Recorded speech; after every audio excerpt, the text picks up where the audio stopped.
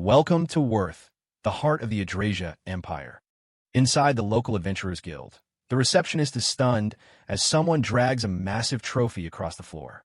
It's the horn of a king minotaur, a AAA class monster that usually takes an entire army to kill, and this guy brought in solo.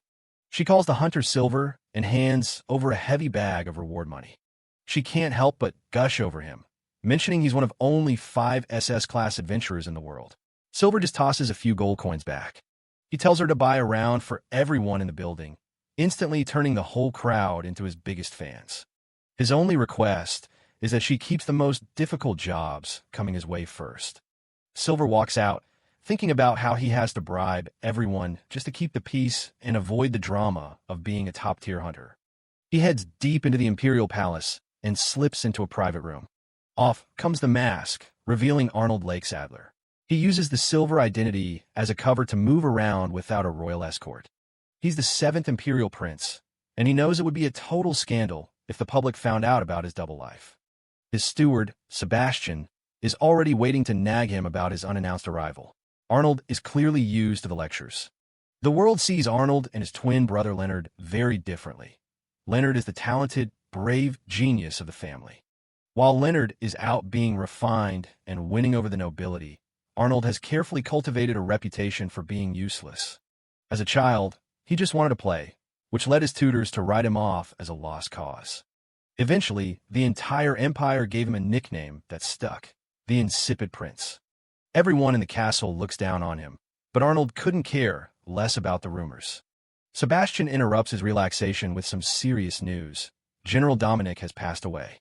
The general was a legendary veteran, and while the official story is natural causes, Arnold immediately smells an assassination. He suspects one of the top 3 contenders for the throne had the man taken out to clear the path. Dominic had recently started supporting a specific prince, making him a target in the power struggle. The one who suffers most from losing such an ally is the prince he was backing. And that prince is Arnold's twin brother, Leonard Lakesadler. Looking at the family hierarchy, Leonard was doing okay in 4th place, but now he's a prime target for the 3 heavy hitters at the top. Arnold knows Leonard only has a few choices: find new allies, stay neutral, or fight for the crown. But if Leonard loses, Arnold knows their entire family, including their mother, will be purged. Arnold decides they're going to make Leonard the next emperor. Sebastian asks why he doesn't just take the throne himself. Arnold scoffs at the idea. He'd much rather dump the responsibility on his brother and keep his own freedom. He really wanted to just retire and be a full-time adventurer, but he's not ready to let his family die. He decides he'll just run things from shadows. Silver is officially going back to work. Back in his royal persona, Arnold takes a walk through the palace corridors. He gets cornered by some officials who can't resist mocking his carefree lifestyle. They fake concern, telling him not to let Leonard outshine him in the race for the throne. As soon as his back is turned, they start laughing about the massive gap in talent between the 2 brothers. Arnold just keeps walking, fully aware that no one in the capital treats him like actual royalty. He prefers it this way. If they don't pay him any mind, they won't notice what he's really doing as Silver. He reaches a set of doors and announces his entry. Inside, Leonard is buried under a mountain of paperwork and looking completely stressed out. They get straight to the point about the general's death. Arnold asks his brother what his next move is. Leonard admits he doesn't want to fight his own family, but Arnold knows staying passive is a death sentence. He looks Leonard in the eye and tells him the truth. He's already been marked as a threat by the other candidates. Leonard apologizes for dragging him into the mess, but Arnold is already thinking several steps ahead. Back in the palace, Leonard sits at his desk, ready to listen to Arnold's plan. He looks focused, but definitely a bit overwhelmed by the weight of what's coming. Leonard knows there's no turning back now. He's officially entering the battle for the throne. Arnold watches him, thinking his brother is way too soft for the job, which is exactly why people naturally want to support him. He tells Leonard the first step is building a power base, because the more influence he has, the harder he is to target. The 3 top contenders already have massive armies and political backing, so Leonard is starting from way behind. Leonard thanks him, but Arnold just tells him not to get his hopes up too high. Secretly, Arnold just wants to marry someone pretty and live a life of luxury, but he knows being emperor would kill that dream. He pats his brother on the back, encouraging him to do whatever it takes to win that crown. He can tell the other princes look like monsters to the brilliant but gentle Leonard. Looking at the palace spires, Arnold figures as long as the frontrunners are busy fighting each other, Leonard has a fighting chance. Later, Arnold regroups with Sebastian, preparing to set the first stage of their master plan in motion. They need to find a way to make the Emperor finally recognize Leonard's true worth. Arnold slips back into his silver persona and heads out to meet with Duke Kleinert. But when he arrives at the estate, a blonde-haired guard immediately gives him the cold shoulder. Silver tries to show his official adventurer card, but the guard just tells him to shoo, like he's a stray cat. Behind the mask, Arnold is fuming, tempted to just burn the guy to a crisp right then and there. He remembers a conversation with Sebastian about whether he should just reveal his secret identity as Silver. Arnold's answer was a hard pass.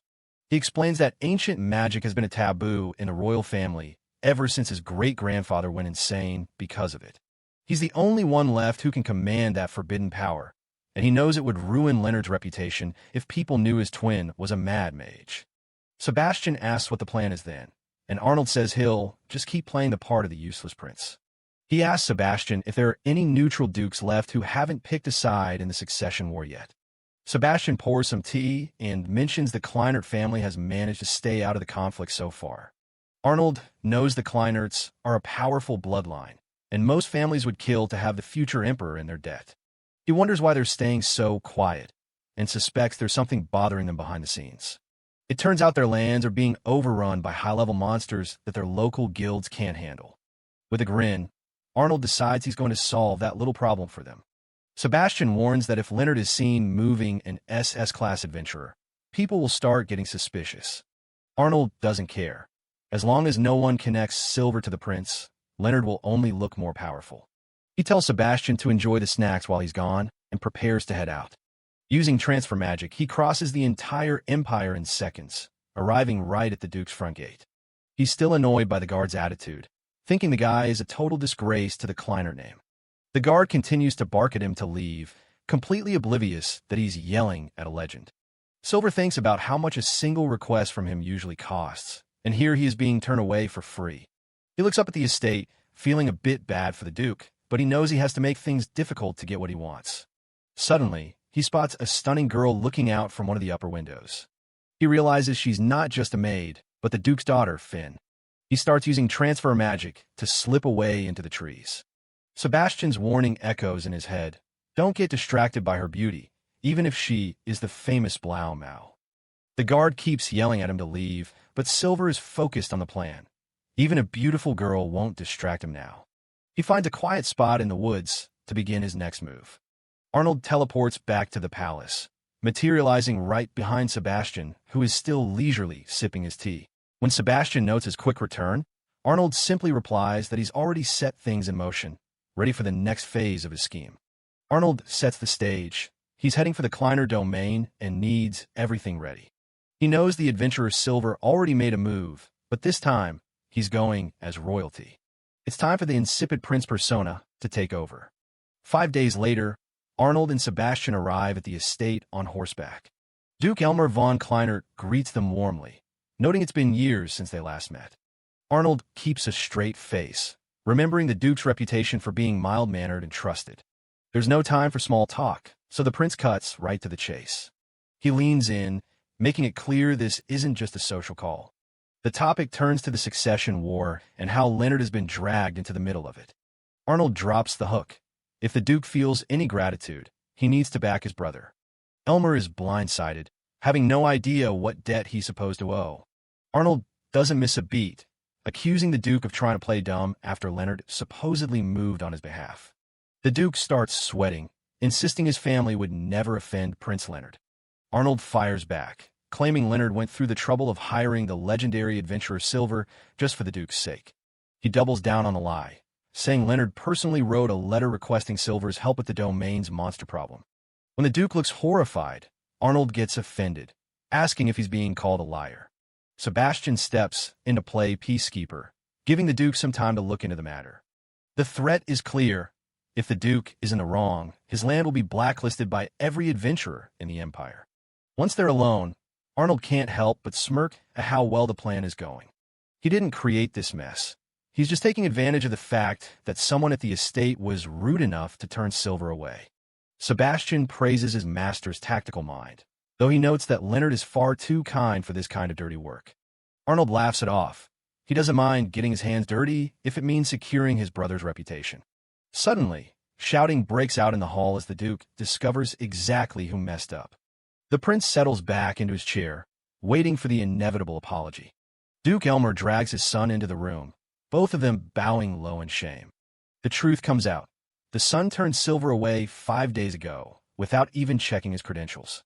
The boy tries to defend himself, arguing that a legendary hero showing up unannounced sounded like scam. It turns out he was just overzealous about keeping people away from his sister, Finn. Arnold watches the kid struggle, thinking it's probably safer for him to just keep his head down and apologize. He tells the Duke to save the lecture for later. A mistake by the son is still a failure for the house. Now for the real pressure. Arnold points out that Silver is likely finished with them, and someone has to pay for that lost connection. Terrified, Elmer offers his own life to make amends, but Arnold shuts that down immediately. Just as things get heavy, a door creaks open with a new offer. Finn appears in the doorway. She walks in with grace, begging for forgiveness on behalf of her father and brother. Arnold finds himself staring as she approaches. He's caught off guard by her presence. It's Finn von Kleinert, looking every bit like the blue gull people talk about. A memory flickers in Arnold's mind, a connection he didn't expect. The Duke and his son can only watch as the atmosphere in the room shifts completely. The story goes back 2 years, to when the Emperor ordered a special hair ornament shaped like a seagull. Every beautiful woman in the capital had gathered for the chance to wear it. That girl was Finn von Kleinert, and her beauty was so legendary that she'd been chosen at 14 to receive the blue gull ornament. Ever since then, men throughout the Empire have known her as the Blau Mau, the blue gull. Finn steps forward, begging for the prince's forgiveness and offering herself up to take the blame for her family's mistake. The Duke and his son immediately join her, desperate to protect the young girl from the fallout. Arnold is completely caught off guard. His plan was just to exert some psychological pressure on the Duke, not to be the villain in a family tragedy. He's left wondering how to fix this mess without looking like a monster. Arnold insists that even if Leonard forgives them, the fact remains that their household made a fool of the royal family. He plays the part of the arrogant prince perfectly, noting that his brother is far too soft and would likely just let everything slide. Duke Elmer admits that damaging the relationship with Prince Leonard's camp would be a disaster for his territory. Arnold commands the Duke to send his people to find Silver and bring him back for negotiations. The prince smirks internally. Everything is going exactly as planned, even if the Duke sees him as nothing more than a little man riding on his brother's coattails. Finn interrupts, begging for permission to accompany the prince on his search. Arnold's eyes widen. This definitely wasn't part of the strategy. He tries to process the sudden change in events. The prince eventually leads Finn to an old building, where they find Silver waiting for them. Silver seems unimpressed, noting that while he expected the Duke to send someone, he never thought the prince himself would show up. Of course, the figure in the mask is just an illusion Arnold created with magic, coupled with some memory alteration for the locals to make it look like Silver had been staying here. Thanks to Silver's magic mask, Arnold can play both roles without worrying about his voice or scent giving him away. Finn formally introduces herself and apologizes for her family's lack of manners 5 days ago. Silver scoffs, telling her that apologies won't fix a plummeting reputation. He lectures her on the responsibilities of a noble, saying that if the Duke truly cared for his people, he would have been prepared to welcome any adventurer. Arnold sighs internally. He never thought he'd end up performing a scene where he has to convince himself to do something. The prince steps forward, asking Silver if he's in the mood to continue the request. Silver mockingly asks if the insipid prince has actually managed to win over the Duke's family to his side yet. He claims his only reason for helping was to ensure Leonard succeeded the throne, but now his trust in the Duke's camp is gone. The masked adventurer demands a written oath of loyalty from the Duke, or he'll walk away right now. When Silver calls the demand a farce, Arnold does the unthinkable and bows his head in a deep, humble apology. Finn is stunned to see a member of the royal family lower himself like this for the sake of her people. Arnold doesn't care about pride. He's just doing what's necessary to push the scheme forward. Silver is silent for a long moment, watching the prince maintain his bow. Finally, Silver relents, accepting the request on the condition that the Duke keeps his word. Finn is overjoyed, thanking them both as the carriage ride back to the capital begins. Sebastian waits for them by the carriage, ready to take them home. Arnold lets out a massive sigh, swearing he never wants to pull a stunt like that ever again. Finn turns to him, her eyes sparkling with gratitude for what he did. She clearly sees him as a noble hero, a far cry from the reality of the situation. Arnold tries to tell her she's got it all wrong, and that he only bowed for his own sake. But she won't hear it, insisting that his actions spoke louder than his words. She gives him a radiant smile, asking if he'd be willing to just let her have this one misunderstanding. The sight catches Arnold off guard, leaving him speechless for a moment. He's reminded of a meteor shower he watched with his mother as a child, a rare and beautiful moment. The same feeling of joy and warmth wells up inside him as he looks at her. As the carriage rattles away from the town, Arnold finds himself thinking that maybe, just maybe, these kinds of misunderstandings aren't so bad after all. Deep in the mountains of Duke Kleinert's domain, a massive monster is making itself right at home. Sebastian gives the report. The Duke sent A-class adventurers to handle it, but they aren't making any progress. It's a mother slime, an AA-class nightmare that keeps popping out smaller ones as fast as you can kill them. Arnold knows they need to act fast before the army of slimes gets out of hand, even if it means stepping on some toes. He tells the butler to head back while he handles the heavy lifting, hoping the locals don't put up too much of a fight. He marches right into the center of the adventurers' camp, looking every bit the legendary SS rank adventurer. The leader of the group, Abel, isn't exactly thrilled to see a masked celebrity crashing his mission. Abel introduces himself, clearly annoyed that he looks like a rookie compared to the guy in a mask. Arnold expected the cold shoulder. Adventurers are a proud bunch, and nobody likes being shown up. Abel makes it clear that they don't plan on just rolling over and letting a newcomer take all the credit. Silver says they can throw all the insults they want, which only makes the leader more frustrated. The party's A-class girl chimes in, admitting they've hit a wall because they just don't have the firepower to finish the job. Silver offers a compromise. He'll call it an official emergency, but they're free to try and finish the job before he steps in. Reality hits Abel hard, and he finally admits they're out of their league, telling the masked man to just do what he wants. Arnold has to respect it. The guy is a real leader, putting his team's safety over his own pride. He gives them a rare bit of praise for the work they've done, which caught the exhausted adventurers completely off guard. He tells them he's not being sarcastic. He actually appreciates their effort and feels like he owes them one. Time to show them why he's ranked SS as a massive magic circle starts to glow under his feet. He begins to chant, warning everyone that the hour of judgment has officially arrived. The air thickens as he calls upon the divine flame, preparing to unleash something the world hasn't seen in ages. He shouts the name of the spell, Execution Prominence, and a pillar of fire incinerates everything in its path. The adventurers can only watch in sheer terror, as the landscape is literally rewritten by the blast. Silver stands tall amidst the heat, looking like a god of destruction in the middle of the inferno. When the smoke finally clears, there's nothing left but scorched earth and a very dead mother slime.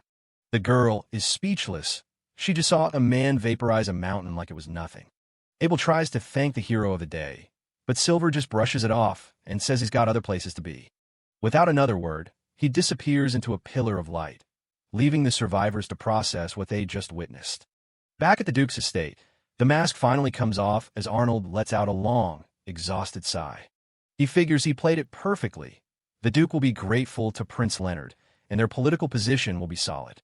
He turns around to relax, only to find Finn standing right there, staring at the mask in his hand. She's frozen, dropping her tray as the realization hits her that the useless prince and the legendary Silver are the same person. Arnold curses his own carelessness. He's still in full costume, and there's no way he can talk his way out of this one. His mind starts racing through his options, but silencing the Emperor's favorite guest would just bring the whole palace down on him. She explained she only came by with some sweets because he didn't answer his door, and she got worried.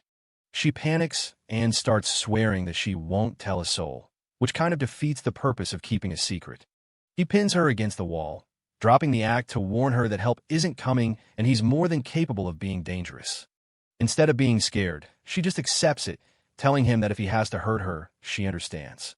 She smiles, telling him she trusts him because a kind person wouldn't go through all this trouble for his brother. Arnold is stunned. He didn't expect her to have that much faith in him after catching him like this. She even realizes he's been manipulating the situation for his own ends, but she still chooses to believe in his good intentions. Looking at her, he realizes that this is a level of trust he can't bring himself to betray. He gives her a final warning to keep her mouth shut, while she just beams at him, happy to be in on the secret. Finn is fascinated by Silver's mask, but Arnold is too busy panicking about his secret being out to care. She tries to cheer him up with some sweets, while he just face-plants onto the table, completely defeated by his own carelessness. Back at the Duke's office, Abel is turning in his report, making it clear that it was Silver who really saved the day. The leader is humble enough to admit his team couldn't have done it alone, asking that Silver gets the credit he deserves. Duke Elmer is impressed by the honesty and promises to keep the A-class team in mind for future contracts. Arnold joins the conversation as the prince, reminding everyone that everything Silver did was for the sake of his brother, Leonard. The Duke is fully on board now, shaking Arnold's hand and swearing to put his full weight behind Leonard's bid for the throne. Arnold feels a weight lift off his shoulders. They finally reach the starting line of the real battle. The Duke is worried they don't have enough manpower, but Arnold explains he's still looking for allies he can actually trust. To show how much he believes in them, the Duke decides to send his daughter, Finn, to help out in the capital. Elmer gets a little emotional, touched that his once quiet daughter is stepping up to help the Empire. Arnold realizes this is a double-edged sword. Finn is useful and connected, but she also knows way too much. He just nods along while the Duke begs him to make good use of her, probably already regretting this decision. Finn is all smiles as she waves goodbye to her family, officially joining Arnold's inner circle. Inside the carriage, she looks like she's on top of the world, ready to take on the capital. Arnold has to ground her, warning that this isn't a game and people are going to start dying for the crown soon. She doesn't flinch, telling him she knows exactly what she's getting into and still wants to help. He just stares at her, trying to figure out what's going on in her head. She jokes that it's better for her to stay close so he can keep an eye on her, which is the last thing he wants. He wonders if he's made a massive mistake letting a girl like this in on his biggest secret. They make it back and meet up with Leonard, who is shocked to hear his brother has connections with someone like Silver. Arnold lies through his teeth, saying Silver reached out first, and Leonard is just happy to have the help. He's carefully framing the narrative, so it looks like Silver is the one pulling the strings, not him. Finn brings in some tea, and Leonard is glad to see her again, completely unaware of the drama that went down earlier. Leonard's impressed by how quickly she's made herself at home, noting she has a real talent for getting people to open up. Leonard asks about the plan, and Arnold explains that Finn will be their primary negotiator in the capital. The bad news is that all the big-shot nobles have already picked their sides with the three main frontrunners. Arnold's attempt to talk serious politics is immediately derailed when Finn starts peppering him with questions about food. He eventually gives up and just lets her talk, realizing some battles just aren't worth fighting. He sets the scene for their next move, laying out exactly who they're going up against. There are three major players standing between Leonard and the throne: Eric, Gordon, and Xandra. Each one has a massive, loyal base of supporters, from civil officials to the entire Imperial military. Leonard can't help but think of their eldest brother, the one who should have been the next emperor. He was the perfect leader, but his sudden death on the battlefield left a power vacuum that everyone is now fighting to fill. Arnold tells him there's no use dwelling on the past, especially when their remaining siblings are sharks. He gives Leonard a rough slap on the back, telling him to man up because he's going to make sure he wins. Leonard's complaining about the pain while Finn giggles in the corner, just as a new face enters the room. Meet Marie Wilka, a stoic and talented commoner that Leonard scouted to be his personal aide. She's as cold and professional as they come, introducing herself to Finn without breaking her poker face. Arnold tries to give her a compliment, but it's like talking to a brick wall. He admits to himself that she's hard to read, and he has no idea how to actually talk to someone so expressionless. Marie hands over a stack of reports, and whatever is inside has Leonard looking like he's just seen a ghost. Leonard is reeling from the news and the reports. Their rivals are already making massive moves, buying up influence with sums of money they can't match. Arnold analyzes the situation with cold precision, knowing that if Gordon secures the Minister of Military Affairs, their fight for the throne is effectively over before it begins. Leonard feels the weight of the failure to recruit Baron Bormann, apologizing for the setback while his loyal aide, Marie Wilka, remains stoically by his side. But it's not all doom and gloom. Leonard reminds him they have a powerful ally in Finn, who is more than eager to prove her worth to their cause. The tension breaks for a moment as Arnold complains about his aching back from a long ride, proving that even a secret mastermind isn't immune to the physical toll of travel. A few days later, Finn is like a child in a candy store, beaming as she explores the bustling streets of the imperial capital for the first time. She's practically vibrating with excitement, dragging Arnold toward every side road and shop that catches her eye. She eventually feels a bit guilty for her impulsiveness, but Arnold doesn't mind the distraction. It's a rare moment of peace for him. However, their little outings are already starting a firestorm of rumors, with people whispering that the Duke's daughter is the key to Prince Leonard's sudden rise in popularity. To keep a low profile, they've both donned hooded cloaks, moving through the crowds as commoners while Finn points out every interesting building. Arnold insists they use nicknames to keep his identity a secret, suggesting Arn to keep things simple and safe. Finn is absolutely delighted by the idea, chirping out, "Master Arn," with a smile that has him wondering why she's so easily pleased. The atmosphere reminds Arnold of his younger days, when he used to sneak out of the palace just to be a normal kid playing in the dirt with everyone else.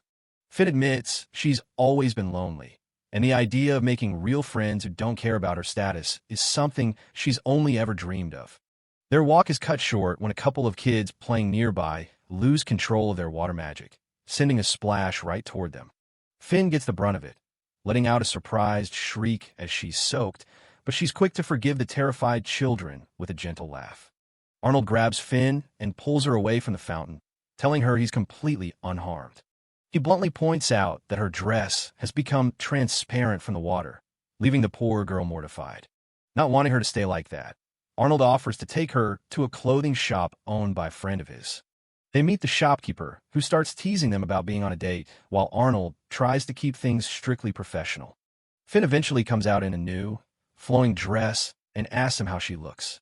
Arnold offers a rare, soft compliment, admitting the dress suits her well.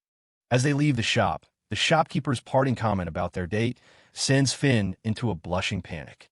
They decide to stay in town for a while, grabbing some snacks as they walk through the marketplace. The two take a break by a quiet canal, watching the swans drift past. Finn's good mood returns as she plays with the water from a nearby fountain, enjoying the simple city life. Their peaceful afternoon is ruined when Arnold spots Guido von Holzwart, a noble he's had trouble with since they were kids. Guido immediately starts mocking Arnold, calling him a shady fellow who doesn't even look like royalty. The arrogant noble continues his rant, sneering at Arnold's lackluster attitude and reputation. He gets in Arnold's face, threatening to strike him and claiming that nobody would care if the insipid prince got a beating. Guido prepares to swing his cane, mocking Arnold for having a royal face but none of the status. Finn suddenly steps between them, announcing her full name and title to shut the noble down. Guido freezes, realizing he's just tried to pick a fight with someone accompanied by a high-ranking noblewoman. He tries to save face by doubling down on Arnold's bad reputation, hoping the crowd won't side with the prince. As the onlookers start whispering, Guido begins to panic, realizing he's made a huge social blunder. Finn smiles and points out that she wouldn't be out with Arnold if he was as useless as the rumors claim. Arnold watches her take charge, realizing he needs to settle this before her meddling makes things worse. He adjusts his collar and decides to perfectly mimic his brother Leonard's noble and authoritative persona. His entire demeanor shifts as he addresses Guido with a cold, piercing gaze that leaves the noble speechless. By flawlessly adopting Leonard's charisma, Arnold completely terrifies the bully, who now thinks he's facing the future emperor.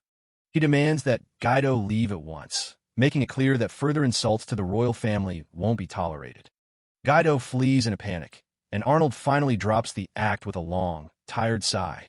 He tells Finn they need to get out of the area before more people notice them.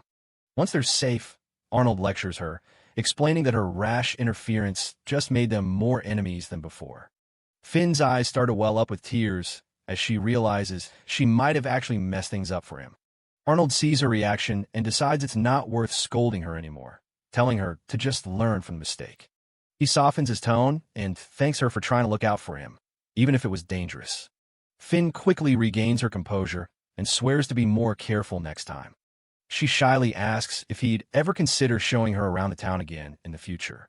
Arnold gives her a small smile and agrees, thinking to himself that seeing her happy made the whole ordeal worth it. The scene shifts to the Imperial Palace the next morning as a new day begins. Arnold and Leonard discuss a rare, formal summons from their father, the Emperor. Arnold fumbles with his mantle as they approach the grand throne room, ignoring Leonard's reminders to look sharp. They step into the massive hall where the rest of the royal family has already assembled. Their primary rivals for the throne, Eric, Gordon, and Xandra, all watch them with various looks of disdain. Emperor Johannes stands before them all, acknowledging that every prince and princess is finally present. He announces that he's bringing back a certain competition that hasn't been held in decades. The Emperor officially declares the start of the Knights' Festival of the Hunt, signaling a massive escalation in the battle for succession. Arnold and Leonard watch carefully as their father, Emperor Johannes, continues his grand announcement. The Emperor declares that the winner of this hunt will receive a massive reward, effectively placing them first in line for the throne. Arnold processes the weight of this reward, realizing just how high the stakes for the succession have suddenly become. Prince Gordon, the Empire's most powerful warrior, slams his fist into his palm and demands a simple contest of raw strength. Emperor Johannes laughs off the suggestion, while young Prince Rupert watches the intense exchange between his older siblings. Princess Xandra sneers at Gordon, calling him a meathead and mocking the idea of a physical contest. Gordon and Xandra exchange sharp glares, each clearly ready to take the other down to claim the throne. Prince Eric adjusts his glasses and calmly apologizes for his siblings' lack of manners in the presence of the Emperor. Arnold observes Eric, noting that the intellectual genius is currently the closest to being named the next emperor. The Emperor silences the room, stating that a bit of healthy competition is exactly how he earned the throne himself. Johannes explains that while they haven't needed this festival recently, the sudden surge in monsters has changed things. Eric questions if the Adventurers Guild has actually given permission for the royals to interfere in their work.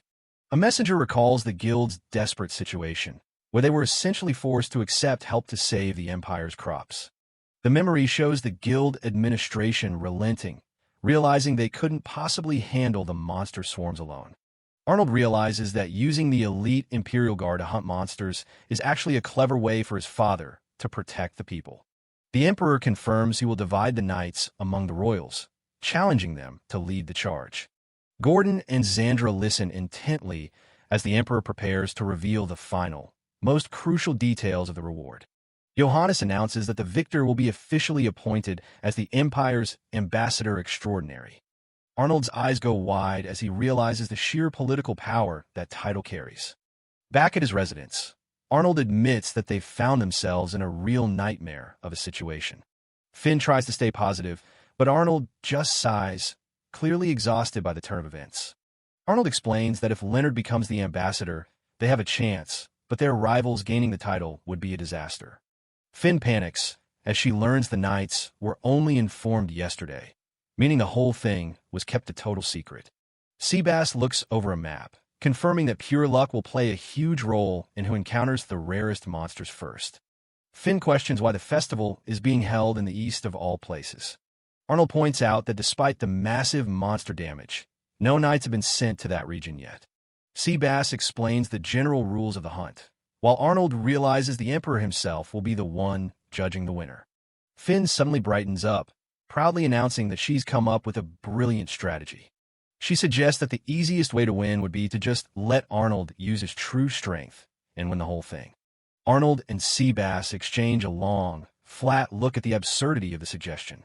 Arnold facepalms, reminding her that he has to maintain his useless reputation to stay under the radar.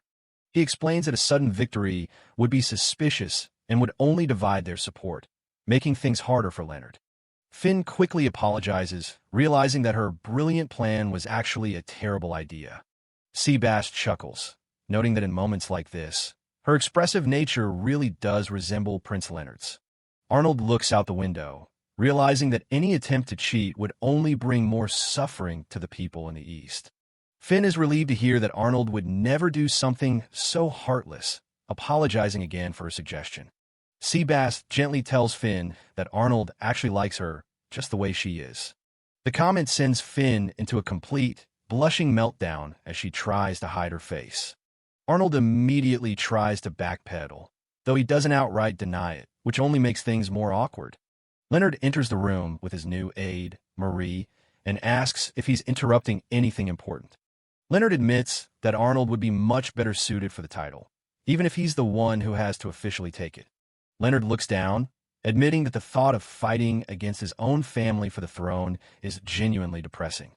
Leonard acknowledges the weight of the burden he carries, knowing that if he fails to win the succession, a bleak future awaits everyone who follows him.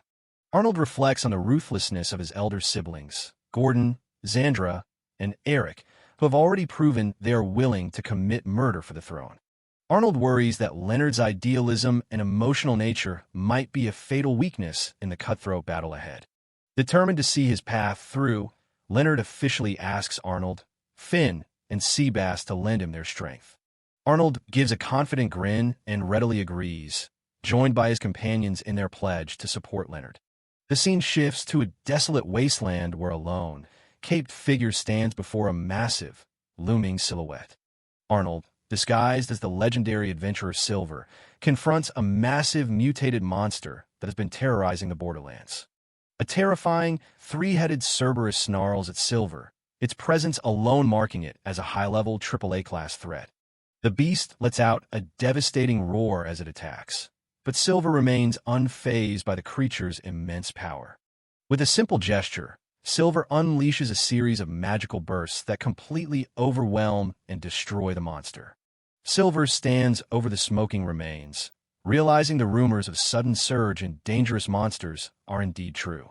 He turns his head as he hears the sound of approaching horses, realizing someone has come to investigate the battle. A knight on horseback calls out to him from the ridge, demanding to know if he was the one responsible for the recent explosion. The knight is taken aback as she gets a closer look at the mysterious masked man standing amidst the destruction. The woman begins to introduce herself, her silver armor and flowing platinum hair marking her as a high-ranking official. She declares her prestigious title as the leader of the Empire's elite guard units. The formidable knight reveals her name as Elna von Amsberg, the commanding officer of the Imperial Guard's 3rd Unit.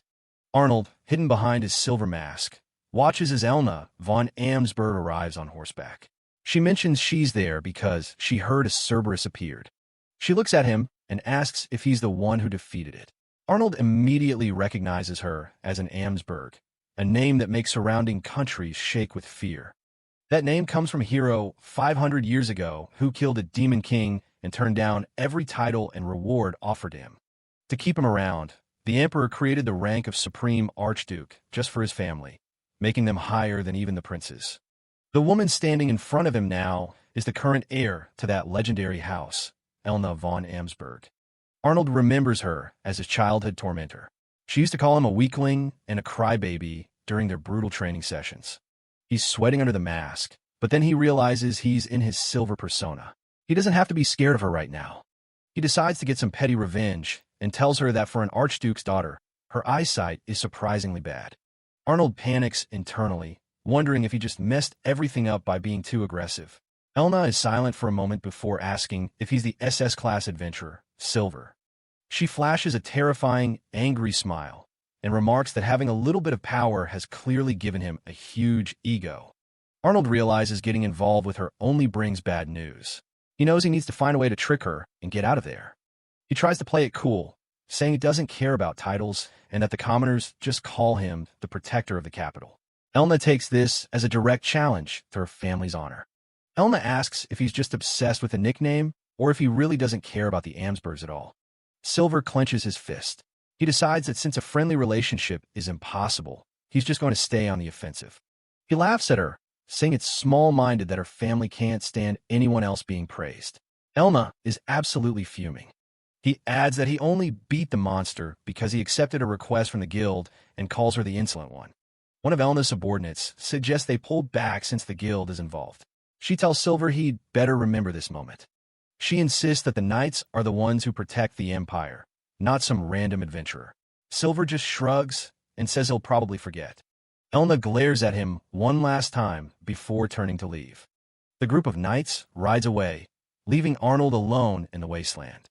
Arnold feels refreshed. He finally got to talk down to the person who spent years bullying him.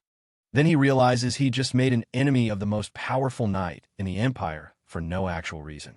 A few days later back at the palace, Seabass is busy getting things ready. Arnold waits by the door. Today is the day a new commander from the Imperial Guard is supposed to start working for him. Seabass mentions it'll likely be a high-rank commander to match the prince's own status. Arnold is terrified, praying it won't be Elna. He explains that she's a child prodigy who became a commander at 14. He admits her skills are incredible, but he just can't stand her as a person. He remembers her dragging him around as a kid and calls her a demon in human clothing. The door opens and Elna is standing there with a smile. She asks exactly who he was calling a demon. Arnold and Seabass are both completely frozen in shock. Arnold starts shouting for Seabass to call the guards, but Seabass just calmly welcomes her. She introduces herself formally as the commanding officer of the 3rd Regiment. She notes that even though it's been years, Arnold hasn't changed at all. She mocks his reputation as the insipid prince. Arnold tries to brush it off with a bit of sarcasm. They lock eyes in a silent standoff. Arnold knows her personality too well. She's a childhood friend he never wanted to see again. He asks why she's even here, and she reveals that she had to beg the Emperor to assign her to him. Arnold is horrified. He tells her he doesn't want the throne and that his siblings are already watching his every move. He's frustrated because he knows she thinks she's doing him a favor, but they definitely aren't on the same page. Having someone as famous as Elna by his side makes him look like a top candidate for the throne, which messes up all his plans to stay hidden. Elna just stares at him, unimpressed by his complaints. She yells at him, saying she won't let him keep acting like a loser. She told his father she was going to put him on the straight and narrow path. She decides they're starting training right now to see how his horseback riding is. Arnold can only let out a defeated sigh. He tries to fake a headache, but Seabass and Elna just call him out for lying. She grabs his arm and drags him off to the practice grounds. Arnold is practically begging for the nightmare to stop, but Elna isn't having any of it. She insists they're moving out right now. A little later, Arnold is slumped over on ground. He lets out a painful groan after the session. Back in his room, Arnold lies face down as Finn gently applies some medicine to his sore back. He complains that his back won't stop cracking because of the intense workout. Finn mentions that Elna said practice wouldn't even start until the afternoon today. Arnold is shocked, wondering if the concept of a day off even exists for that woman. Seabass chimes in, noting that Arnold usually skips out on subjects like horseback riding and swordsmanship, so he doesn't have much stamina. Finn is surprised, having assumed all adventurers were physically blessed. Arnold explains that he uses ancient magic to disguise his weaknesses and doesn't actually do anything to build real stamina. He's just naturally a weakling without his spells. Finn comments that if he doesn't use magic, he really is as weak as Elna says. Arnold just sighs, not even having the energy to argue with her. Seabass points out that this is actually a great opportunity for Prince Leonard. If Arnold keeps looking like a slacker, it makes Leo look even better by comparison.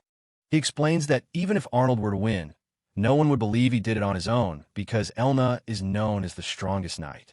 Everyone would just assume she carried him. Arnold adds that it would look suspicious if he suddenly emerged victorious, but he's essentially been given the most powerful card in the game with Elna as his guard. Finn starts to understand the strategy. Arnold figures as long as he doesn't hold Elna back, their victory is basically guaranteed. Seabass chuckles, thinking about how the Emperor probably assumed Arnold would just be a burden to her. Finn asks why it wouldn't be better for Leo to just win in the first place. She thinks if Arnold became the ambassador, he could at least build some valuable connections for his brother. Seabass sees right through him, asking if the real reason is just because becoming an ambassador would be a huge hassle. Arnold flinches, clearly caught in a lie. Finn asks if he really needs to give absolutely everything to Leonard. Arnold is silent for a moment. She says she understands he wants to hand everything over for Leo's sake, but Seabass cuts in, calling the prince a simple slacker. Finn is confused by the sudden shift. Arnold admits he just can't help himself and wants his brother to have it all, including the throne and the key positions. Finn notes there's really no hiding anything from her. Seabass warns him that his deception isn't exactly praiseworthy and that he's eventually going to make Elna angry. Arnold claims he isn't deceiving her, she just misunderstood the situation. A pair of boots clicks on the floor. Seabass comments that it's nice to have a longtime friend who treats you with such sincerity. Arnold just thinks of her as a constant headache. Elna stands there with a sweet smile, asking Arnold what exactly he finds so burdensome. He's instantly on edge. She explains she brought some topical medicine for someone who claimed they were too sore to move. Finn politely introduces herself, and Elna recognizes her as the Blaumau. Arnold watches Elna's friendly demeanor, noting that the smile she shows Finn is completely different from the ones he gets. He's convinced it's all just pure information manipulation. Elna senses his attitude and asks if he was just mocking her behind her back. Arnold tries to play it off, but she's already grabbing him to leave. Elna tells him that if he's fine enough to talk, it's time for practice. Arnold screams as he's manhandled, but Elna just tells him to move his body to feel better. Arnold is dragged down the hallway, leaving Finn and Seabass watching from the room. He's clearly miserable. Later that night, the city skyline is dark. Arnold is back in his room, complaining about being sore from head to toe. He stands before a brick wall and places his hand on it, activating a glowing magical circle. A hidden passage begins to open with a loud creak.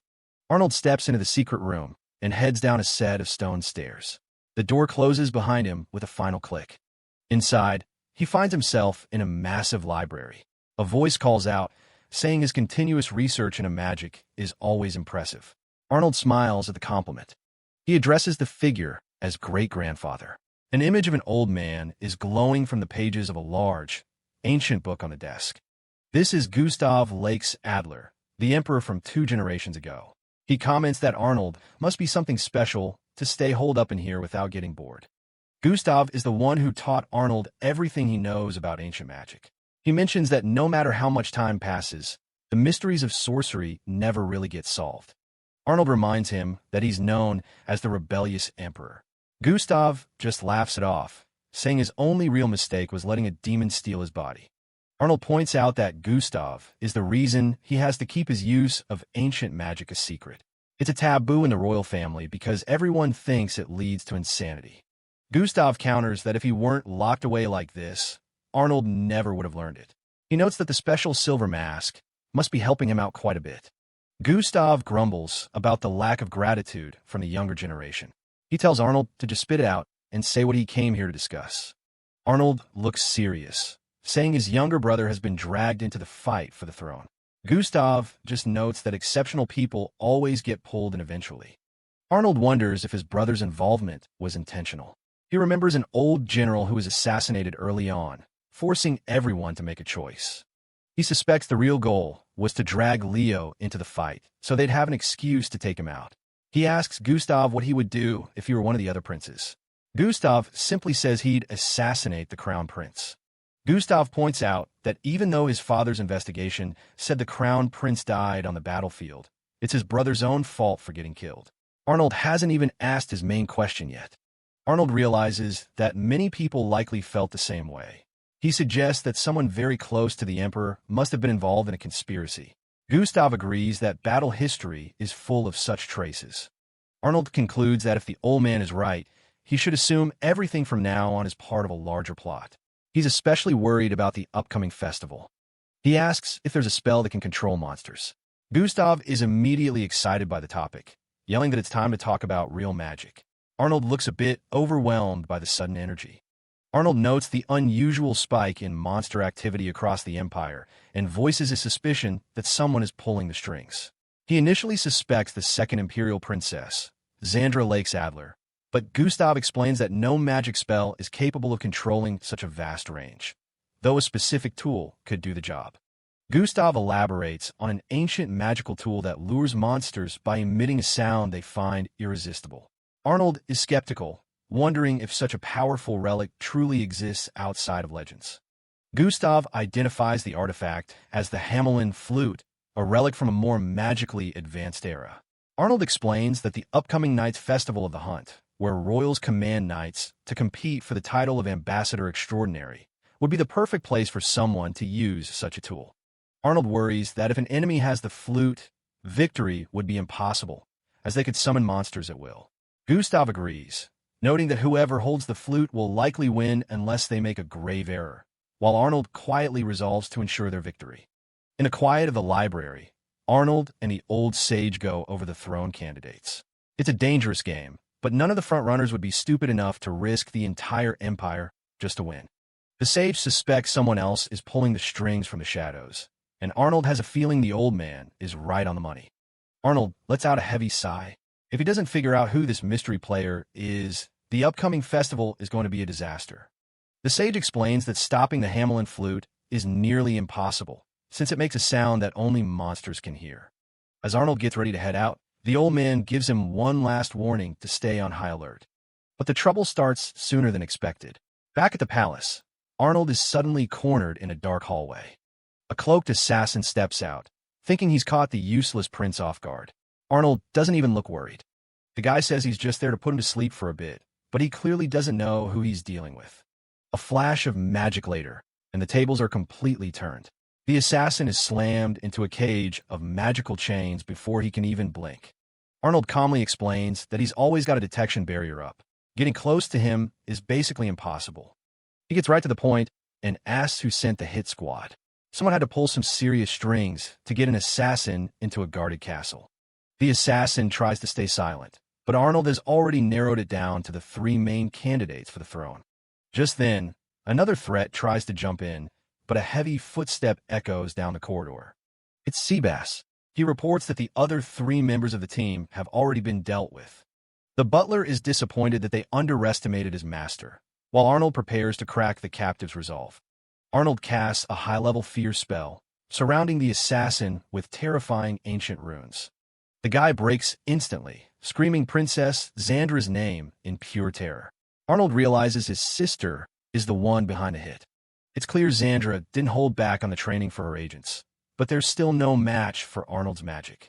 Instead of killing him, Arnold decides to stash the assassin away. He could be a useful ace to play against Xandra later. A few days later, Arnold is traveling in a royal carriage, still trying to piece together the larger plot. Finn snaps him out of his thoughts, excited that they can finally see the city where the festival is being held. Arnold watches as they pull into the destination, ready to put his next plan into motion. The city of Kiel is bustling with energy as everyone prepares for the night's festival. Arnold watches the crowd from a distance, keeping the sage's warning in mind. Something is definitely happening behind the scenes. He waits on a bench until Finn finally shows up to meet him.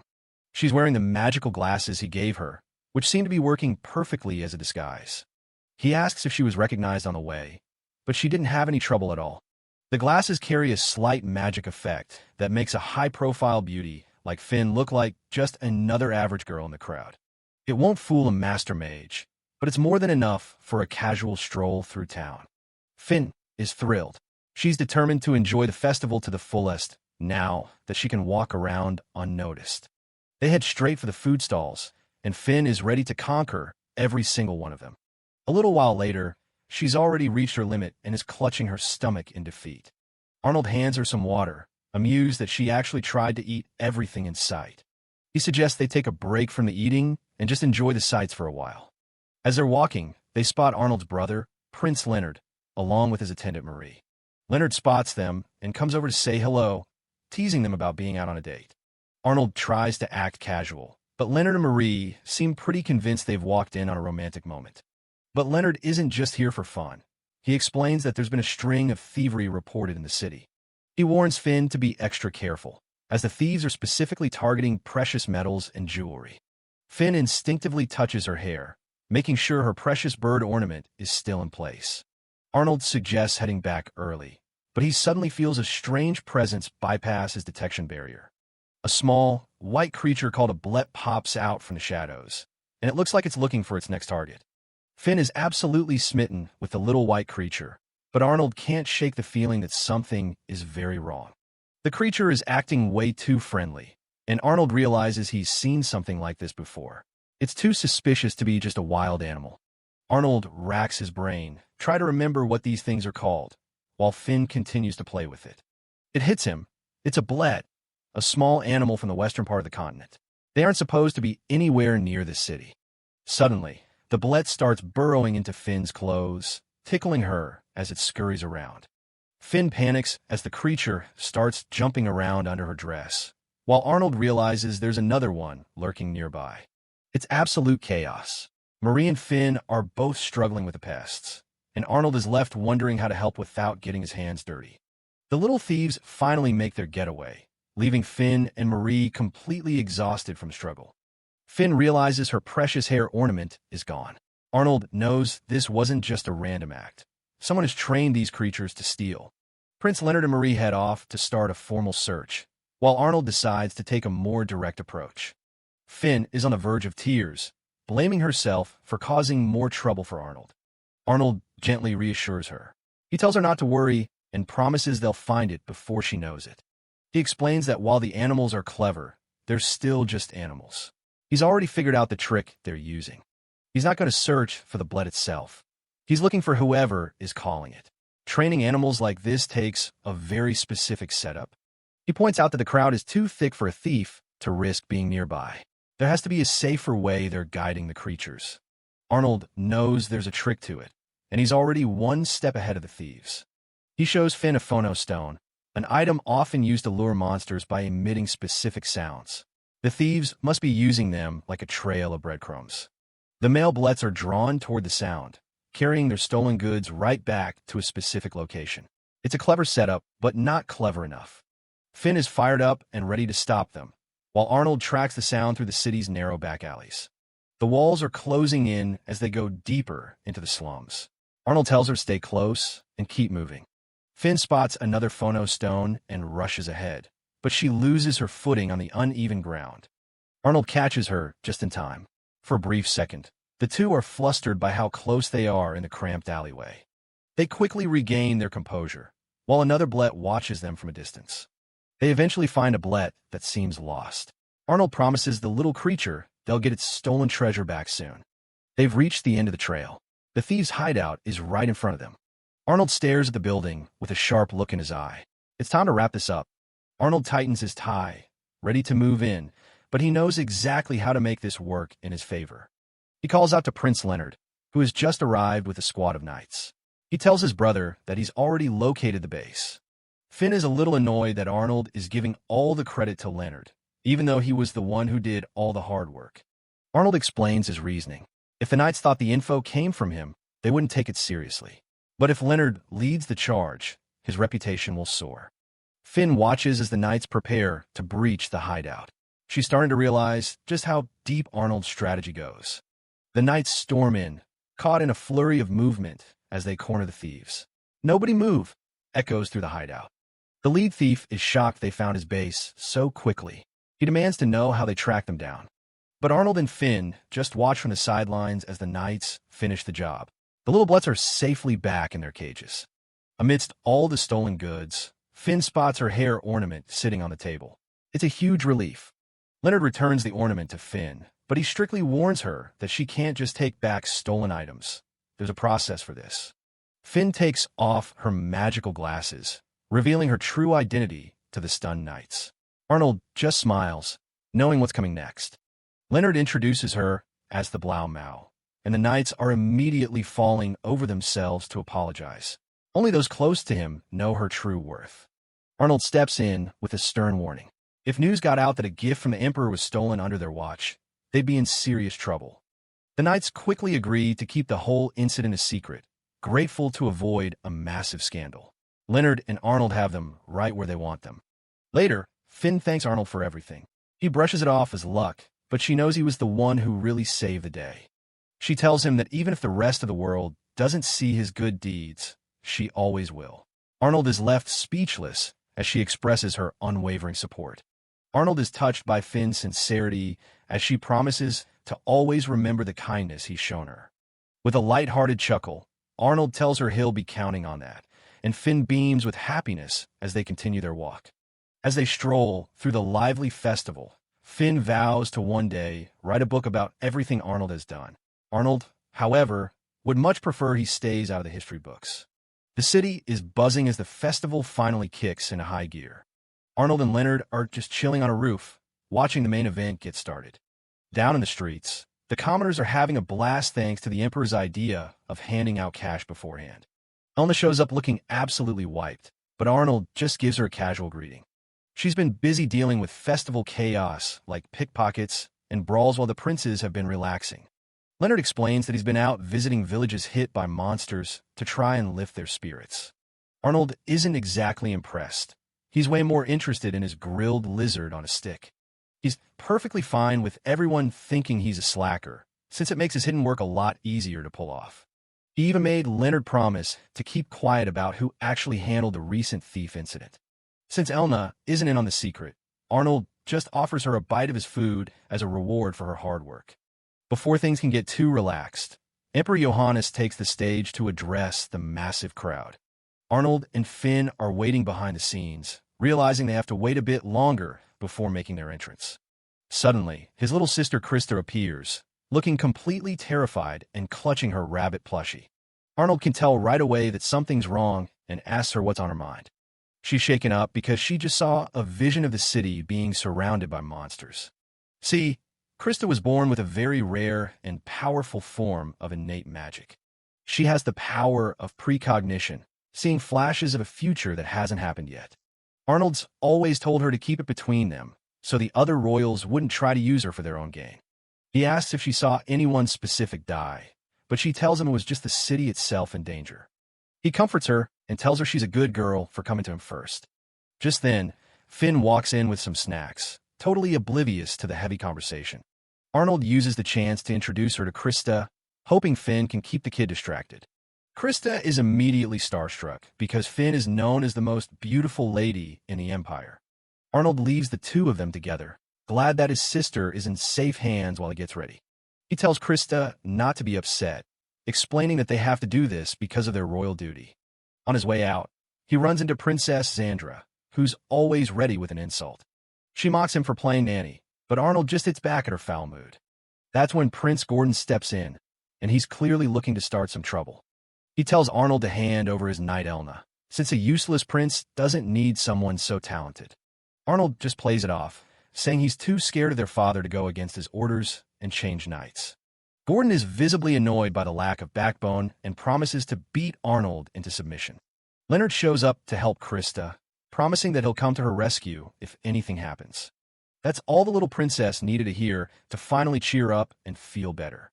With the festival starting, the brothers discuss their routes, and Arnold decides to head south. Leonard wants to go where the monsters are thickest, so he can prove his worth as a prince. Arnold suggests a plan where they take out a high-tier monster to scare the smaller ones away. He tells Leonard to keep up the pace and win, or Elna is going to be absolutely furious with him. While everyone else is hungry for glory, Arnold is just happy he can stay out of the spotlight. Back at the ceremony, the Emperor calls for the knights to swear their allegiance to his children. The atmosphere gets heavy as the royal family prepares to lead their forces into the hunt. Johannes raises a fist and lets out a roar that echoes across the entire stadium. And with that, the Knights' Festival of the Hunt is officially underway.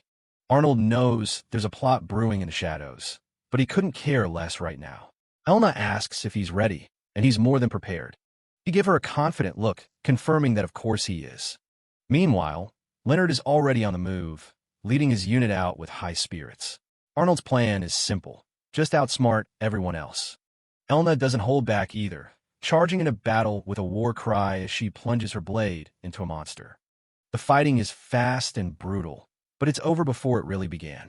Arnold sits atop his horse, casually noting that they've cleared out the area. Elna checks their progress on a magic tool, 30 bloodhounds down. They were already crushing the midday rankings. But there's a catch to this festival. Every royal child is fitted with a magic bracelet that monitors their position. The knights assigned to them were 1-2. If they stray more than a kilometer apart, the bracelet breaks and they're disqualified. Arnold notices the knights look half dead from exhaustion and suggests they head to a nearby city to rest. Elna's confused by the sudden change in pace, but Arnold reminds her that he's the one in charge of the unit's orders. She reluctantly agrees to follow his lead, and they start making their way toward town. Night falls, and they find a local tavern to unwind after a long day of hunting. Elna realizes that this was exactly what the Emperor wanted, The festival is bringing life and coin back to the local towns. But as the drinks flow, the mood shifts.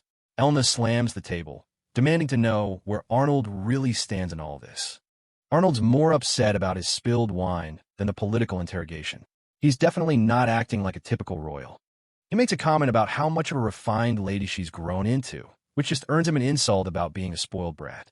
Things get a bit awkward when Elna notices where his eyes are wandering, and she quickly reminds him they're up higher.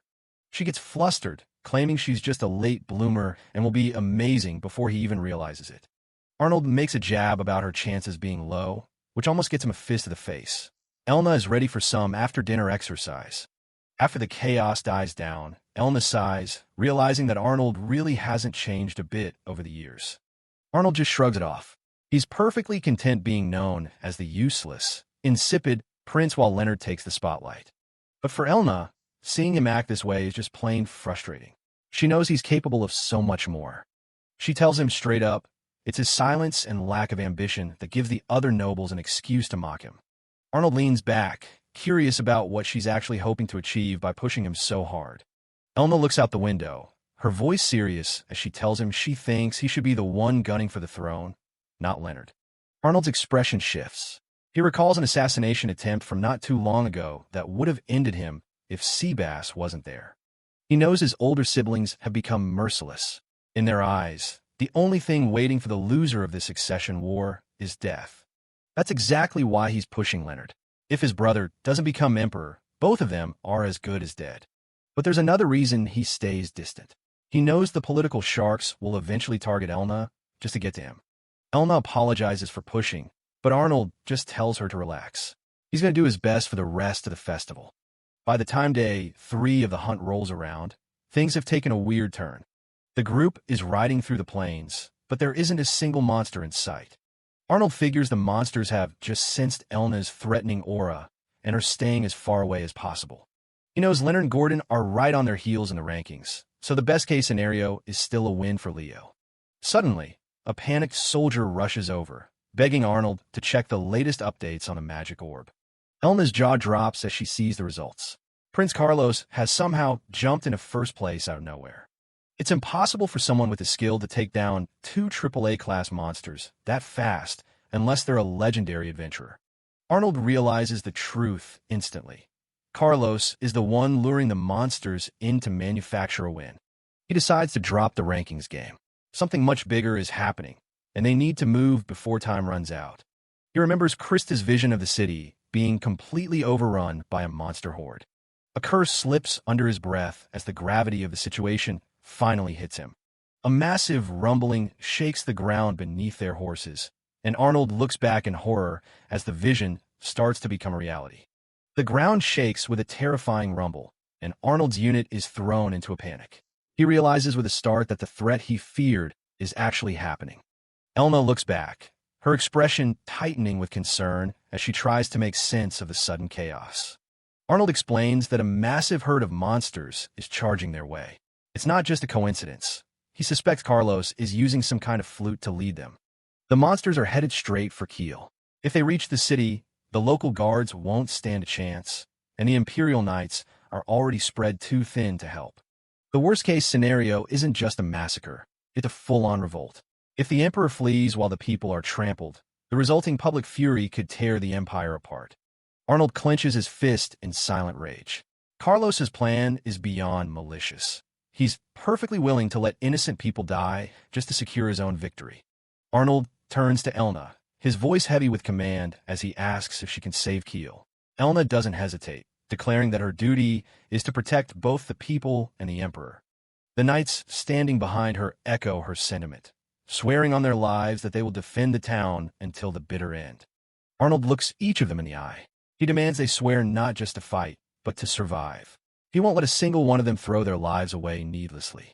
Elna grips her sword, her resolve unwavering as she prepares to lead the charge into the oncoming storm. She drops to one knee, swearing on her blade and her name that she will fulfill Arnold's command. The other knights follow her lead, their voices rising in a solemn vow to return home alive. Arnold watches them with a faint, knowing smile. Their conviction is exactly what he needed to see. With a quick click, Arnold unfastens his magic bracelet and tosses it aside. Elna stares in shock, unable to believe what he's just done. Arnold plays it off as an accident, casually telling her he'll just go grab a drink in town while they handle the monsters. He knows he'd only be a hindrance on the battlefield. He tells Elna to make sure his father knows he's the one who broke it. He's disqualifying himself, so she can move freely without him weighing her down. Arnold's voice rings out with authority as he gives his final order.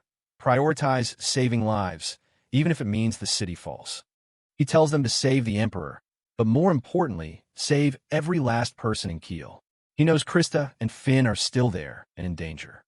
Elna reluctantly accepts the order, though she's clearly worried about leaving him behind without protection. Sebastian steps forward, assuring Elna that he will take full responsibility for the prince's safety. Elna is surprised to see the butler so calm, but she takes comfort in his presence. She knows Sebastian is more than capable. Arnold watches them go, his expression unreadable as he places the burden of the city's survival on their shoulders. Elna takes a deep breath, steeling herself for the fight ahead. She knows there's no turning back now. With a final, defiant shout, she raises her sword and spurs her horse toward Kiel, ready to tear through anyone who stands in her way. Arnold watches his unit disappear into the distance, a cold smirk finally touching his lips. The mask is about to come off. He calls Sebastian over, his voice sharp and focused. It's time for them to make their move. Arnold dons his silver mask, his entire aura shifting from a lazy prince to a calculated warrior. It's time to start operating behind the scenes. Meanwhile, in Kiel, the nightmare has begun. Monsters are already breaching the city walls, and the defenders are struggling to hold the line. Panicked civilians flee through the streets while the guards fight a losing battle against the winged creatures circling above. The city is on the brink of total collapse. A monster bird dives toward a little girl, its claws ready to strike. Emperor Johannes slices the beast down midair, telling the kid to run for cover. A knight frantically begs the emperor to leave the danger zone immediately. But Johannes isn't budging. He rallies his men to stand their ground and protect the town. Watching from a distance, two hooded figures find the emperor's heroics hilarious. Johannes isn't one to be watched. He glares in their direction, demanding to know who's there. They introduce themselves as Sam and Dean, sounding way too casual for the chaos around them. The emperor catches a glimpse of their fangs. They're vampires, and they aren't here for a friendly visit. They explain that they've moved past simple revenge. Now, they want the whole empire to suffer. Sam mocks him, saying they'll drain every drop of his blood before tossing his corpse in the capital. Johannes doesn't flinch, telling them the empire will stand strong even if he's killed. Mon. Dean admits the old man's got spirit, though it won't change his fate. The vampire charges up a sphere of dark energy, the air crackling around his hand. He tells the emperor to regret the day his family ever made enemies of their kind. He lets the blast fly, a beam of pure malice aimed straight for the emperor. Suddenly, Elna von Amsberg arrives and blocks the magic with a flash of her blade. The vampires are annoyed by the interruption and tell her to get out of the way. Elna ignores them and bows to Johannes, asking for his forgiveness for being late. Johannes is just glad to see her, noting how much she's matured as a knight. He realizes Arnold was the one who sent her and gives her a proud nod. Elna prepares her stance, ready to show them the true power of her house. Sam just laughs, remembering she's the one stuck babysitting the insipid prince. He mocks her, saying she only got this far because Arnold is too incompetent to notice she's gone. Dean warns his brother not to get cocky, since the Amsberg family is famous for being heroes. Magical energy starts swirling around Elna as she focuses her power. Furious at the insults, she warns them to prepare for the certain deaths they deserve. She lunges forward with incredible speed, her blade clashing with the vampire's power. Dean admits she's fast, but tells her she'll soon regret raising her sword against them. The city walls have become a war zone, with defenders struggling to hold the line. Johannes watches the struggle, realizing they're still outmatched, even with Elna's help. Suddenly, Prince Carlos rides in, announcing himself like he's the star of the show. He claims he's broken through the monsters to save everyone, calling himself the embodiment of a hero. In his head, he's already picturing the glory and the crown that will surely follow.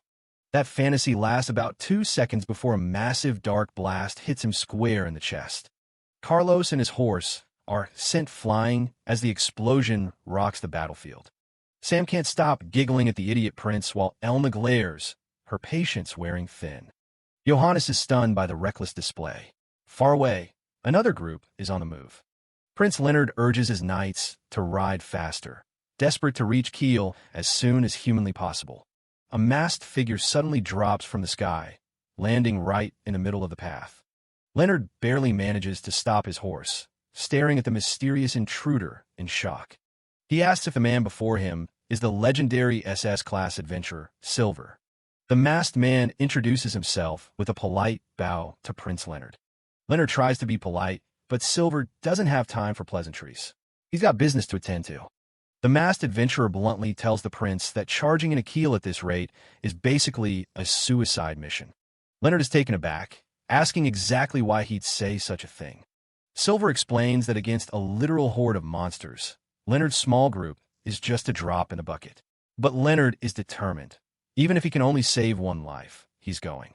Silver can see the knights behind the prince are touched by his resolve, but feelings alone won't kill monsters. He tells Leonard he needs a real army to stop a stampede. Leonard is desperate. He wants to save his family and his people, but he has no idea where he's supposed to find an army on such short notice.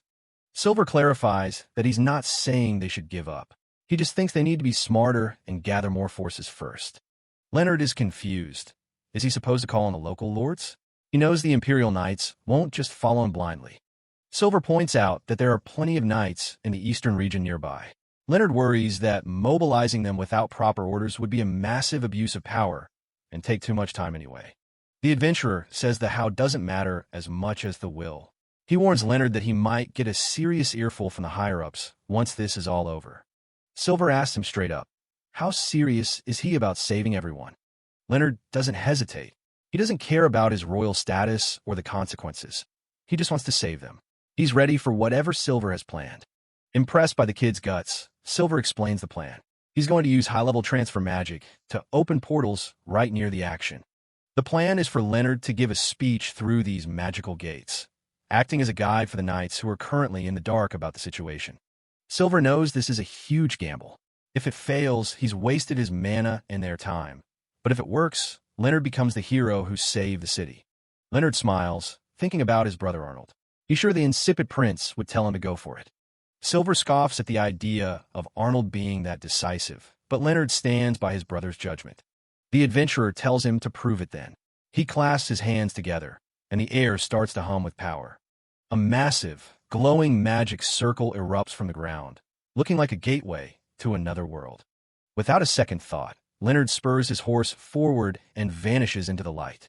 They land on a hill overlooking the chaos. The scale of the magic is incredible. Silver spreads his arms, declaring that the real show is about to begin. He's opened 7 portals near the surrounding villages and cast a spell to make Leonard's voice boom across the region. Leonard takes a deep breath and starts his plea, addressing every knight who can hear him. He introduces himself as the 8th prince and lays out the grim reality. Kiel is about to be overrun by a monster stampede. He tells the knights not to wait for their lords to make a decision. He asks them to follow their own hearts and join him, promising to take all the responsibility for their actions. Near a distant castle, the magical portal pulses, waiting for anyone brave enough to step through. Silver watches intently, wondering if his gamble is actually going to pay off while Leonard waits in tense silence. Suddenly, a knight named Hans pops out of the portal, looking completely dazed that the teleportation actually worked. He's a knight from Hessen, and he's ecstatic. He tells Leonard he's been wanting to fight under his command ever since the prince visited his village. Then come the big guns. Lord Foka of Ulm arrives with 500 knights in tow. Leonard can barely believe his eyes. Foka just shrugs it off, saying he's got the heart and courage to fight if the prince will have him. Silver watches the numbers swell, the morale of this motley crew skyrocketing. He estimates they'll reach 3,000 men soon. Leonard is overflowing with gratitude, but Silver brushes it off. He says he just did what any adventurer would do and tells the prince to save the thing for after the city is safe. Leonard gives a firm nod, more determined than ever to get the job done.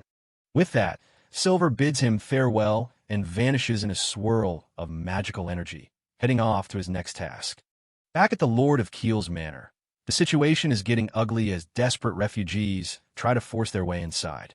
A guard draws his sword on the crowd, but a voice cuts through the tension. It's Lady Finn. She steps forward with total authority, introducing herself and using her other title, Blaumau, to get their attention. The crowd is stunned. They recognize her as the woman the Emperor treats like his own daughter. A man named Guido tries to push through, but Finn isn't letting the chaos escalate. She takes charge immediately, ordering the guards to prioritize the weak and the sick. She even recruits the healthy men in the crowd to help guard the manor, turning a potential riot into an organized defense. Finn addresses the restless crowd at the gate. She explains that a monster stampede is a lethal force, but if they follow her instructions, they might just buy enough time to survive. Lord Guido, the son of Duke Holsworth, is relieved to be let in, but Finn isn't going to let him off easy.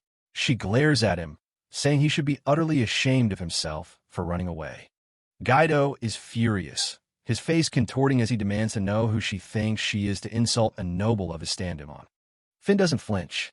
She informs him that the current orders come directly from Princess Krista, who is left in charge of the residence while the Lord of Keel is away. She tells the fuming lord that he can complain to the Emperor later if he wants, but it's obvious who's really in the wrong here. Guido storms off, swearing he won't forget this slight. High above the city, the clock tower looms in the fading light. Inside, a little girl with silver hair and a rabbit plushie is frantically running up the stone steps.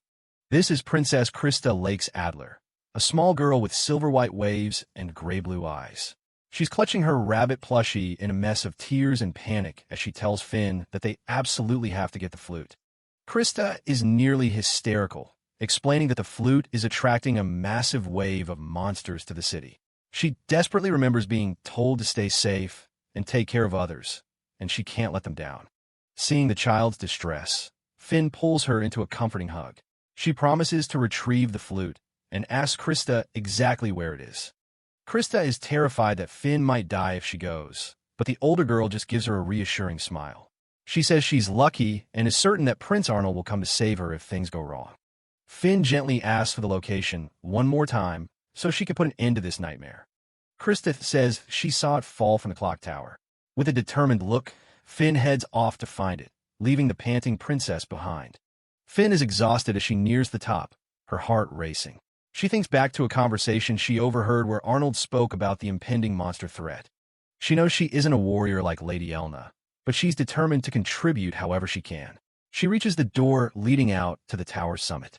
On the narrow stone ledge, Elna von Amsberg is locked in a high-stakes duel with a menacing vampire noble. They clash as the city sits vulnerable far below. This is Reiner, an arrogant vampire with silver-white hair and glowing yellow eyes. He's annoyed that Elna won't just stay out of his way so he can finish his dark work. The vampire prepares to use the magic flute to draw even more monsters into the city. Elna lunges forward, shouting that she won't let him succeed. Reiner is caught off guard by her fierce speed, cursing as he tries to maintain his footing on the precarious ledge. His expression turns even more sinister as he mentions a pact with a co-conspirator. His plan is to destroy the flute once it's served its purpose.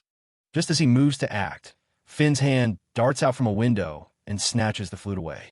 She sighs with relief, having successfully retrieved the dangerous artifact. Reiner is livid, screaming at her to return his property. Behind her, Elna notices the wall is about to give way and screams for Finn to get out of there. The side of the tower explodes outward in a cloud of debris. Finn is knocked off her feet and begins a terrifying fall through the open air. Even as the ground rushes up to meet her, Finn holds onto the flute with everything she's got. She looks surprisingly calm, as if she's made peace with the situation. Reiner isn't about to let her go that easily. He gathers a mass of dark magical energy in his hand, intending to strike her down mid-fall. Finn closes her eyes and thinks of Arnold, feeling a sense of fulfillment that she could finally do something to help him. A blinding flash of light erupts as a powerful magic circle appears, intercepting Reiner's lethal blast with ease. Finn is stunned to find herself safely caught, looking up in wonder as her fall is broken. Reiner is absolutely baffled that his magic was blocked so easily. He glares at the intruder, demanding to know their identity. A man in a dark cloak and a silver mask stands tall, holding the falling Finn protectively. He identifies himself as the SS-class adventurer, Silver, and tells the vampire he's here to take him down. Silver stands on the rooftop with Finn in his arms, revealing himself as an SS-class adventurer.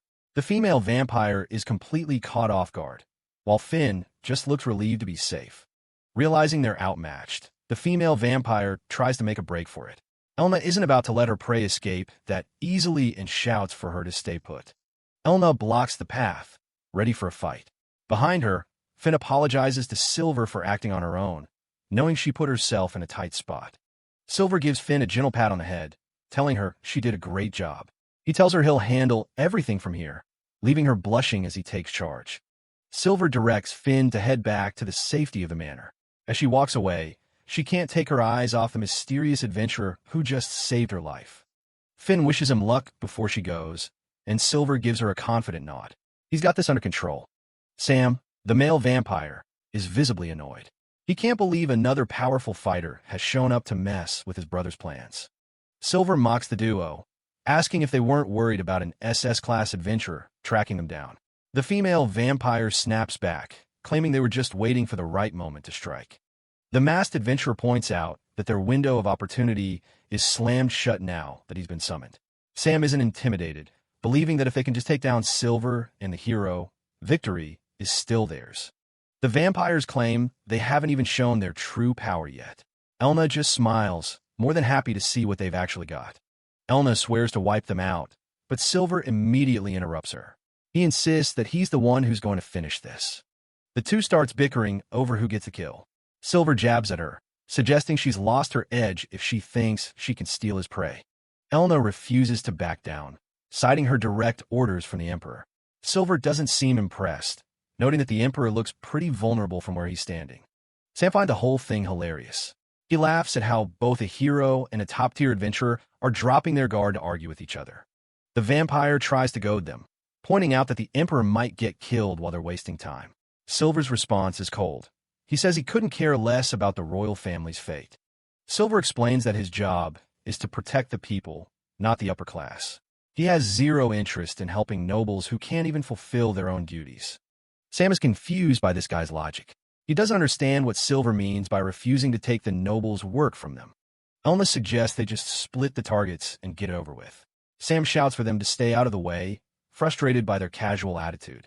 Silver agrees to the deal, his eyes glowing through his mask as he begins to gather mana. He's ready to show them why he's at the top of the adventure ranks.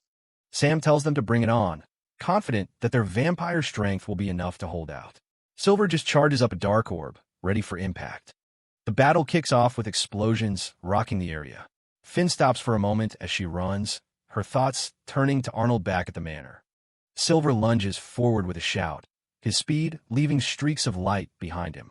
He's not holding anything back. The masked adventurer gets right in Sam's face, clashing with him in close quarters. The vampire is furious at being confronted by a lowly human. Sam thinks he's found an opening as Silver closes in, but he's mistaken.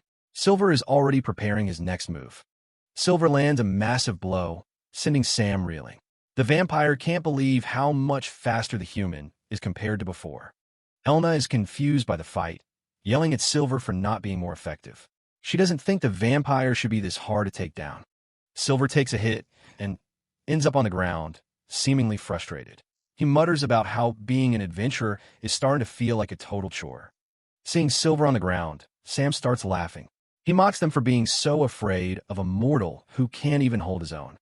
Silver stands back up, his voice dropping to a low growl. He's done playing around, and his anger is finally hitting its limit. Sam is suddenly on edge as the atmosphere shifts. He doesn't understand why his attacks are no longer working on the man in the silver mask. A knight's severed arm is miraculously restored as a healing light washes over the battlefield.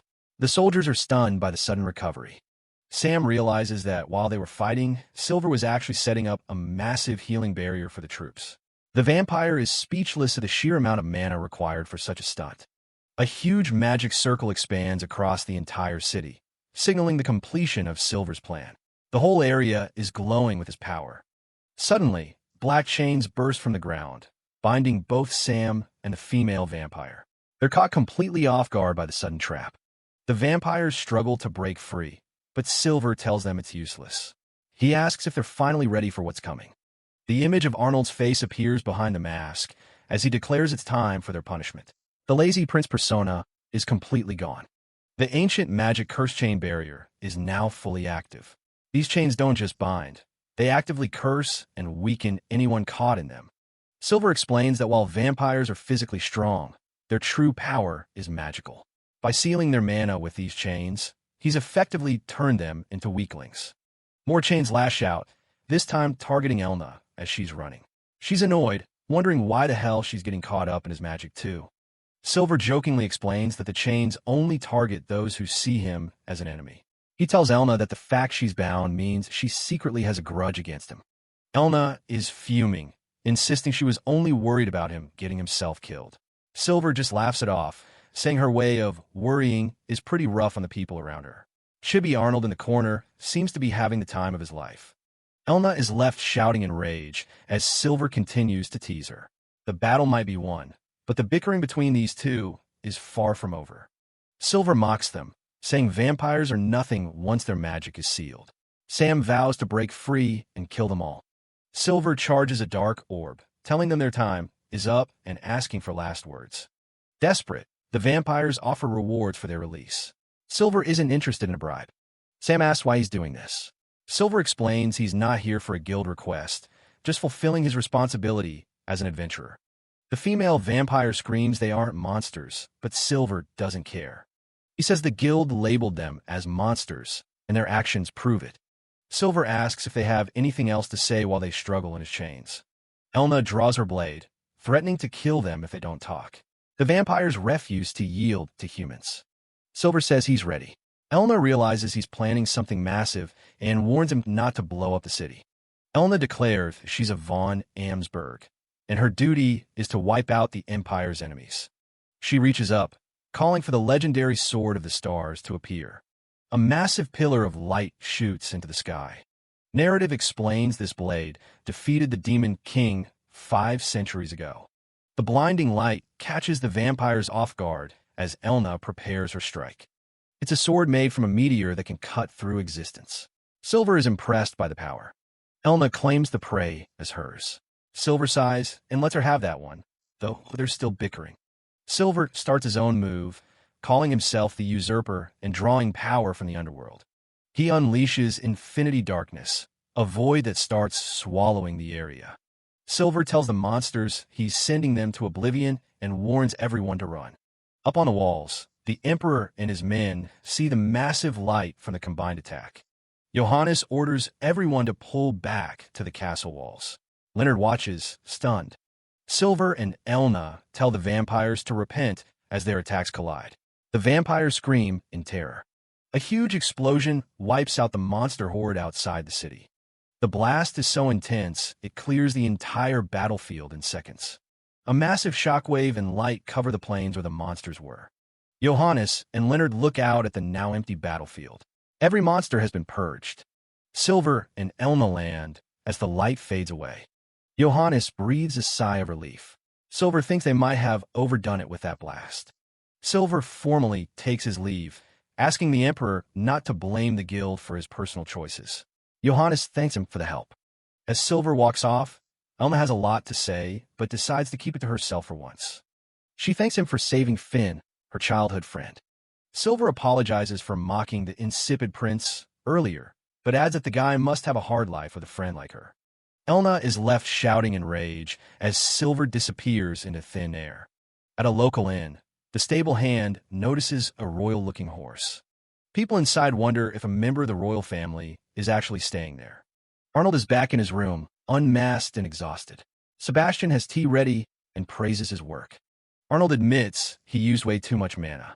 Sebastian tells him to rest while he handles the rest. Arnold's eyes are closing. He's totally beat and ready for sleep. Sebastian watches him sleep, noting he was magnificent. 3 days later, a carriage rattles through the streets of Kiel. Arnold is half awake in the carriage. Sebastian says they'll be mocked for being late, but Arnold doesn't mind. They arrive at the manor, and Princess Krista runs out to greet her big brother. Krista hugs Arnold tight, admitting she was terrified while he was away. He's just relieved she's okay. Arnold greets the rest of the household, glad to see everyone survive the crisis. He praises Master Silver for helping out, calling him a good guy, even if nobody knows who he really is. One of the girls isn't convinced, asking what could possibly make that masked man seem like a decent person. Arnold points out that Silver saved the Empire, and getting Princess Krista to agree with him only makes the others more annoyed. A quiet smile from one of the attendants shows she's just happy to have the prince back home. The mood turns cold when Eric appears, demanding to know why Arnold is so late returning. Arnold offers a sarcastic apology, but Eric knows his brother doesn't feel a shred of remorse.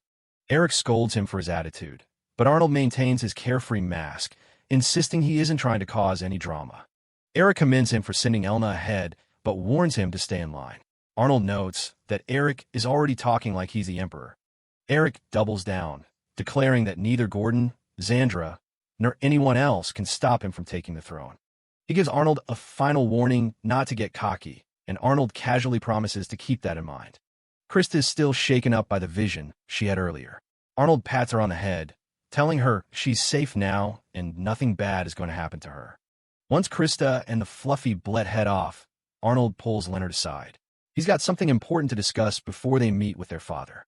Inside the palace, Emperor Johannes gathers the family for a heavy update. Apparently, Prince Carlos has finally woken up and started talking. It turns out Carlos was working with those vampires all along. He used a magic flute to lure monsters just to look like a hero during the festival. Hearing the news, Prince Eric slams his fist down in a rage. He can't believe how incredibly stupid their brother was to pull a stunt like that. To Eric, it's unforgivable. Carlos didn't just mess with the festival. He put the entire empire in danger just for his own ego. Princess Xandra and Gordon drop to their knees, begging the emperor for mercy. Even if he's a fool, he's still their little brother. Then there's Leonard. Johannes acknowledges his success in the festival and asks for his honest take on the situation. Leonard doesn't hold back, shouting that such an atrocity can't be forgiven. He actually suggests that Carlos should be beheaded for his crimes. The entire room goes silent with shock. Nobody expected the soft-spoken prince to drop a death sentence on his own blood. Even Johannes looks a bit taken aback, asking Leonard if he really remembers that he's talking about his own brother. Leonard doubles down, arguing that Carlos is a traitor before he's a brother. If they spare him, it'll send a terrible message to the people and the soldiers who bled. He insists they need to take his head to reassure the lands that justice is fair for everyone. Behind him, Arnold is hiding a little smirk. This was all part of Arnold's plan. He whispered to Leonard earlier that by taking the hardline stance, he actually gives the emperor a chance to be merciful without looking weak. Johannes shoots a suspicious look at Arnold, wondering if he's the one who coached his brother. Arnold just plays it cool, pretending he has no idea what he's talking about. In the end, the emperor decides to respect the other's wishes and spare Carlos's life. Leonard looks genuinely surprised it worked. With that settled, Johannes officially declares Leonard the winner of the festival. Leonard bows deeply as he accepts the honor. Since the other princes were disqualified, Leonard's popularity in the East and his leadership during the crisis made him the obvious choice. Johannes tells Gordon to suck it up and accept the result. Gordon isn't happy about it, but you don't exactly argue with the emperor. Suddenly, Elna von Amsberg steps forward with a request of her own. She wants the emperor to reverse Arnold's disqualification from the hunt. She argues that Arnold breaking his bracelet was a heroic sacrifice to save the city, and it shouldn't be held against him. Johannes turns to Arnold to confirm, and he admits he did on purpose. But the emperor says rules are rules, the disqualification stays. Arnold is secretly relieved, since he'd much rather keep his reputation as the useless prince than actually win something. But Johannes has a different idea. He says since Arnold's mistake saved the day, he's going to reward him for it. Arnold gets a very bad feeling about this. The emperor announces he's appointing Arnold as the official aide to the new ambassador, Leonard. Arnold's jaw practically hits the floor. He tries to stutter out an excuse about having zero talent, but Johannes just tells him he can leave all the actual work to Leonard. Arnold is panicking inside. He thought he was being clever, but he never imagined he'd end up tied to Leonard's official duties. As they're dismissed, Eric and Xandra look on with smug expressions. They're clearly enjoying seeing Arnold get dragged into the political spotlight. Elna thinks it's great that Arnold finally has a job, but he's so depressed he tells her he doesn't even want her near him right now. He realizes his sarcastic attitude probably backfired and annoyed his father into giving him this promotion. Elma just watches him mope, totally confused. Later, Arnold visits Finn for some tea to clear his head. He takes a sip and notices it's a lot more bitter and aromatic than the usual stuff. Finn explains that she learned a unique steeping method from her mother using special leaves she got from someone at the manor. She can tell Arnold is completely drained, so she made this tea specifically to help him recover. Arnold tries to play it off like he's fine. She insists he drink the whole thing. Arnold thanks her for the help, but Finn says she's the one who owes him everything. She's still incredibly grateful to him for saving her life during the monster attack, even if she feels bad about causing him trouble. Arnold tells her to stop it. If she hadn't been there to get the flute, things would have been way worse for the whole city. Finn admits she really thought she was going to die back there. She begs him not to pull any more dangerous stunts like that in the future. She gives him a warm smile, admitting she's just happy it was him who showed up to save her. Arnold actually looks a little embarrassed. He tries to choke down the rest of the tea, but the bitterness is really kicking his butt. Finn playfully tells him he needs at least 2 more cups. As she watches him drink, Finn thinks about how Arnold hasn't changed a bit since the very first day they met. She remembers being a nervous little girl, terrified of meeting the Emperor. It was Arnold who stepped in and cheered her up back then. Ever since that day, she's always looked up to him, no matter what kind of mask he tries to wear. Finn watches Arnold sleep, thinking about how he's still the same kind person she met all those years ago. She admits that back then his kindness made her want to become someone who could support him. She leans in close, wondering if he even remembers the promise she made to herself. Even if she ends up being a burden, she still wants to be by his side. She keeps staring at his sleeping face, her heart racing as she gets closer and closer. She knows she might be bothering him, but she can't help it. Arnold's out cold, snoring softly while Finn prepares a blanket. She's got a mischievous little smile as she covers him up, happy to take care of him for once. She whispers to him that he probably won't remember this, but she doesn't care. Seeing him this peaceful is enough for her. She's so close now that she can feel his breath, her face turning bright red. It's a quiet, intimate moment that she never wants to end. Suddenly, her brain catches up to what she's doing, and she freezes. The reality of the situation hits her like a ton of bricks. Finn panics, her face practically glowing from the embarrassment. She can't believe she almost did something so bold while he was sleeping. She starts chugging water like her life depends on it, trying to cool down her burning cheeks. She's a total mess, and Arnold's still just dreaming away. She slumps back in her seat, letting out a long sigh as she tries to compose herself. One glance at him is enough to make her heart skip another beat. While the romance is heating up elsewhere, Princess Xandra is enjoying a quiet drink in her room. She's interrupted by a report that the time has finally come to move. She gets news that the madam has made contact and everything is falling into place. Xandra's eyes sharpen as she hears the details. She doesn't care about getting support from other countries. Her only goal is total control over the imperial capital. Influence is the only currency she respects. She laughs, knowing she's finally secured the support she needs to become a minister. It's taken years, but she's ready to snatch the power Eric has been hoarding. She asks about the assassins she sent after Arnold, only to find out they've all been wiped out. Her expression turns dark as she realizes someone's protecting him. It turns out Arnold's steward, Sebastian, is actually the Grim Reaper, a legendary assassin everyone thought was long gone. Xandra realizes she's been underestimating the old man. She's baffled that such a powerhouse would waste his time serving a useless prince, but she's certain she'll eventually take everything for herself. Xandra stands tall, declaring that she will be the one to ascend the throne. To her, everyone else is just an obstacle to be cleared away. She's going to make everything go her way, and she doesn't care whose heads have to roll to make it happen. Her ambition is as cold as it is terrifying. A flush creeps across her face as she thinks about her upcoming victory.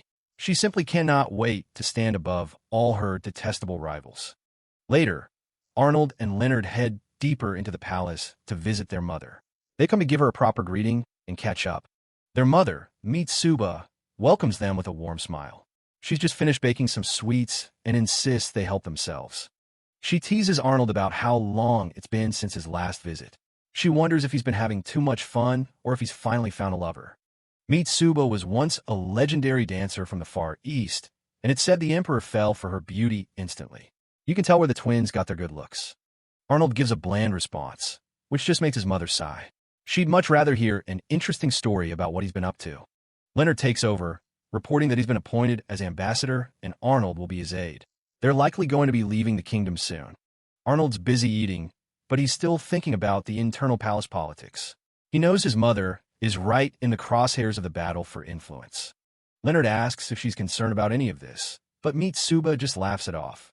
She tells them they're 18 now, and she won't tell them what to do.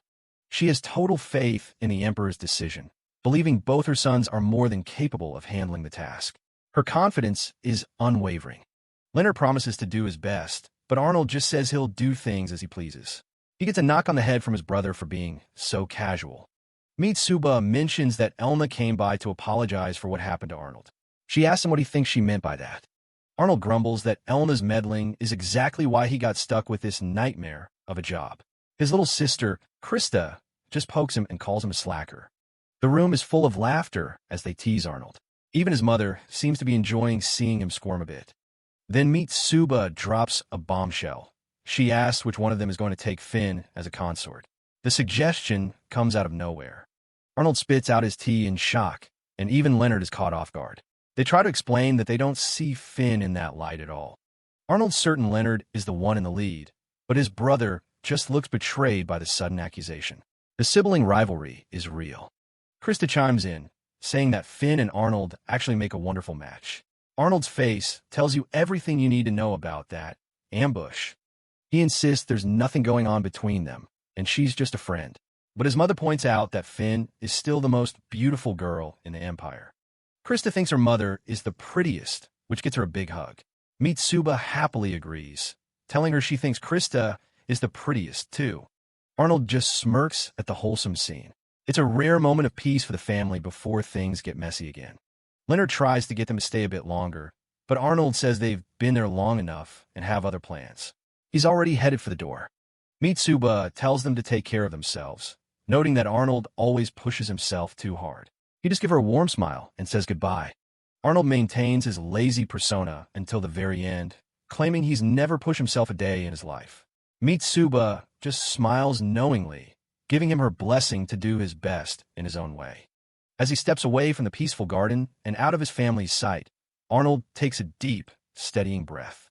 The carefree mask begins to fall away, replaced by something much sharper. His eyes lose their dullness, sparking with a cold and calculating intensity. The insipid prince is gone, and a dangerous strategist has taken his place. He immediately turns to Sebastian with a series of cold commands. He wants his steward to dig up every bit of leverage they have on the neutral nobles before they leave the Empire. Arnold looks back one last time at the memory of his mother and siblings laughing together. This peace is exactly what he's fighting for, and he won't allow himself a moment's rest until it's secured. With a determined smirk, Arnold sets off into the shadows of the capital. The real game for the throne has begun, and he's ready to do the dirty work necessary to win. Look at the capital. Everything looks peaceful from up here, but there's a lot of mess happening behind those walls. Arnold pulls up to a minor noble's estate. He's here to do some persuading for the cause. He meets Count Bales, the Vice Minister of Engineering. The guy already looks like he's on edge. Arnold doesn't waste time and brings up some juicy rumors he's been hearing lately. He mentions how the Count's wife has been living like royalty every single night. That's a lot of expensive outings. Bales tries to play it off as a simple hobby, but Arnold points out it's weird how all that money suddenly appeared. He knows the Count has been venting to his friends about how much his wife is blowing through. The frustration is obvious.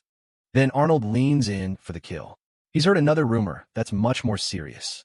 He asks Bales straight up if he's embezzling funds from the Empire to pay for his wife's lifestyle. The Count panics, swearing he's a professional who would never do something so unprofessional. Arnold warns him that if his father, the Emperor, catches wind of this, it's going to be a grave issue. Bales begs for help, but Arnold just points out that his salary shouldn't be able to cover his wife's antics. The guy finally cracks and admits he's broke and buried in debt to every merchant in town. Right on cue, Bettina Bales bursts in, already complaining that her allowance for the month is too small. Bales tells her to leave immediately, but she doesn't care about their important conversation. Arnold introduces himself as the third prince. He's just watching the disaster unfold. She mocks him immediately, calling him the insipid prince, who's a total disappointment to the family. Bales is literally shaking as he tries to order her to leave, but she just stares him down like he's nothing. He finally finds his backbone and yells at her to get out of the room this instant. She leaves in a huff. Arnold just sits there, noting how incredibly abrasive she is. Bales explains he spoiled her because she was pretty, and now she thinks she's a member of the royal family. Arnold doesn't offer much sympathy. He tells the guy it's his own fault for letting her become so arrogant. The problem is Bales can't even get a divorce because the Emperor originally gave the marriage his blessing. Arnold admits he's here because Bales is actually good at his job, and his wife is his only real weakness. He offers a deal: support Leonard's bid for the throne, and they'll handle the divorce and the imperial backlash. He tells the Count to write the letter now. Bettina's tears aren't going to help her after all she's done. Arnold knows Leonard is too soft-hearted, so he needs the Count to officially ask for mediation first. As Bale starts writing, Arnold reflects on the fact that he really needs to pick a better wife for himself. He has a quick vision of Finn and Elna as potential brides and immediately regrets the thought. Yet just thinking about those two as a wife is giving him a massive headache. He finishes looking over the Count's letter. It's so harsh, it almost reads like a curse. Bales is all in now, pledging his wholehearted devotion to both Arnold and Leonard. Arnold takes the letter and tells the guy to wait a few days for the results of their cooperation. He heads back to the carriage, another important piece of the political puzzle falling into place. Bettina watches him leave from the window, still looking as arrogant as ever. She has no idea what's coming. Later, Arnold hands the letter to Leonard and explains the whole situation with a smirk. Everything goes exactly to plan. The Emperor orders the divorce, and Leonard's influence in the court grows. Back in the study, Finn asks if Arnold is really sure that destroying a marriage was the right thing to do. She admits the Count brought it on himself, but as a woman, she finds the whole thing hard to accept. Arnold explains the political reality. Bettina was actually a link to Princess Xandra's side of the family. He keeps writing, explaining that while the bond isn't deep, he's not taking any chances with Xandra's influence. Finn remembers where the siblings' support lies: Prince Eric in civil service, Prince Gordon in the military, and Xandra with the mages. Finn is ecstatic that she correctly identified Prince Gordon as having the weakest support base in the capital, since most of his military backers are stationed at the borders. She thinks it's a piece of cake now, but Arnold reminds her that not every military officer is out in the field. Some are right here in the palace. The correct answer is actually Princess Xandra. Finn is crushed, wondering how the powerful princess could possibly be considered the weakest link. Arnold decides to break it down using a plate of cookies, much to Finn's horror as he snaps one of her favorites in half. He explains that while civil and military officials are tied directly to the capital's infrastructure, mages like Xandra don't have those same deep-rooted connections to the day-to-day operations of the Empire. Because she lacks those local connections, she doesn't have enough voices near the Emperor to whisper her desires into his ear. That's why she's been desperately trying to maneuver her own supporters into ministerial positions to gain a foothold. Using the cookie crumbs, Arnold shows how she'd try to replace a sitting minister with one of her own puppets. Finn finally connects the dots. To get her own person in, Xandra first has to kick the current person out. She realizes that the current Vice Minister of Engineering, Count Bales, is the one being targeted. It turns out Xandra was using Bettina to control her own family and further her own agenda. She even ordered Bettina to start an affair with the current Minister of Engineering to create a scandal. Arnold explains the Emperor likely set up the minister's marriage himself, which makes any infidelity a direct insult to the throne. Xandra's plan was to let the affair go public, ruin the minister's reputation, and then slide her own supporter into the vacant seat. Finn is stunned by the amount of long-term effort Xandra put into this single move. Arnold just laughs, noting that despite years of planning, Xandra completely blew it at the very last step. He's proud of the fact that he snatched her plan away and used it to bring her down instead. Finn is worried about making Xandra an enemy, but Arnold knows they had to act now while the power balance was shifting. He's counting on the other princes, Eric and Gordon, to jump on the chance to chip away at Xandra's influence while she's vulnerable. Most of this vital intel came from Seabass, who Arnold casually reveals is a former high-level assassin known as the Grim Reaper. Finn is baffled that a legendary killer is working as a butler, but Arnold just wants to know if she has any more complaints about helping the Count. Finn still feels a bit bad for Bales, who was basically a puppet for his wife for years. Arnold finishes the final document detailing the minister's affair. He's ready to present it to his father. He knows this is going to turn his secret feud with Xandra into an all-out war for the throne. He leans back, predicting that Gordon and Xandra will go for each other's throats while Eric stays on the sidelines. He pops another piece of cookie into his mouth, satisfied to let them exhaust each other's resources. Back in the throne room, the Emperor is absolutely livid as he reads the report. The Minister of Engineering is on his knees, begging for forgiveness and claiming he was seduced.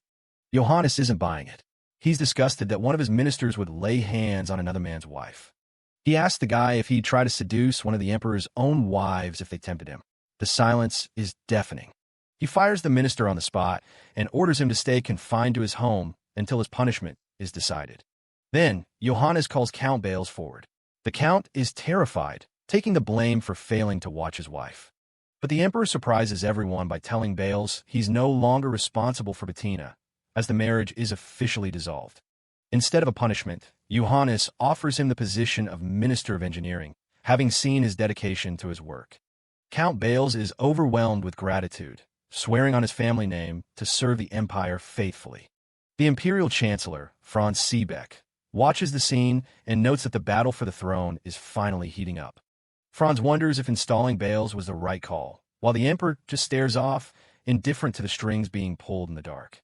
Johannes reminds the Chancellor that he saw through Franz's own talents years ago, which is how they both ended up where they are. Franz just chuckles, knowing the Emperor would have claimed the throne even without his help. Johannes brings up his eldest son, Wilhelm, who was known as a prince of debauchery before his untimely death. He's convinced that Wilhelm didn't just die of natural causes. He was assassinated. The Emperor laments that Wilhelm was too kind for the throne and lacked someone strong by his side to cover his weaknesses. Johannes notes that while Prince Leonard seems to have gathered influence through sheer charisma, someone must be pulling the strings behind the scenes. He wonders if that someone is Prince Arnold, suspecting that his son is merely feigning ineptitude to hide his true potential. Johannes admits to an emotional motive for testing Arnold, while Franz smirks, eager to see the Dark Horse twin princes prove their worth in the coming struggle. Leonard walks the path of righteousness like his late brother, supported by Arnold from the shadows. Together, the twins represent a new and unpredictable power in the race for the throne. Chancellor Seebeck stands before the Emperor, discussing the fierce competition for the throne. It seems like any of the candidates could actually pull it off. But a wise leader is usually forged in the fires of conflict. If they play their cards right, the Empire might finally see some real peace. Emperor Johannes looks on, hoping his children won't have to spill too much blood to decide the winner. Meanwhile, Leonard is already feeling the pressure. Reports are coming in that spies are closing in on their potential allies, and they need to move fast. It's not just spies, either. Key military commanders are starting to flip and join Princess Xandra's side. Leonard turns to his brother for help, reminding Arnold that he was the one who suggested rescuing Count Bales in the first place. Arnold just plays it off like he can't do much, even if Leonard asks nicely. He tells Leonard to go handle the supporters personally to stop them from defecting. He's fine just sticking to his role as the unreliable assistant. Once they're alone, Arnold asks Seabass what he thinks Xandra's next move will be now that she's pissed off. Seabass doesn't hesitate. He's certain she's going to target Lady Finn. Arnold knows Finn is a prime target since she's basically becoming their faction's mascot. He grabs a cookie and decides he can't leave her in the castle. She needs to be somewhere much safer. He figures Xandra wants his head most of all, so staying close to him is actually the most dangerous place for her.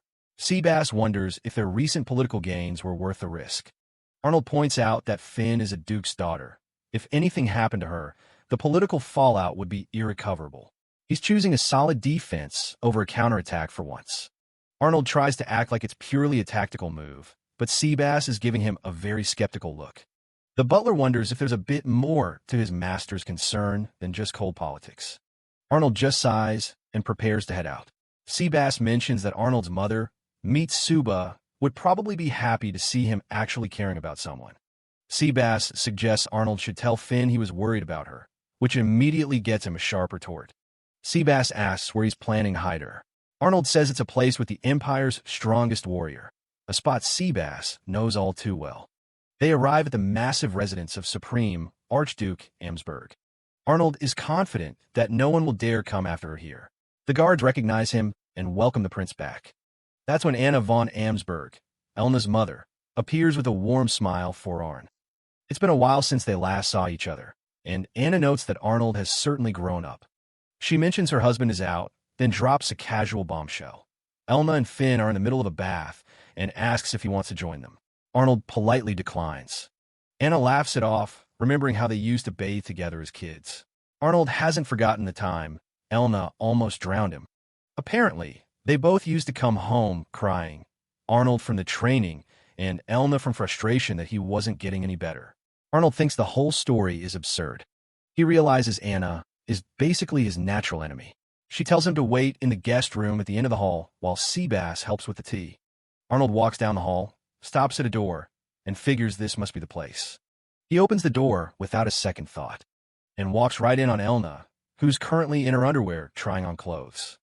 It's not just her. Finn is right there too, and Anna is having a grand old time playing dress-up with him. Arnold just stands there, frozen like a deer in headlights. The girls are absolutely mortified, their faces turning bright red the second they notice him. A realization hits Arnold like a truck. This was a total setup by Anna. Elna doesn't waste any time. She winds up a punch, screaming his name at the top of her lungs. A massive crash echoes through the entire manor as Elna's fury is unleashed. A little while later, Anna offers a very insincere-looking apology for the mistake. Arnold is sitting there with a massive, throbbing red handprint on his face, looking completely defeated. Elna is still fuming, while a blushing Finn tries to apologize for getting so carried away with the dress-up game. It turns out Finn got a little too excited about trying on different outfits, which is what led to the tragedy. Arnold knows exactly what happened, but there's no winning against Anna. Elna is still yelling, wondering how her mother can just forgive him so easily. Anna just gives a sly smile and suggests that if he takes responsibility by marrying Elna, everything will be perfectly fine. Elna is absolutely losing it, her face turning bright red as she screams at the ridiculous suggestion. Finn is just as shocked, but Anna just keeps on smiling, mentioning that Finn's father probably wouldn't mind either. Elna tries to protest, pointing out that she's a knight, and this is all very improper. Anna eventually shifts gears, noting they'll need to get in touch with Finn's family soon. Finn is still flustered, while Arnold just lets out a long, tired sigh. He makes it very clear that he has zero plans to marry anyone right now. Anna just teases him, asking if he really doesn't plan on taking responsibility for what he saw. I don't, Arnold replies flatly. Anna just chuckles, calling a real shame. Elna is still steaming and looking away, while Finn tries to hide her blushing face. Finally, Anna decides it's time to get down to business and asks why they're really there. Her expression sharpens. She knows Arnold wouldn't travel all this way just for a prank or a chat. Arnold just gives her a knowing smirk. He knows she's sharp. He officially makes his request. He wants to leave Finn in her care for a while, and he specifically asks that she stays close to Elna. But Anna's response is immediate. She flat out refuses. She points out that the House of Amsberg stays out of the messy power struggle for the throne. It's a neutral ground they don't intend to break. Arnold expected this and plays his trump card. He explains that Finn is a personal favorite of the Emperor. If anything happened to her, it would bring down the Emperor's full wrath, so it's actually in the Archduke's best interest to keep her safe. Anna sees right through him, laughing at how he's trying to frame a favor as a strategic deal. She tells him he's still got a lot to learn about actually appealing to people's emotions. Still, she agrees to take his advice to heart. Arnold thanks her, promising he'll find a way to repay the kindness eventually. As she looks at him, Anna can't help but see the small, crying kid she used to know. But Arnold's gaze is steady. He tells her he can't stay a crybaby forever. Things are moving too fast. With the deal done, Arnold turns to Finn and tells her she'll be staying here for a bit. Finn looks worried, asking if things won't be just as dangerous for him. He reassures her that he'll have everything wrapped up in just a few days. He explains the plan. Xander's faction is about to be under heavy pressure from Gordon's followers, so laying low here is her best bet. Finn wonders if he shouldn't be hiding too. But Arnold knows he can't hide. He needs to stay out in the open to act as a decoy. If he vanishes, Xandra will just redirect all her killers toward Leonard instead. He gives a casual wave as he leaves, reminding her that he's got Seabass and plenty of other supporters to back him up. Finn just watches him go, her expression filled with worry. 2 days pass. A lone carriage makes its way through a dark, foggy forest in the dead of night. Deep in the shadows of the trees, figures are watching, waiting for the perfect moment to strike. Inside the carriage, Arnold senses the eyes on them. There they are, he mutters, sensing the inevitable ambush. Outside, Seabass is handling the reins. Arnold sighs, thinking about how short-sighted Xandra is. Getting rid of him now would only clear the path for their other rivals, Eric and Gordon. Arnold tells Seabass to keep heading for the castle. Seabass warns him that there are likely troops waiting to pounce, but Arnold isn't worried. He'll deal with that bridge when he gets to it. Seabass starts tightening his gloves, ready for a fight. Without another word, the butler leaps from a moving carriage to intercept the hidden assassins in the woods. Arnold stays inside, thinking about how smug his enemies must feel right now, thinking they've successfully separated him from his best bodyguard. He's already planning how to make them regret it.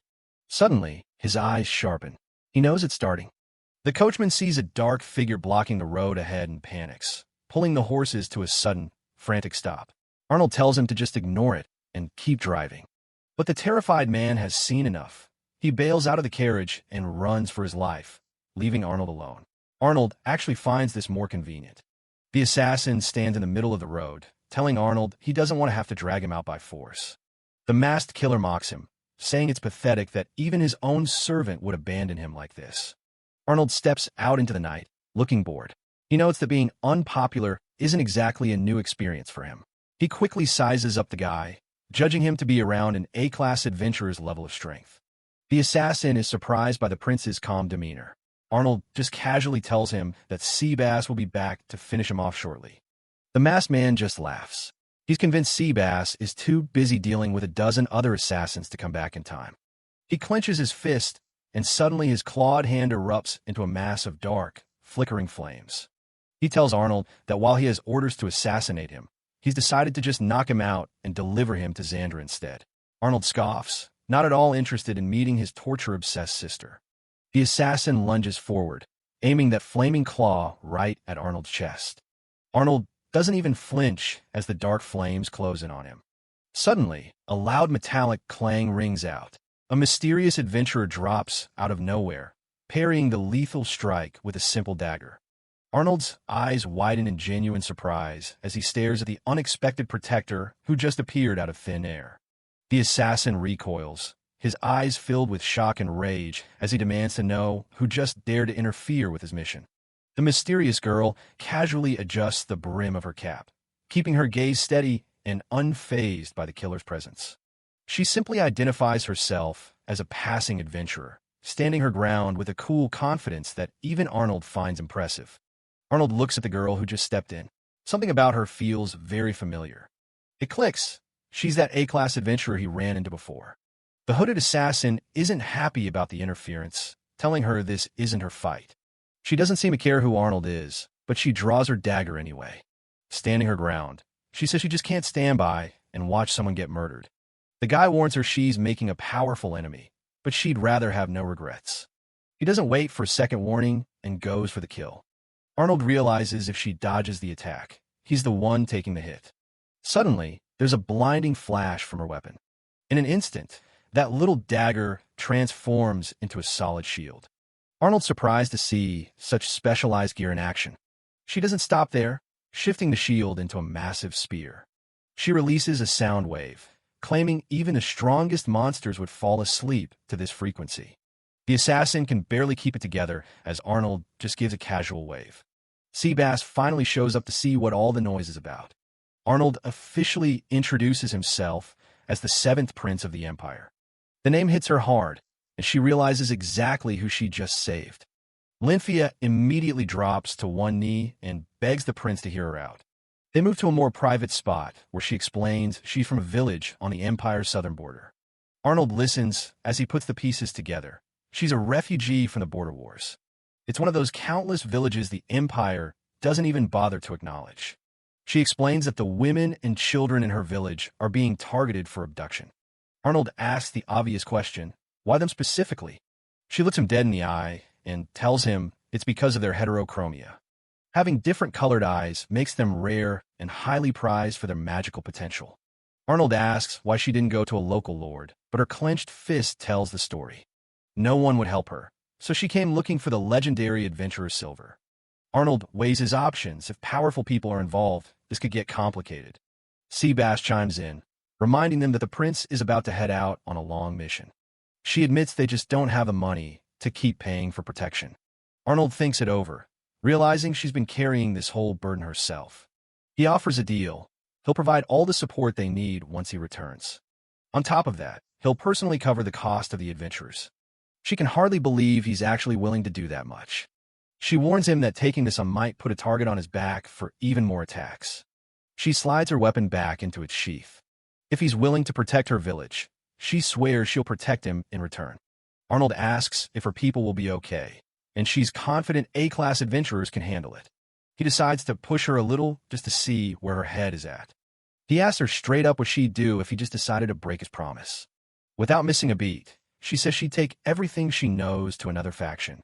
Arnold's impressed by her calm resolve and asks Seabass for his take on their new ally. Arnold decides to take the deal, but Linfy is still a bit confused about why he feels like he's stuck without any other choices. He knows that if he ignores her, both his brother and their powerful ally, Elna, would probably end up going out of their way to help her anyway. To be honest, this wasn't what Linfia was expecting from the infamous prince. She tells him straight up, most people in the Empire think he's just a lazy, useless guy while his brother got all the talent. But after actually talking to him, she's realizing the rumors couldn't be further from the truth.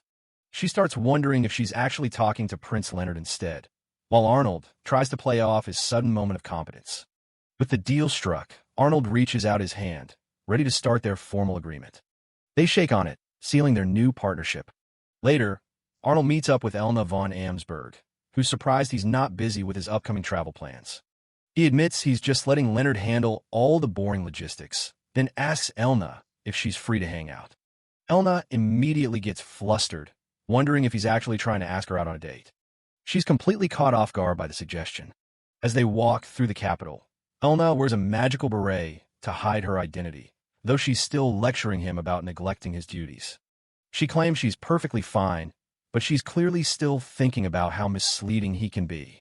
They end up at a spot that brings back some memories for Arnold. It's where he used to get bullied back in the day. Elna reminds him that he was the one picking on the other kids, and she had a hell of a time trying to stop him. She says she just couldn't stand by and let him cause trouble, even if he ended up crying too. She says she only wanted him to learn how to defend himself, but he jokes that he only needed to protect himself from her. Elna's fuming now, annoyed that he's completely ruined the nostalgic mood they were having. Arnold starts wondering how she manages to track him down every single time he tries to sneak out. He realizes Seabass has been playing both sides and feeding her all the info she needs. Elna just gives him a smug look, confirming that the butler told her everything. She reaches out her hand, ready to lead him to their next stop. She tells him she'll explain it all later, but for now, they've got a destination to reach. By the age of 11, Elna was already a knight of the Imperial Guard, serving as the Emperor's eyes and ears across the land. She was a true prodigy, summoning the Holy Sword at 12 and becoming a deterrent for any foreign enemies at the border. Because of her duties, she's lucky if she gets to come back to the capital even once a year. Arnold figures this is a rare chance for her to actually enjoy the city like a normal person. He thinks keeping her company for a while is the least he can do to thank her. They keep walking together, trying to decide where to go next. Arnold looks at the sky and realizes his timing couldn't have been worse. The clouds break and it starts pouring, so he suggests they duck into the nearest building. He's not thrilled about getting soaked while they're out on the town. Elna follows him, asking where exactly he's planning to seek shelter. He points right at an nearby, saying they used to go there all the time. Elna tries to warn him that it's not the kind of place he thinks it is, but Arnold's already made up his mind. They get to the door, and the sign makes it very clear. This place has been turned into a lover's inn. Elna is absolutely mortified, her face turning bright red as she stares at the sign. Arnold explains that the new owner changed the place, and it's better than causing a scene by revealing his identity somewhere else. To his surprise, Elna doesn't back down and decides they're going in anyway. Arnold's the one who's shocked now, not expecting her to actually go through with it. Drenched from the rain, and with her clothes clinging to her, she tells him not to make a night repeat herself. Drenched from the rain, Elna tries to play it cool, insisting they're only there to wait out the storm. Once they're inside the room, however, the reality of the situation starts to sink in, leaving her completely flustered as she huddles by herself. Arnold finishes up in the bath first and tells her the room is all hers. Try to keep things as normal as possible. He's barely out of the bath before Elna is ready to swap, warning him with a death glare not to even think about turning around while she changes. He does exactly as he's told, keeping his eyes fixed forward while the sound of rustling fabric fills the small room. Sitting on the edge of the bed, Arnold can't help but wonder how his life ended up in such a complicated mess. In the reflection of the mirror, he catches a brief, unintended glimpse of the legendary night as she strips out of her wet clothes. They duck into a room to get out of the downpour and start drying off. Lynthia wastes no time stripping out of her soaked gear. Arnold keeps his back turned while she gets ready, doing his best to stay composed. He sits down, sweating because the situation is way more dangerous than a monster attack. While she hits the shower, he just stares at the wall, trying to keep his head straight. He bundles up in a towel, praying for the awkwardness to end already. Lynthia finally emerges in a robe, looking like she's about to die of embarrassment. Arnold tells her it's her own fault for being so flustered after picking this place. He brushes it off as a minor thing, but Lynthia looks like she's on the verge of tears. She sniffs, asking how he knows his way around a love hotel and if he's brought other girls here. Arnold drops the joking tone and tells her to quit changing the subject. He explains that he visits brothels for the girls who were sold there when they were kids. People assume the worst, but he actually pays for their time just to give them a normal day out. He knows it's a drop in the bucket, but he'd rather be a hypocrite than do nothing at all. Lynthia is stunned, realizing a secret like that could cause a massive scandal for him. He doesn't care about his reputation as long as he's helping people who have nothing. She looks at him with a completely new sense of respect. He tells her he isn't lonely because there are people who accept him for who he really is. He gives her a genuine smile, a far cry from his usual lazy persona. Lynthia turns away, blushing hard and gripping her robe as her heart starts racing. Departure day finally arrives, and Arnold is making his final preparations with Marie. He tells his maid he's leaving the estate to her and trusts her to look after Finn while he's gone. Marie looks a bit skeptical, worried that the prince won't be able to handle himself. He laughs it off, reminding her that he'll have his brother Leonard with him. Marie thinks he puts his brother on too high of a pedestal, but Arnold knows the truth. He's certain that if Leonard actually tried, he'd be better at everything than anyone else. He tells her there's no need to worry as long as he has his brother by his side. Marie stops arguing and simply prays that they come back in one piece. With the goodbyes finished, it's time for the delegation to finally move out. The imperial carriages and troops assemble to begin their long journey south. Elna stands ready with the guards, looking as professional and stoic as always. Leonard takes his place at the front, greeting everyone with his signature gentle smile. Arnold finally settles into his seat as they leave the capital behind. The mission takes them across the ocean toward the southern tip of the continent. They're heading into a region that's been a constant battlefield for years. Their destination is the Grand Duchy of Rondine, which means sailing right past some hostile territory. While they're on the move, Arnold keeps himself busy catching up on local reports. He looks up to see Elna looking absolutely green from a severe case of seasickness. From her cabin, she's screaming threats and cursing Arnold for dragging her onto a ship. The legendary knight is face down on her bed, completely defeated by the rocking of the waves. Arnold notes that Holy Sword users rarely leave the Empire, and now the reason is pretty obvious. He laughs at her, calling it karma for the time she teased him for being afraid of the water. Elna is convinced the ship is sinking, but Arnold just jokes about a sea dragon showing up to finish them off. She's already at her limit, weeping and certain she's going to perish at sea. Outside, the Imperial vessel is suddenly approached by a fleet of Albatronian warships. The vice commander of the guard steps in, looking for Prince Leonard to handle the situation. He reports that the local navy is demanding a parley, while Elna is still suffering in the background. Arnold finds it suspicious since they already cleared their travel papers with Albatro weeks ago. Since Leonard is too sick to move, Arnold decides he'll have to be the one to head over. He pulls back the curtain to check on his twin, who is currently losing his battle with motion sickness. Leonard looks like a ghost, barely able to mutter an apology for being so useless. Arnold tells him to get it together, reminding him that he's not supposed to be the weak one here. He messes up his brother's hair, already forming a plan to handle the diplomacy himself. He tells Leonard to just stay put and rest while he goes over and pretends to be him. He orders the officer to tell everyone else on the other ship that Arnold is the one feeling sick. The vice commander warns him that this will ruin his reputation, but Arnold doesn't care. He gets fully dressed in the ambassador's formal uniform, looking exactly like his brother. Across the water, the Albatro warships close in, showing off their state-of-the-art magical cannons. Arnold takes a look through the telescope, checking on his brother's transport while the officer stays close. He knows he has to give the performance of a lifetime to keep the mission on track. He makes the long walk across the bridge to board the enemy vessel alone. He is immediately greeted by a noble woman who seems to be running the show. She introduces herself as Princess Evangelina, though she tells him to just call her Eva. Her timid younger brother, Julio, lags behind, looking clearly intimidated by the situation. Arnold plays his part perfectly, introducing himself as Leonard Lakes Adler with a gentle smile. Eva mentions she's heard rumors of Leonard's military genius during the monster wave. He keeps up the nice guy act, humbly giving all the credit for the victory to his knights. Eva stares him down, trying to see if the rumors about the 8th Prince's virtue are actually true. Arnold can tell right away that they didn't come all this way just for a friendly chat. There's a tense silence as Eva gathers her thoughts for her real request. She scolds her brother for looking so nervous, telling him he's making them look bad. She finally drops the bomb, demanding that the Imperial delegation change course and take the long way around. Arnold asks for a reason, but she refuses to give one, stating they simply can't trust the Empire. He realizes that for a small country like theirs to be this bold, they must be hiding something huge. To everyone's surprise, Leonard dramatically agrees to the detour without putting up a fight. The crew is shocked by the massive delay, but Arnold insists his mind is made up. He asks Eva if she's satisfied, carefully noting her reaction to his overly compliant behavior. She thanks him for being so open-minded and takes her leave with her entourage. With the meeting over, Arnold orders the crew to raise the anchors and start moving again. He tells the officer that if they wanted to fight, they wouldn't have sent the royal siblings to the front lines. He tries to piece together what they were really after.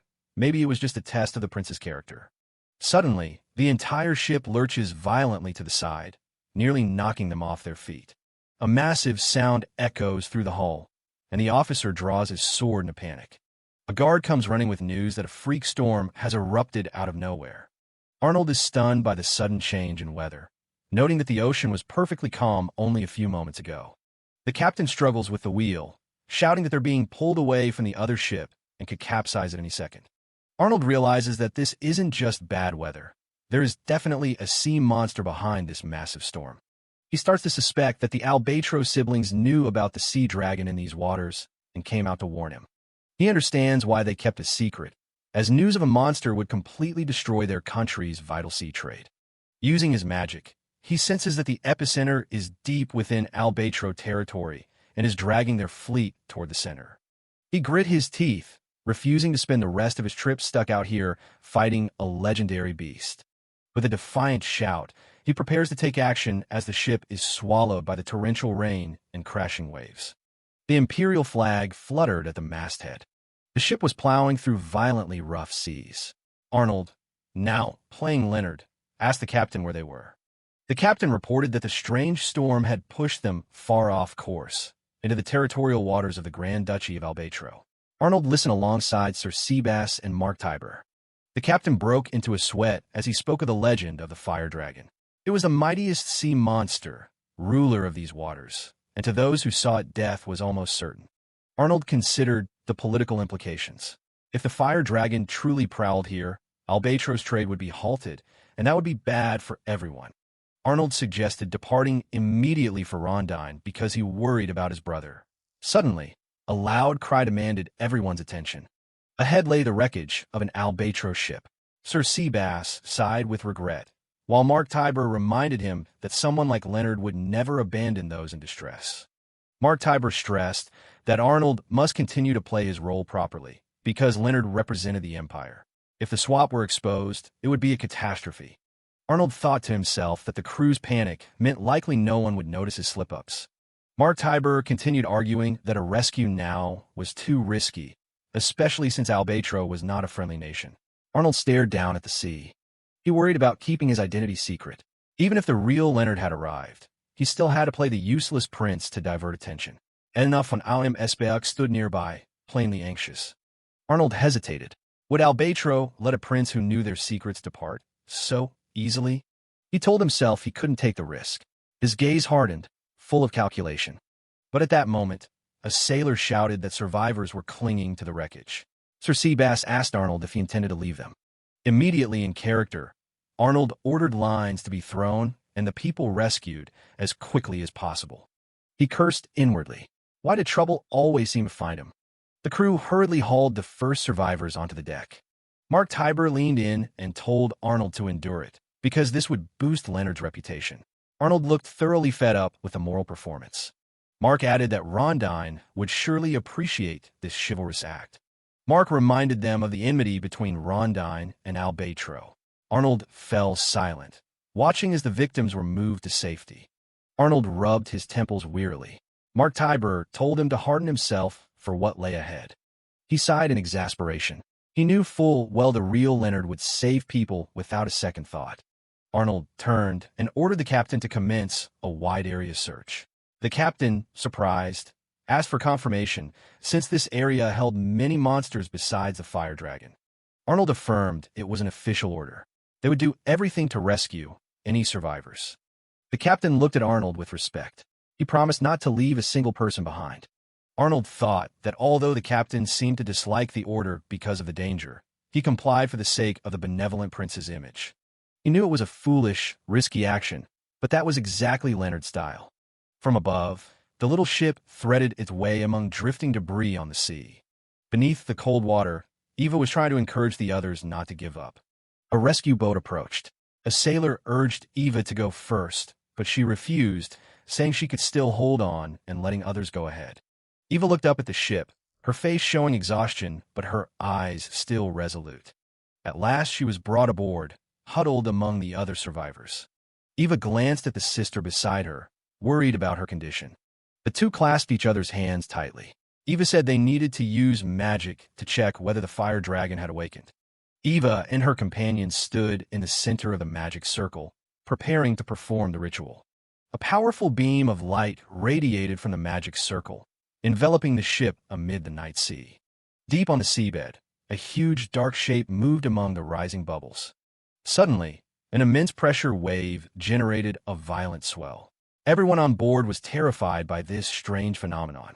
The ship pitched violently as a storm, and massive waves struck unexpectedly. Eva cried out in alarm, reaching out and calling Julio's name. The sea heaved and churned, sweeping away everything around. Eva tried to steady herself. She told herself she had to be stronger to protect the others. Eva clung to a piece of wood in the open sea, silently trusting that reinforcements would arrive and Prince Leonard would save them. Those around her were not so optimistic. They believed the Empire would never bother searching for survivors in these dangerous waters. Even allies might give up when it came to the Fire Dragon's waters. But Eva remained steadfast in her belief. People were growing exhausted. Eva watched friends fading, and a thought of an end flickered through her mind. Suddenly her eyes lit up as she spotted a faint shape in the distance. There's a ship on the horizon. The shout shattered the atmosphere of despair. It was an Imperial ship. Arnold's voice rang out through amplified magic, introducing himself as Prince Leonard and declaring he would save everyone. Eva wept with joy. Help had finally arrived. The first survivors were brought onto the deck. They repeatedly thanked the young prince for his chivalrous act. A soldier reported that the number of victims reached 50. Arnold, acting as Leonard, feigned surprise at the ship's lack of capacity. Mark Tiber asked about the next plan. Arnold acted as if he had anticipated this, prompting Mark's quiet admiration for his preparedness. Arnold gave a bold order. Jettison everything unnecessary from the ship, even valuable cargo, except for provisions. Mark Tiber was stunned, because those were important offerings for Rondine. But Arnold did not waver. Mark tried to persuade him, noting they were behind schedule and sea monsters still lurked, and they needed supplies to hold out. But Arnold insisted that Leonard's reputation and the lives of the people were more important. He told Mark to focus on saving lives. Arnold's resolute look completely convinced Mark Tiber. He realized this prince was not as ordinary as rumored. Mark smiled to himself, thinking an eagle hiding its talons. His respect for Arnold grew. Arnold shouted for everyone to continue the rescue work as urgently as possible. He stood watching the lifeboats, declaring he would accept full responsibility for this action. Arnold quietly calculated that rescuing Princess Eva and Prince Julio of Albatro would be an extremely valuable diplomatic card later on. A rope ladder was lowered into the stormy sea. A soldier called out Prince Julio's name, urging him to climb aboard quickly. Eva watched anxiously from below. Julio refused to go first. He asked the soldiers to rescue the more severely wounded before him. One by one, people were brought up safely. The situation was gradually coming under control. A soldier reached out toward Eva, the last person still in the water. Eva gave a relieved smile. Arnold suddenly realized something was wrong when he saw Eva unexpectedly let go. Exhausted, Eva muttered that now that everyone was safe, she no longer had the strength to hold on. She plunged into the water and slowly sank into the cold depths. Without hesitation, Arnold dove straight into the water to save her. Beneath the deep blue water, Arnold reached out, striving to grasp the fading Eva. He held her tight and broke the surface, shouting for everyone to lower lines to assist. Those on the rescue boat were astonished. The Gilded Prince actually dared to jump into monster-infested waters to save someone. The rescue team moved quickly to help him bring Eva aboard. Arnold clung to the ship's rail, panting from exhaustion and fear. Playing the heroic Leonard was truly taxing. Mark Tiber hauled him up, not forgetting to praise his master's thrilling performance. Mark teased that he was used to carrying Arnold when he was soaking wet like this. Arnold only glared at him in silence.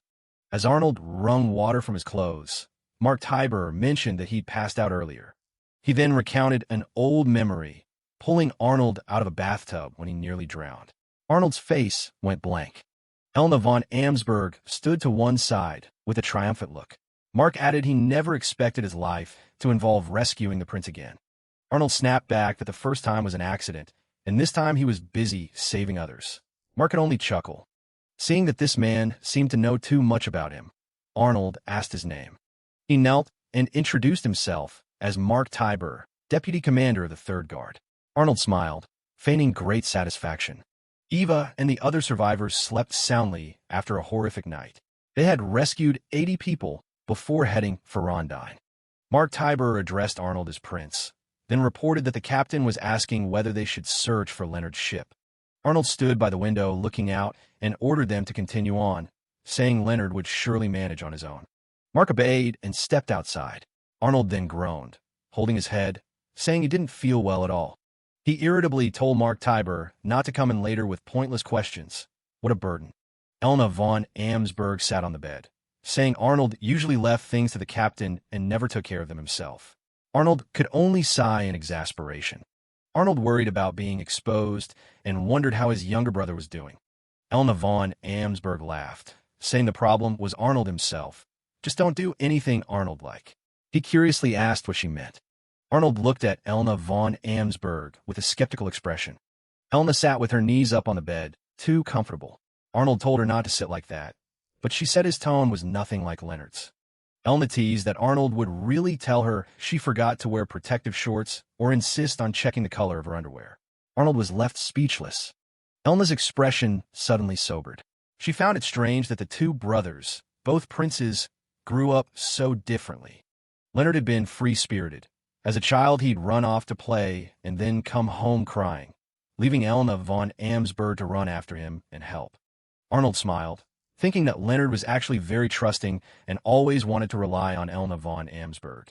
Elna then wondered why Arnold had hired an adventurer like Finn von Kleinert when she, who was better, was right there. Arnold explained that Finn von Kleinert took the job to save her own village, and he hadn't really intended to hire her. Elna remained sulky. Elna von Amsberg flung herself onto the bed with a pout. She was annoyed that Arnold had praised Finn von Kleinert as clever and docile. Arnold gently soothed her, saying Elna had strengths of her own that only she could accomplish. Seeing Elna von Amsberg still unsettled, Arnold smiled and told her she truly never backed down from anyone. Arnold asserted firmly that when the time came, his younger brother would rely only on Elna von Amsberg. He reverted to the saintly Leonard persona and clasped his hands, begging Elna von Amsberg to advise him on the matter. Seeing his sincerity, Elna finally sat up. Arnold asked what he should do if he met the Grand Duke of Rondine now. Elna von Amsberg closed her eyes and thought carefully for a moment. She said to greet him normally and don't offer any unnecessary flattery or praise. Arnold nodded and took note. Upon docking, the physician reported the victim's condition was dire. Far too many were critically injured. Arnold, in the role of Leonard, showed obvious anxiety and bowed his head to apologize for causing so much trouble. Mark Tybur, standing nearby, tried to advise, but Arnold brushed him off, saying, "Don't claim you can't do anything." He declared fiercely that if they couldn't save a few lives, then this world was as good as lost. Arnold's gaze hardened. He had sacrificed a fortune to save people and could not allow things to fail now. Rondine's warships blocked their path, demanding the Imperial ship declare its reason for entering their waters. Rondine kept warning them because they had received no notice that an Imperial ship would call. Arnold used a magical loudspeaker to loudly announce he was Leonard Lakes Adler, the 8th Prince of the Adrasia Empire. He reported they were carrying 80 survivors, including the Prince and Princess of Rondine. Rondine reacted with a stir, but still ordered the ship to anchor for a security inspection first. Arnold pleaded urgently to transfer the victims to their ship so they could be taken ashore for immediate treatment. But Rondine remained rigid, saying they were not allowed into the port without the Grand Duke's order and must wait. Arnold, still in Leonard's guise, inquired about the condition of their prince and princess. Martiber replied they had not regained consciousness. Arnold declared this was no longer a matter of possibility. Once brought here, the responsibility to protect them belonged to everyone on board. He continued using the magical loudspeaker to persuade Rondine, emphasizing that people on his ship teetered on death's door. Arnold begged them to allow the transfer ashore. But Rondine remained inflexible. Rules are rules. Wait for the Grand Duke's orders, even for royalty. Arnold said he had sacrificed much and faced many dangers to save them, simply because he could not bear to see anyone die. He implored them to make the right decision. The captain on the other side began to ponder. Arnold affirmed his greatest wish was for all of them to return alive. But the Rondine officer turned his back, saying he was military and absolutely could not disobey superior orders. Arnold's expression grew resolute. He murmured for forgiveness for what he was about to do. Mark Tybur and the others turned pale as the victim's conditions rapidly worsened. The captain reported the ship was heading straight for the port without permission. He was very worried about the consequences. Arnold said he knew that, but if they obeyed orders, everyone would die. Rondine threatened to sink the ship if they tried to force entry. People began whispering that gentle Leonard would never act so willfully. But Arnold held firm to his command. Into the port. Arnold thought to himself, this was a perfect opportunity to build an impressive image for Leonard. He wanted the world to see that once Leonard decided, nothing could stop him. Mark Tybur worried this bad reputation would force Leonard to face even harder decisions later. Arnold thought differently. He believed his brother's reputation would only improve. Arnold's eyes were full of confidence. He said Leonard would surely be fine, because he was his younger brother. The captain warned that entering the port without permission could land them all in prison. Arnold replied coldly that he was well aware of that. He feared the act would be turned into a political tool and push Leonard away from the throne. Arnold said they'd deal with that later. Arnold reminded the captain this was his ship and the crew's lives were in his hands, so don't force him to take the helm himself. The captain looked at Arnold differently. He admitted he was beginning to like this prince a little more now. Arnold shouted orders for everyone to prepare everything to head straight into the port. Rondine was utterly shocked. They declared they would not stand down and were ready to sink the ship even if a prince or princess were aboard. Arnold smiled mysteriously and said he had just come up with a brilliant idea. A close-up of Arnold's sharp face. He ordered, "Hoist the white flag." Everyone looked puzzled, not understanding. The captain asked if Arnold knew the Imperial fleet had never hoisted a white flag. He said this very ship would set that precedent. Arnold explained it was to give the opposing captains a legitimate reason not to open fire. He understood their psychology well. The white flag fluttered in the wind. Arnold smiled slightly. Everything was going according to his plan. He picked up the loudspeaker again and declared in a firm voice that he was Leonard Lakes Adler, the 8th prince of the Adrasia Empire, and was carrying their survivors. Arnold announced their condition was critical, so they were forced to enter the port unlawfully, but emphasized they had no intent to engage in combat. He urgently pleaded with the admirals of Rondine to help save their compatriots. The soldiers on shore began to waver. Arnold prayed the royal admirals would make a wise decision as the ship slowly approached the harbor. Finally, everyone was safely brought ashore. The people of Rondine began assisting in caring for the victims. Mark Tiber and Arnold stood on the quay. Everything had finally calmed and settled. Mark said they were officially prisoners now. Arnold grinned triumphantly, confirming they had hoisted the white flag and surrendered. They were led away under the supervision of local soldiers. Arnold said, "Let's go. Now is the time to explain the Sea Dragon incident to the Grand Duke." Arnold strode confidently. He was certain that was exactly what the man most wanted to hear right now. Princess Lieselot was in a rage, thrashing a whip wildly to vent her anger in her chamber. The conscripted soldiers below could only kneel, painfully trembling and begging for mercy. She panted, looking at the wreckage she had caused with an impossibly furious expression. Not yet satisfied, she lashed the air with the whip a few more times. "What on earth is going on?" The advisor said Leonard's faction seemed to anticipate their every move. Lieselot grew even angrier, thinking she was being led by the blue seagull. "I will not let them be at peace." She gritted her teeth, her face full of murderous intent. The advisor advised temporarily avoiding confrontation with Leonard and waiting for an opportunity to retaliate over the theft of the Minister of Works. Lieselot coldly said one life was not enough to appease her. She ordered her subordinates to fetch another person here. The masked subordinate only obeyed, but inside he was surely trembling, fearful that tomorrow it might be his turn. Cut to Finn. Butler Franz praised her and Lynthia for having grasped the opponent's intentions despite very little information. Finn said she was just being cautious. Now that Princess Lieselot was on guard, she'll probably pause the attacks. She turned to commend Lynthia for a job well done. The young guard still looked very composed. Lynthia wondered why Finn trusted her so much. Finn smiled and said because Master Arnold, would never leave someone untrustworthy by her side. Then Lynthia asked bluntly, "Why would a lady like you involve yourself in this struggle for the throne? You don't seem the type for such power plays." The question froze Finn for a few seconds. She herself had been wondering the same thing. Finn only wished she could do more to help the two princes rather than rely solely on her title. Lynthia said they'd surely be glad to have her support. Lynthia looked at Finn and recalled Arnold's instruction, "Take care of Finn for me." The guard firmly asserted there were tasks only Finn could accomplish. "Now go help them, milady." Finn currently had considerable fame in the capital. Naturally, merchants were eager to exploit that popularity.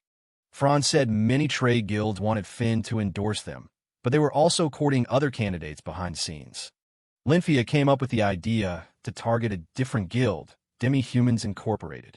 She believed they should build ties with them before the princes returned. Other princes had their eyes on this place too, but dared not touch it, because the guild's leader was a female vampire. After the empire was attacked, the public held strong prejudice against vampires. Lynthia thought this was the perfect moment to bridge the two sides. Finn was determined to do her best for Master Arnold. She wanted to meet and assess that leader herself. A few days later, the clatter of horse-drawn wheels echoed down the street. Below, large wooden wheels were turning.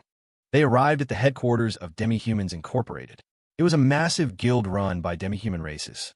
Lynthia explained the guild operated extremely professionally.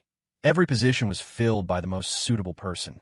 They had expanded from the east, but due to scandals there, they still couldn't openly display a sign in the capital. Lynthia reminded her that their leader was a vampire, and the Empire was extremely sensitive to anything related to demi-humans. Finn thought simply that if they did nothing wrong, there was nothing to fear. Lynthia warned that humans were full of prejudice, and everyone had their own views. She urged Finn to be careful with her words if she truly wanted to help the princes. Finn realized she had been a bit careless and apologized. "We're here. Milady, be on your guard." The two stood before the elegant building. They entered the capital branch and walked down the wide corridor. A beautiful demi-human maid greeted them. Our leader is waiting for you. Please enter this room. Finn and Lynfia exchanged solemn looks as they prepared to step in. The wooden door creaked as they entered. Inside was a luxurious office with a large desk, but the chair at the head was empty. Finn timidly greeted, but saw no one. Lynfia wondered if the maid had shown them the wrong room. Lynfia realized this was a psychological tactic to make visitors wait. Finn decided to sit and see what would happen. Finn began sipping a cup of hot tea. Time passed in silence. 2 hours passed with no sign of the leader. Lynfia grew impatient and suggested they leave. But Finn insisted on waiting. She believed there had to be a reason they were invited here. Lynfia wondered whether Finn felt insulted having to wait so long. Finn remained very calm. She said she was the supplicant, so waiting was only natural. If they couldn't meet today, she'd come back tomorrow. Finn's patient attitude impressed Lynfia. She privately thought the young lady was truly strong. Creak. The sound of the door opening cut through their conversation. A beautiful woman entered wearing an extremely provocative outfit. Still waiting? You two are persistent. Finn stood, greeted her, and introduced herself as Finn von Kleinert, daughter of Duke Kleinert. The woman was Yulia, the guild leader. She sat down with an air of authority. Call me Yulia. Lynfia showed her displeasure openly. You made us wait all this time and not even an apology? Yulia sneered and said if they didn't want to wait, they could leave. She wasn't forcing them to stay. She admitted the guild needed help to enter the empire, but they weren't willing to ally with just anyone. Yulia suggested skipping formalities and called Finn by name familiarly. I find you quite interesting. Finn agreed at once. She disliked strict formalities. She took a measured sip of tea to soothe her throat. Yulia asked what Finn had been doing while waiting. She replied simply that she had been watching the people around her. Yulia revealed an important detail. Representatives of all 4 throne candidates had come today seeking her support. Because meeting all of them at once was troublesome, she made each wait in a different place. In the end, only Eric's and Leonard's people managed to hold out today. But after 2 hours, Eric's representative gave up as well, leaving only Finn patient. Lynfia realized this leader was more skilled than she'd thought. Yulia got straight to the point. The other candidates all have major guild backers.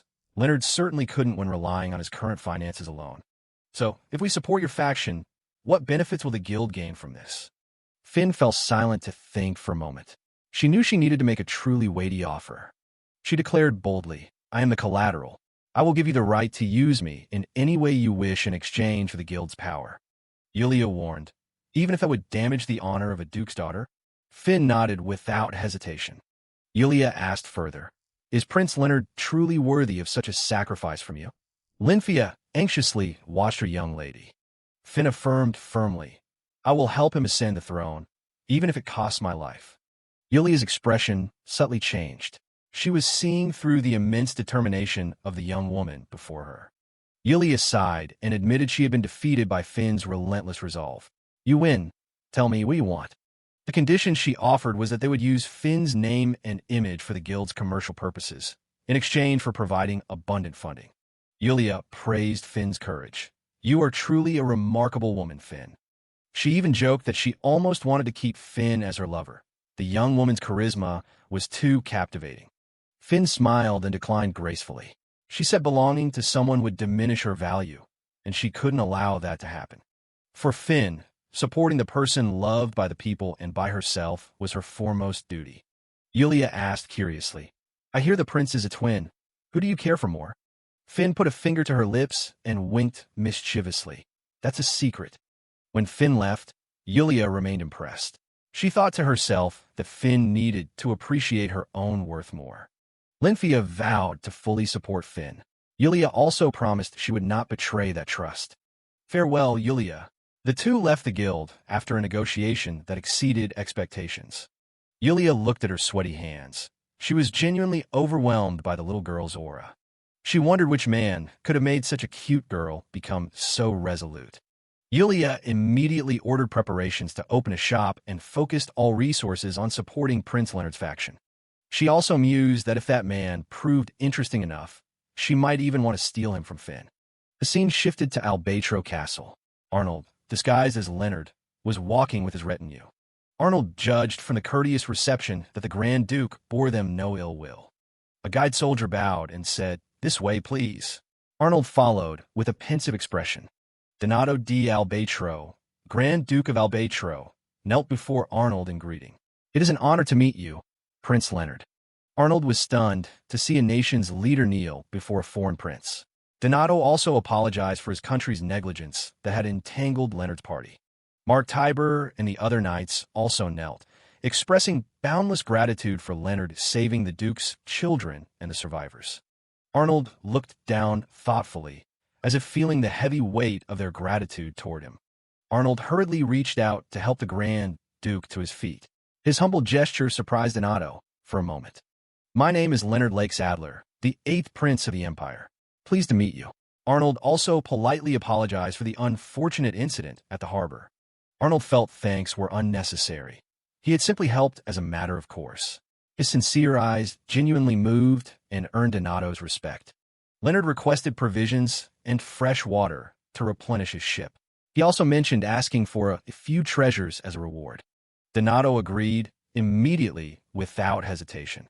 Afterwards, Leonard said he had one last important request to make. Arnold earnestly urged Donato to speak of the worries weighing on his heart instead of keeping them hidden. Donato realized he could no longer conceal it from the perceptive young prince. "I understand. It seems you already know about this." He revealed the secret of a sea dragon lurking in these waters. Its name is Leviatano. It has slept for over 200 years. Arnold was surprised it had slept so long. Donato explained they did not let it wake on its own, but used the power of a magical artifact to restrain it. A close-up of the ancient magical artifact, a staff bearing the power to seal sea monsters from long ago. 200 years ago, when Leviatano awoke and caused catastrophe, the regional nations joined to use the staff to seal it, causing that dynasty to decline. The Albatro family were entrusted with guarding the staff. However, the staff suddenly broke, forcing them to rush to sea to investigate the cause. Donato deeply regretted not contacting the Adventurers Guild immediately and felt guilty for dragging Leonard into this danger. Arnold calmly asked the Grand Duke about plans to cope with the impending sea dragon threat. Donato feared the Adventurers Guild would not respond quickly enough. Seeing this, Arnold put forward a proposal to resolve the situation. He suggested forming a dragon-slaying alliance with the Grand Duchy of Rondine. If Rondine learned Albatro was in distress, they might send troops to attack rather than help. Donato explained the two nations were at war, so an alliance request was impossible. Arnold proposed letting the Empire's ambassador mediate to remove the barrier. The Grand Duke asked Leonard for a little time to discuss this grave matter more thoroughly with his ministers. Arnold reminded him to decide quickly, because the enemy would certainly seize any opportunity to exploit the situation. Back in his private chamber, Arnold collapsed onto the bed, exhausted. "Phew, I'm completely drained." He wondered what Leo was actually doing. He decided to set aside his worries and trust Leo's ability to handle things. Now Arnold's mind was fully focused on how to kill Leviatano. Arnold knew only a few on the continent could fight a dragon. However, he had thought of two quickest ways to take down this S-rank monster. Either he would act himself under the name Silver, or the Empire would send a representative, meaning Elna would have to draw the Holy Sword. Arnold weighed the options, but there was no reason for Silver to appear in the south right now. He privately wished the old man on the throne would quickly ask the Adventurers Guild to deal with it and be rid of the problem. The current situation was Albatro trapped between Rondine and the Sea Dragon. To break free, they had to borrow supplies from neighboring countries, resulting in a heavy financial burden. In the private room, Arnold in Leonard's disguise sighed heavily. He was still puzzling over how to deal with Rondine when a knock sounded at the door. Opening the door, he put on the friendliest princely face he could see who had come. It turned out to be Princess Eva. She shyly apologized for dropping by so abruptly. Eva blushed and hesitated, saying she had come to thank her benefactor in person. Arnold smiled and said he was simply relieved to see the princess safe. He added a polite remark that if he had woken earlier, he wouldn't have had such a hard time. Eva grew even more bashful. She recounted that everyone she met praised Prince Leonard's bravery and kindness. Hearing that, Arnold hurriedly credited the crew, saying they were the ones who had worked hardest. Eva continued, saying she had heard how he dove into the sea to save his brother Julio. Eva looked at him with admiration, insisting only a true hero would dare jump into waters where a sea dragon lurked. This is over. Arnold broke into a cold sweat, realizing that if he kept playing this role, sooner or later she would fall head over heels for his twin. He fumbled, unsure how to make her dislike him a bit without revealing his identity. Meanwhile, Eva added, "It's awkward talking in the corridor. Shall we go inside?" Arnold was stunned by her forwardness. He wasn't good at dealing with girls like this at all. He quickly excused himself as in the middle of writing a report for the Empire, but still couldn't resist dropping a flirtatious line in true Leonard fashion that he was happy she called his name. Eva was so embarrassed she covered her face, while Arnold screamed internally at this unintended mishap. The princess apologized for the intrusion and suggested they dine together another time if their schedules allowed. He could only smile and nod farewell. No sooner had the door closed than Arnold collapsed from exhaustion. This situation had truly spiraled out of his control. He clutched his head in panic. This is really ruined, completely ruined. In his imagination, he saw himself frantically apologizing for making the princess fall in love with Leonard. He had to find a way to sever this messy emotional thread immediately. Arnold tried to calm himself, telling himself Eva was only overwhelmed by the image of the prince who saved her life. The feeling would fade if he did nothing more. Putting romance aside for now, he sat at the desk and began writing a letter to the Empire to update his father on the actual situation. If the sea dragon truly appears, the damage will spread to the Empire. To maintain good relations with Albatro, he planned to ask his father for permission to send El Nahir as a special envoy. The worst-case scenario was that this southern nation would vanish before the letter could reach the king. A truly terrifying prospect. The next day, Grand Duke Donato officially requested Leonard act as mediator to reconcile an alliance between Albatro and Rondine. He nodded and accepted immediately. The Grand Duke anxiously asked whether he really wanted to travel by sea, since Leviatano could be lurking out there. Arnold confidently explained that sea travel was much faster, and he also had the magical cannons Albatro had lent for protection. He guessed the monster was probably more worried about being resealed than hunting prey right now. He advised the Grand Duke to remain on high alert. The man bowed, gratefully for taking the burden off their shoulders. Arnold felt a little guilty about the excessive praise. As he was about to leave, a voice called from behind. It was Julio. The boy hurried after the Prince Messiah. Julio bowed his head and thanked Arnold again for saving so many people at the port. The boy still looked a bit shy. Arnold scoffed, saying it was Julio who cried for help, so he merely responded. He added, "Remember that praise. One day, I'll make you repay the debt." Julio was stunned by the arrogant yet impressive remark from the prince. The boy declared loudly that he wanted to become a respectable prince like Arnold. His eyes shone with belief. Arnold thought to himself that Leonard wasn't as perfect as people imagined. Some praised him as brave, but many also called him reckless and thoughtless. He turned his back and left Julio with sincere advice. If you believe what you're doing is right, never waver. He regarded that decisiveness as an admirable trait. Arnold used the rescue of the survivors as an example. He had made an immediate decision without caring about the outcome. A ruler sometimes must stand alone when making important choices. Julio listened intently, engraving every word of the young prince. Arnold's image now stood tall in the boy's eyes. Arnold smiled softly and concluded with one last line. To be a good prince, you must never waver from what you believe is right. Julio shouted with determination, promising he would never forget those words. The boy was completely convinced. Arnold silently evaluated his brother. Leonard was prone to be led by emotion, unlike their late eldest brother. Yet that unwavering quality was his strength. As long as he could make decisive choices, Leonard would become a good emperor for the Empire's sake. That's why Arnold was pushing him toward the throne. He smiled smugly, resolving to prevent selfish rivals from seizing the position. Though he knew Leonard would look at him and ask, "Why don't you do it yourself?" Arnold's great-grandfather used to say, "Those who find everything troublesome are unworthy to be emperor." Arnold thought to himself that, if so, he was certainly the least suitable person alive. After only a few days pretending to be the passionate younger brother, his spirit was already collapsing. Being a real hero was not easy at all. Now he just wanted to lie down and do nothing.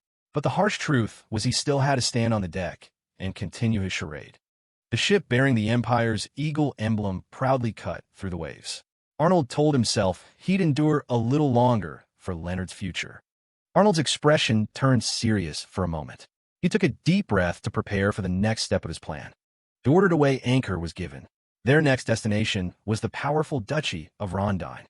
At Rondine Castle, Arnold, dressed in royal attire, knelt on one knee and formally introduced himself as the first prince of the Empire of Adrasia before the king. The king, with his snowy white beard, welcomed him warmly. He praised him for not minding the long journey to come here.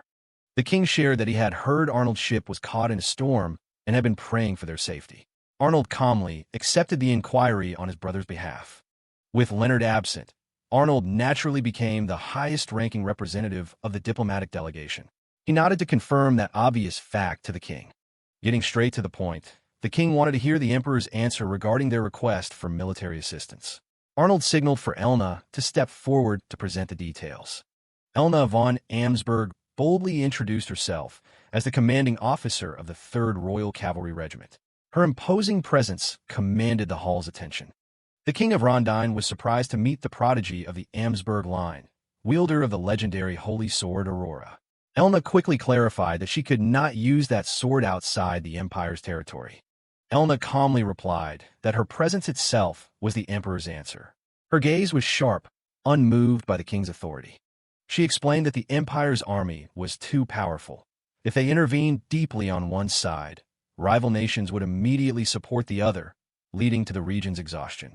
Therefore, the Emperor could not approve full-scale support. However, to maintain friendship, the Empire would still provide limited assistance. Elna proposed demonstrating Adrasia's military strength as an initial guarantee. She tactfully asked the king whether he wished to witness the Amsberg family's power. The king of Rondine was very enthusiastic. He was curious whether Elna could face multiple soldiers at once. Elna confidently replied that 10 men would be no problem. Hearing that, 10 elite soldiers of Rondine immediately formed up. Arnold sat at a distance, watching with a face that showed no surprise. Elna smiled and nodded, ready to face 10 soldiers at once to prove her claim. No sooner had she finished than all 10 soldiers charged with resounding shouts. The exhibition match began amid the spectators' suspense. Elna effortlessly defeated them, loudly ordering the knights not to falter before their mistress if they still called themselves cavalry. Meanwhile, Arnold yawned repeatedly, finding sitting idle terribly boring.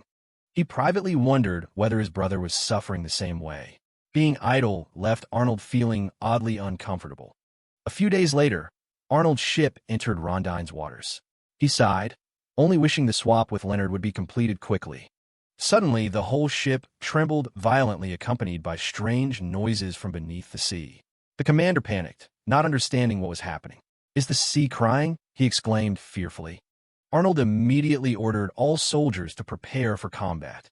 He barked for absolute silence at once, so as not to attract the attention of whatever was under the water. He realized he had been too complacent. Although they had set up concealment barriers, they hadn't expected to encounter the monster in these waters. It was too late to evade. They had to let it pass. A gigantic creature was gliding right beneath the ship's hull. The crew held their breath, only able to sense its movement through the undercurrents and swirling water sounds. Arnold stared thoughtfully at the black water. The giant sea serpent had passed, leaving an atmosphere thick with fear. The commander heaved a relieved sigh, drenched in sweat. He admitted he had thought the whole crew would die at the monster's hands. Arnold also admitted he had been careless not to anticipate the sea serpent appearing here. He thought to himself that Rondine was indeed a troublesome place. He analyzed that the monster was either heading to Rondine or had just returned from there. Either way, Rondine was about to face serious trouble. A soldier hurriedly ran up to report urgent news. It turned out Rondine was under sudden attack by the creature. Arnold jolted, realizing the ship he had left Leonard on was surely in danger. "I knew it," he muttered. The commander advised Arnold not to act on impulse, but he brushed it off. He ordered the ship to charge ahead at full speed to support his younger brother. Arnold smiled cryptically. Finally, the chance to swap places had come. He had been waiting for this moment for a long time. Determination gleamed in his eyes. A new performance was about to begin amid the smoke and fire of war. From afar, Explosions thundered, shaking the sea. Arnold's ship fired its magical cannons, beginning a dramatic rescue at Rondine's harbor. An AA-class Sea Serpent was viciously attacking warships around the port.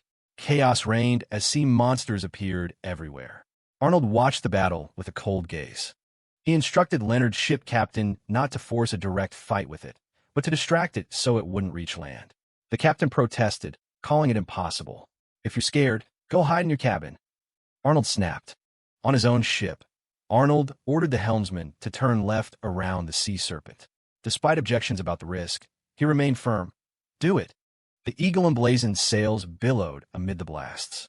Leonard's ship cheered as reinforcements arrived. "Leo's here," they cried hopefully. Arnold smiled confidently. The plan was in motion. Now was the time to show the world the true power of the Empire's prince. He ordered both ships to coordinate their attacks on the Sea Serpent. The captain obeyed at once, swiftly maneuvering the ship toward the target as the young prince planned.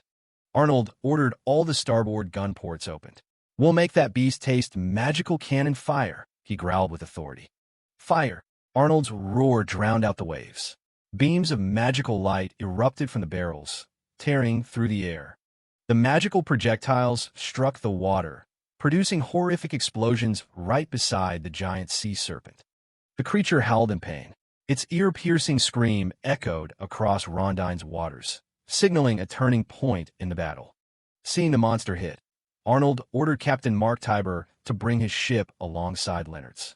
He wanted to finish off the creatures clinging to that ship. Arnold stood on deck and loudly ordered the cavalry to prepare to board. "Eliminate the monsters clinging to my brother's ship in close combat," he shouted. Arnold called Mark close to give instructions.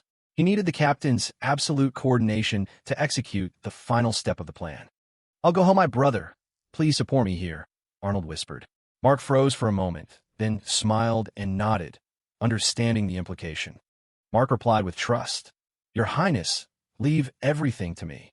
Arnold nodded, pleased by the deputy commander's loyalty. Arnold drew his sword and lunged onto the besieged ship. "Attack!" His shout invigorated all the soldiers on board. Yet inwardly Arnold grumbled. "This sword is so heavy." Playing the hero was truly exhausting him.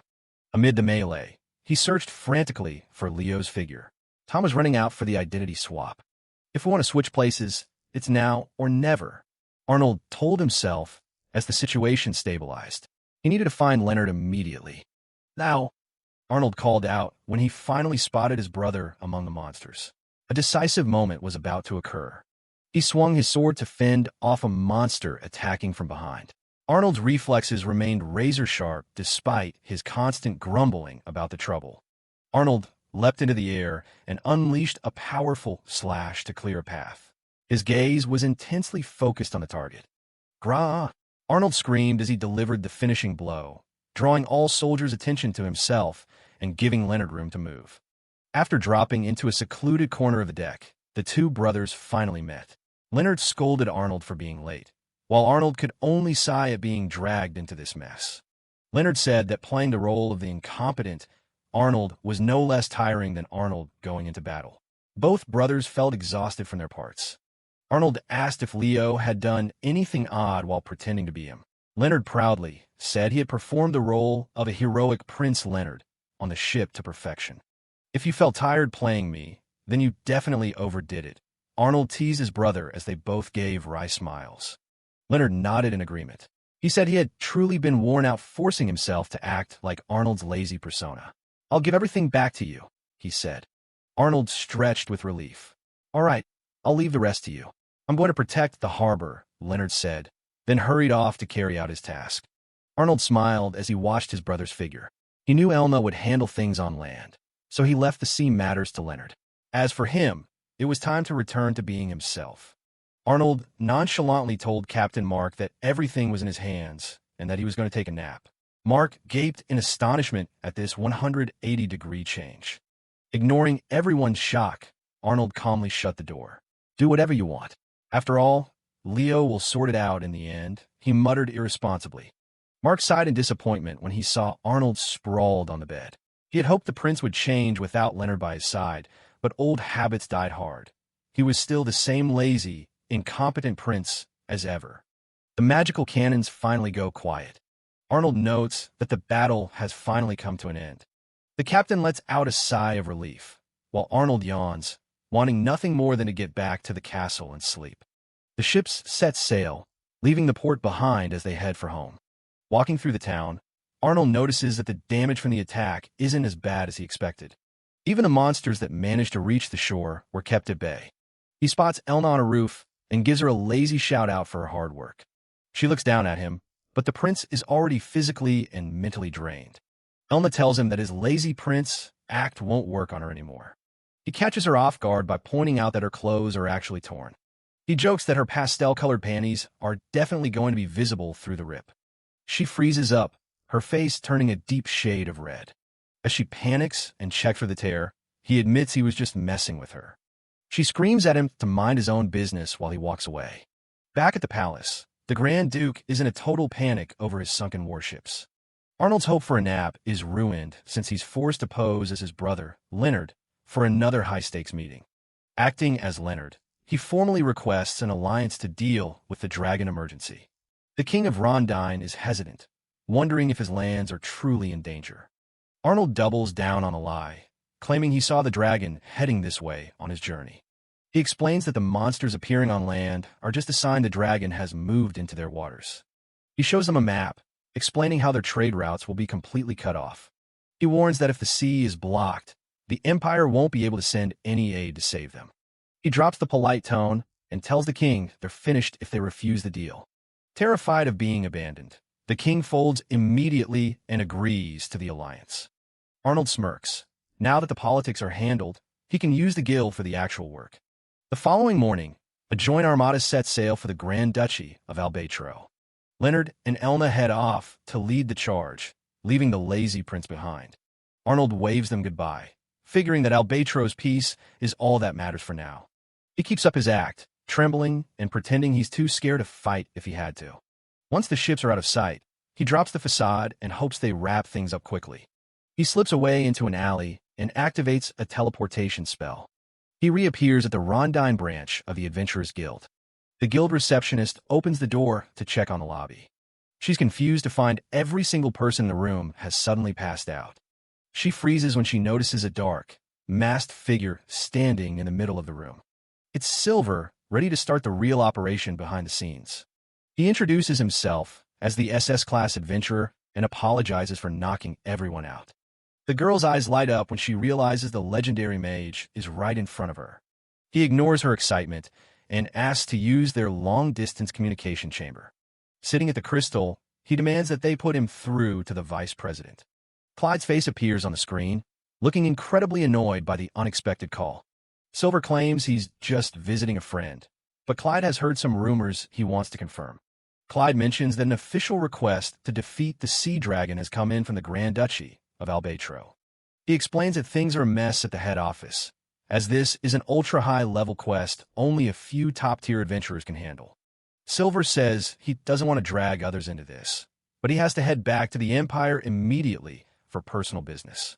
He tells Clyde to deal with the request himself, but Clyde warns him that the info has already leaked and the Empire is starting to intervene. Silver realizes that if the Empire steps in, they'll use it to put the southern region in their debt, creating a whole new mess. He wants the guild to handle it fast, so he asks Clyde to stay on the line and alert him the moment the dragon shows up. As he walks through the streets, Silver suspects someone is trying to use the dragon crisis to make themselves look like a hero. He decides the best move is to return to the capital and check on Finn while keeping an eye on the Empire's plans. Using his magic, he prepares to teleport back into his life as the useless prince. He reappears right in his bedroom at the castle, where Seabass is already waiting to welcome him home. Arnold acts surprised, asking how his butler always knows exactly when he's going to show up. Seabass reports that everything is going smoothly and that Lady Lynfia has been doing a great job protecting Finn.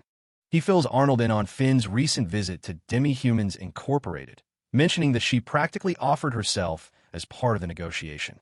Seabass sighs at her reckless dedication, while Arnold just listens, realizing how much of a handful she's become.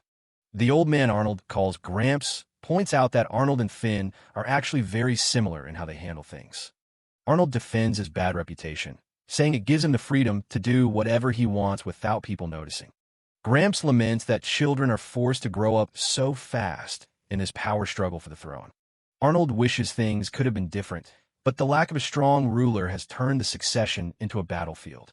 Gramps reminds him not to be too hard on Finn, understanding the pressure she's under to prove herself. Arnold remains silent, taking in the old man's words as he considers his next move. He lets Seabass know he's got it from here and prepares to head toward Finn's room. Finn is stunned when a legendary Silver suddenly appears in her doorway. Silver greets her and politely asks for a moment of privacy, acknowledging Lynthia as well. Lynthia is visibly moved that such a famous adventurer actually remembers meeting her. Despite her respect for him, Lynthia stands her ground, reminding him that she's currently Finn's bodyguard. Silver doesn't back down, insisting that he needs to speak with Finn one-on-one. Arnold thinks to himself that while Lynthia's loyalty is great, it's making his current job a lot harder. Lynthia remains firm, ready to protect her charge even against the strongest adventurer in the guild. Seabass steps in, reassuring Lynthia that he'll keep an eye on things and she won't be in the way. Finn decides to trust him and asks Lynthia to wait in another room for a bit. Seeing that even Sir Seabass is on board, Lynthia reluctantly agrees to step out. Seabass leads the bodyguard out, finally leaving the room to the two of them. Finn welcomes him back and asks if something has happened to bring him here so suddenly. Silver cuts straight to the point, mentioning that he heard about her high-stakes meeting with the demi-humans. Finn excitedly tells him the negotiations went perfectly and that the representative was actually very kind. Silver's tone turns serious as he prepares to say something he knows he might not have the right to. He looks her in the eye and tells her that he wants her to start valuing herself a lot more. Finn stares back at him, completely caught off guard by his sudden sincerity. Silver admits it hurts to see her disregard her own safety just to prove she's useful to him. He tells her plainly that she is special, and she doesn't need to throw her life away for his sake. He explains that only Seabass and she know the truth about his double life, making her a vital part of his world. He finishes by telling her that the moment she learned his secret, she stopped being just an outsider to him. With his mask removed, Arnold smiles warmly at Finn, declaring that if Leo is his only brother, then she's his one and only co-conspirator, a partner who cannot be replaced. Finn's eyes well up with emotion and her cheeks flush as she listens to his confession, deeply moved by the trust he has placed in her and the comfort of sharing his greatest secret.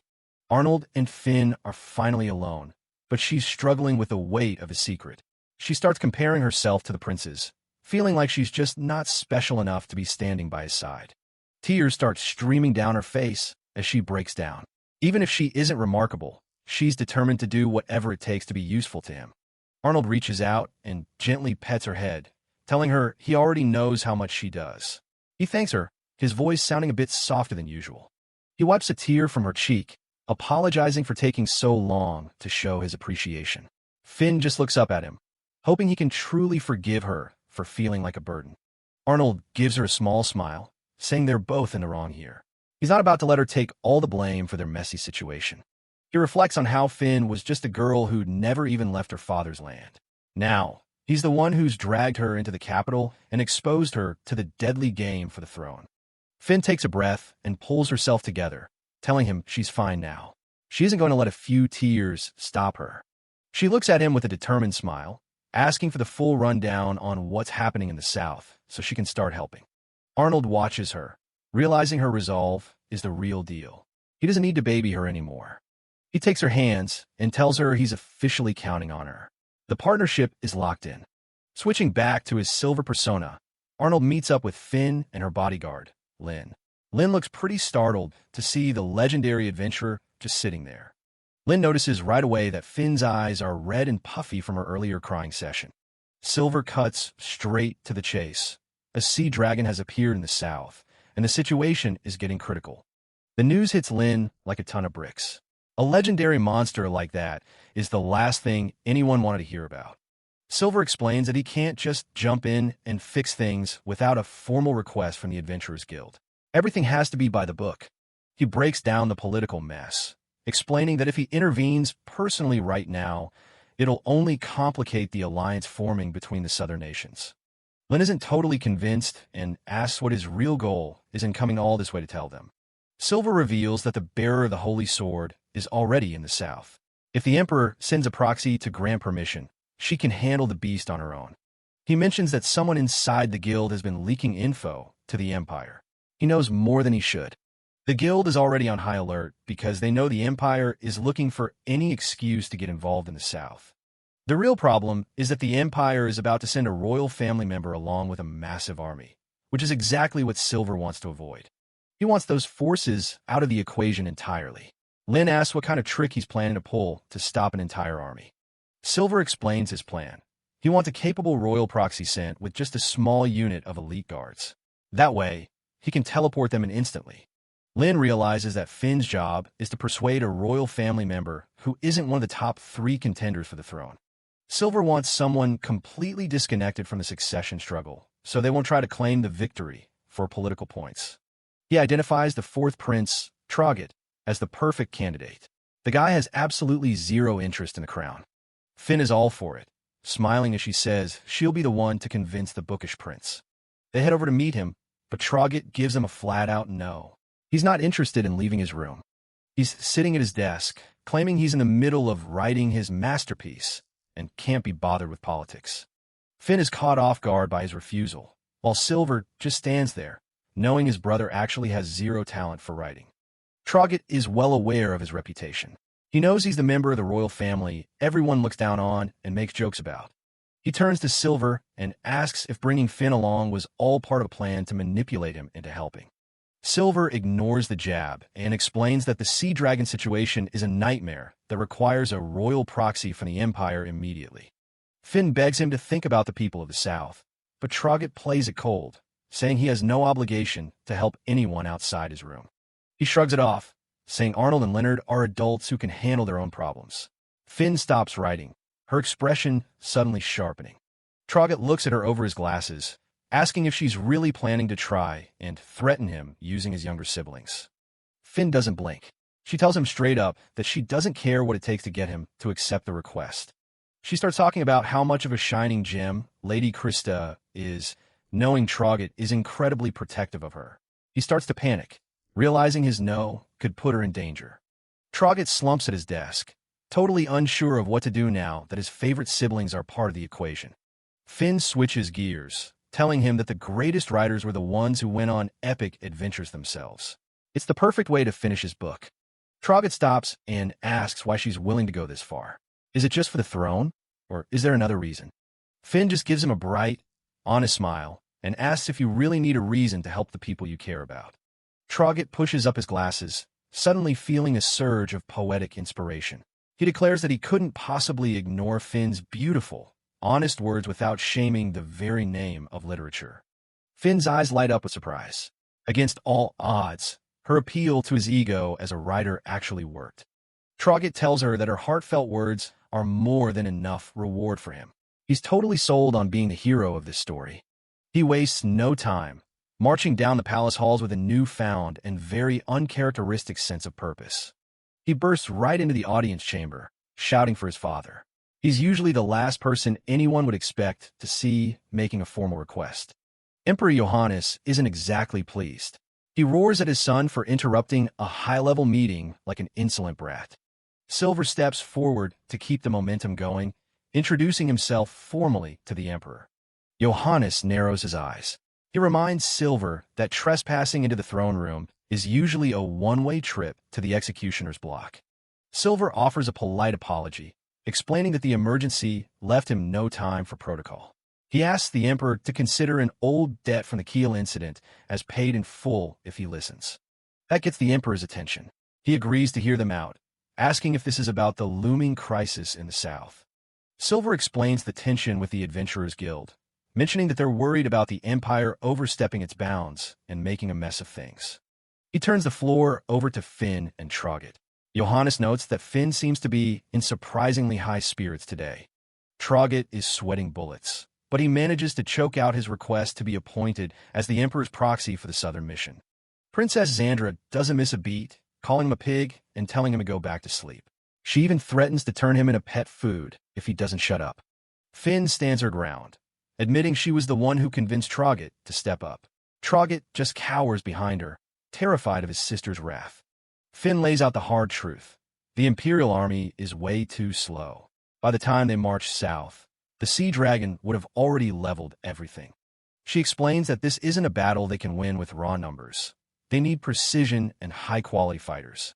Johannes asks why on earth he should send Troggett of all people. Finn explains that as a royal proxy, he can grant the hero in the south permission to use the holy sword, Aurora. Silver adds that Troggett is the perfect choice because his only job is to transport the sword without getting in anyone's way. Prince Gordon is insulted, demanding to know if Silver is suggesting the Imperial army would lose even with Elna on their side. Finn stays calm, assuring him that victory is certain, but the time it would take to organize a full military campaign is a luxury they don't have. Silver points out that he can use transfer magic to get a small, elite team there instantly, which would do more for the Empire's reputation than a slow-moving invasion. Xandra scoffs at the sophistry, arguing that a full-scale rescue by the Empire's own forces would be a much better PR move. Eric pushes up his glasses and sides with Finn. He warns that Xandra's plan would just ruin their relationship with the Guild and make the Empire look desperate for territory. Gordon slams his fist, begging his father to let him lead a conquest and seize the South for themselves. Johannes lets out a dry laugh. He appreciates Gordon's honesty, but he's not looking to annex the South today. He officially decides to go with Finn's plan. Xandra is fuming, but there's nothing she can do once the Emperor has spoken. High-stakes politics is never pretty. Johannes orders everyone to cooperate with the Adventurers Guild and tells Troggett to step forward to receive his orders. He produces a royal signet, confirming Troggett's new authority for this mission. With a booming voice, Johannes officially appoints Troggett as his proxy to deliver the Holy Sword, Aurora, to the front lines. He looks at Silver and asks him to personally watch over his son. Silver gives his word that Troggett won't lose a single hair on his head. The other siblings can only watch in bitter silence as their useless brother gets a major assignment. The power balance in the palace is shifting. Down at the docks, Troggett is already complaining that he'd rather have a beautiful woman protecting him. Silver tells him he'll find exactly what he's looking for in the South. Finn sees them off, promising to wait for Silver's safe return. He gives her a final nod, promising to be back before she knows it. The scene shifts to the Grand Duchy of Albatro, where the naval blockade has the port at a total standstill. The tension is thick in the air. Grand Duke Albatro meets with Grand Duke Rondine, thanking him for making the journey despite the circumstances. They have to stick together. Arnold, back in his prince persona, stands with Elna on the pier. They've cleared the first political hurdle, but the real work is just beginning. Elna looks out at the water, noting that the only thing left to do is find a way to kill a legendary sea dragon. No big deal, right? Suddenly, Elna's instincts flare. She shouts for the troops to get on high alert and protect the dukes as the sea begins to churn. A massive pillar of water erupts from the bay with a deafening roar. Something big is coming up. The Grand Dukes can only watch in absolute horror as the waves crash over the docks. The monster has finally arrived. Elna and Arnold draw their weapons, facing down the massive shadow rising from the depths. The battle for the South starts now.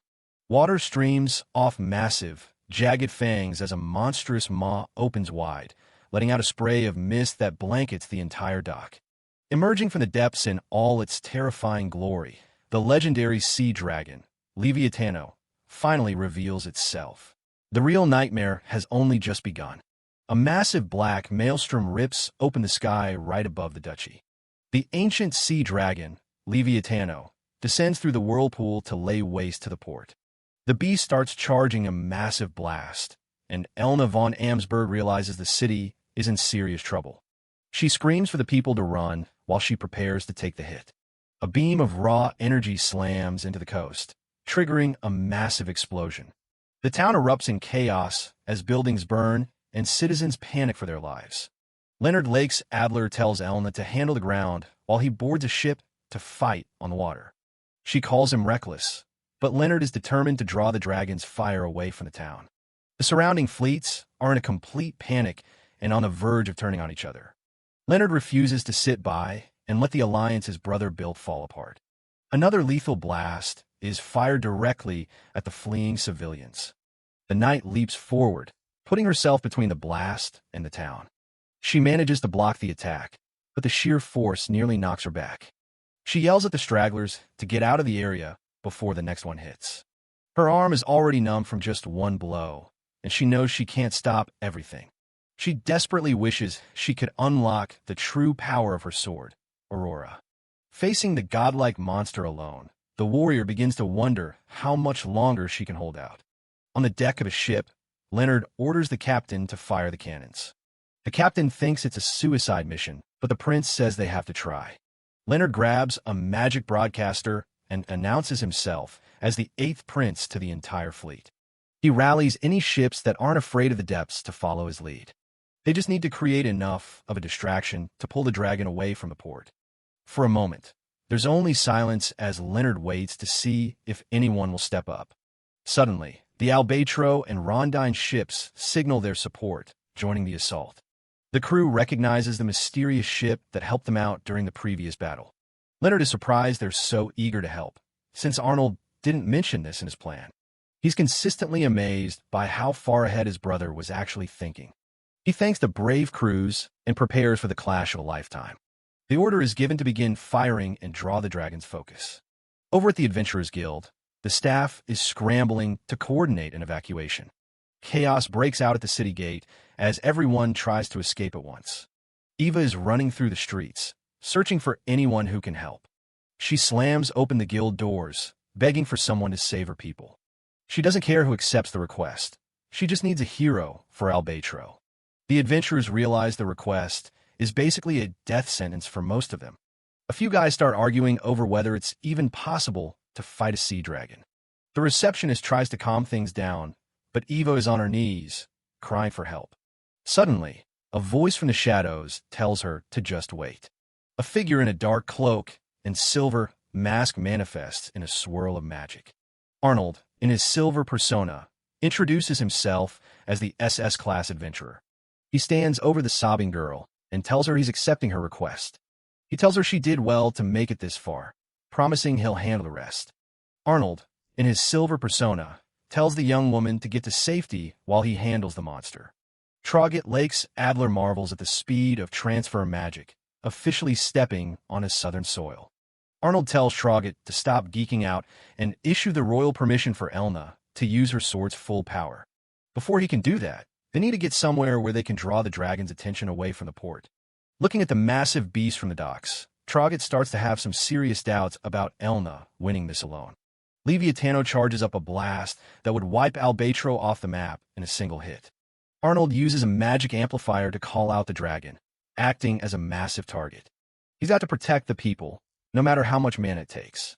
The ancient dragon glares at the human pest, remembering the tool that once put it to sleep. Determined never to be sealed again, it prepares to settle the score once and for all. The beast fires a point-blank energy beam, promising its enemy a quick and painless death. Elna closes her eyes, apologizing to her parents and thinking of Arnold one last time. Suddenly, a massive divine barrier materializes between her and the blast. The dragon screams in frustration as it realizes its ultimate attack has been completely nullified. The barrier is Aegis, the impenetrable shield of the gods, and it's being held by the masked adventurer. Elna stares in awe at the sheer power required to stop a dragon's breath midair. Eva's brother Julio recognizes the prince, relieved that reinforcements finally arrived. Arnold introduces himself to the royal family of Albatro as the SS-class adventurer, Silver. Beside him, Traugott Lakes Adler makes his grand entrance, identifying himself as the 4th Imperial Prince. Arnold tells his brother to stop posing and get to work while the barrier is still holding. Traugott isn't exactly the combat type, but he's here to fulfill his duty as Imperial royalty. He praises Eva's bravery, noting it's a rare sight in these troubled lands. He takes a deep breath, preparing to use his authority for the sake of the duchy. Using a magic amplifier, he broadcasts his arrival to everyone within Albatro. He clarifies that he's here as the Emperor's proxy, not necessarily to save the city himself. He asks if any knights of the Empire are present and ready to follow his lead.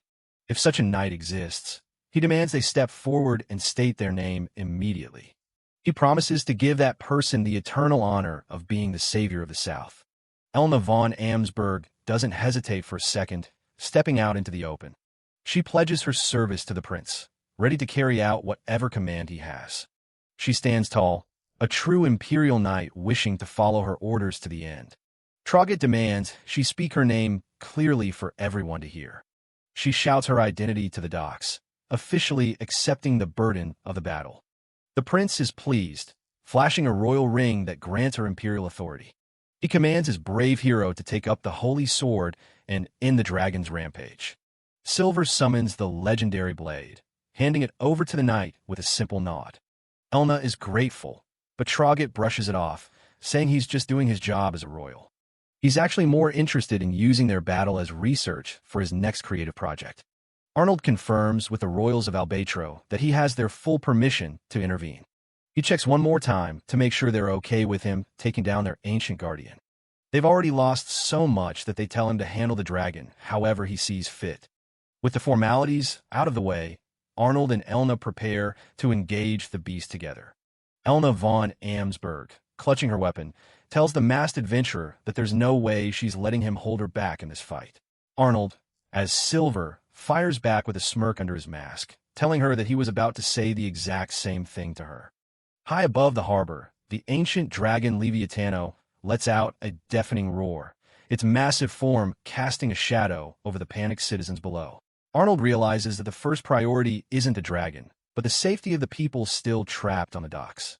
Arnold channels a massive amount of mana into his palms, his eyes glowing behind his mask as he prepares to cast a high-level protection spell.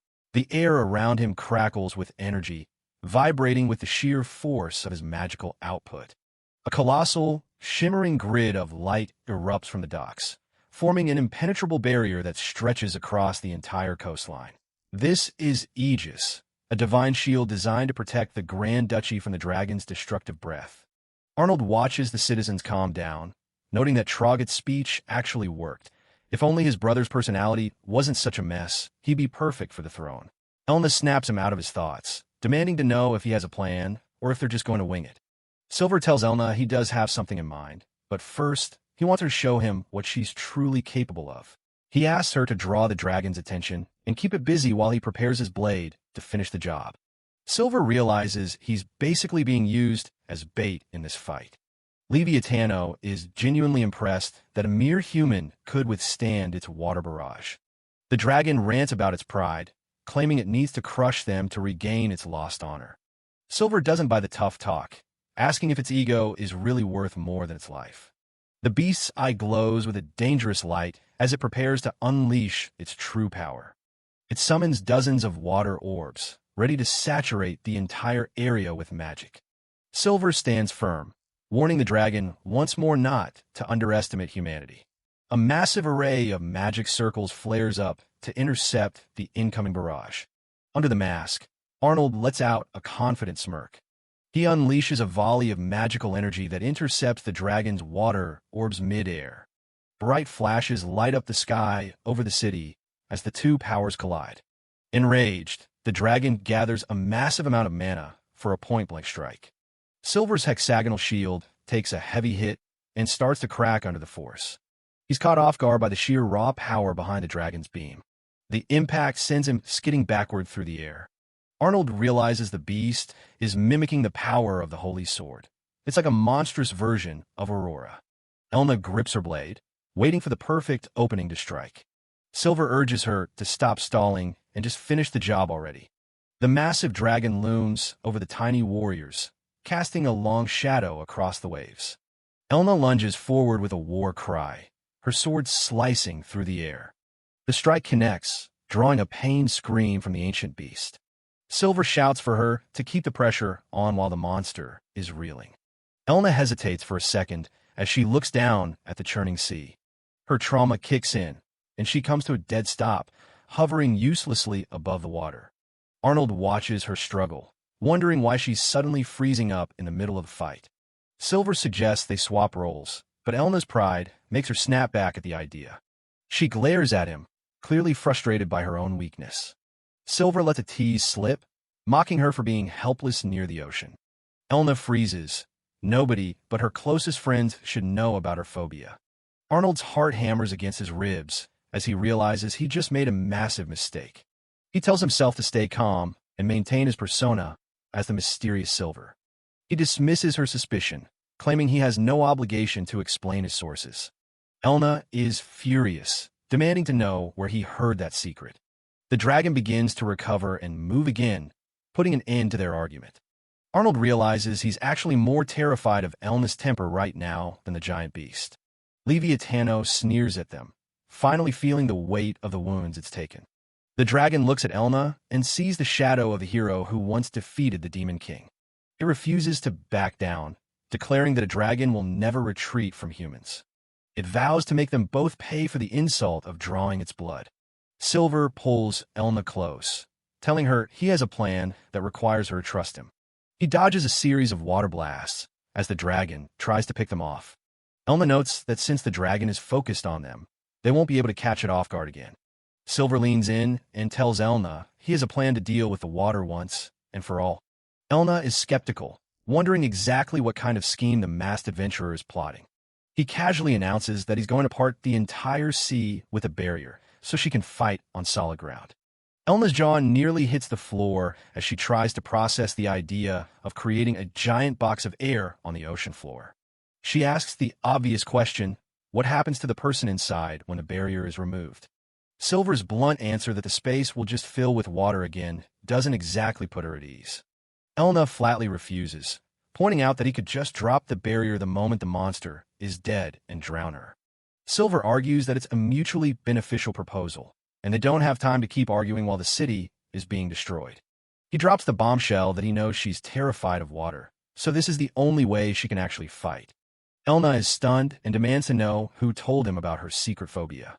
Silver claims he heard it directly from Prince Arnold back when they were in Rondine. Elna is still suspicious, knowing that Arnold isn't the type of person to share such personal secrets with a stranger. She warns him that if he's lying, she won't show him any mercy. Silver doubles down, saying Arnold only shared it because he was deeply worried about her safety. The idea that her insipid friend cared enough to look out for her causes Elna to crack a small, knowing smile. She calls Arnold a dummy for being such a worrywart about her. She finally agrees to the plan, but only because she trusts Arnold's judgment in trusting Silver. Elna tells him she doesn't like the situation, but she'll give him a pass just this once. Silver wastes no time and activates his magic, ready to perform the impossible feat. A massive cubic barrier descends, slamming into the ocean and displacing millions of tons of water. The dragon is trapped inside the geometric air pocket, confused by the sudden change in its environment. Elna finds herself standing on the dry sea floor, finally free from the paralyzing fear of the open water. She realizes she has to fight now, so that her oldest friend never has to worry about her again. The dragon is outraged, screaming in confusion at the human's strange magic.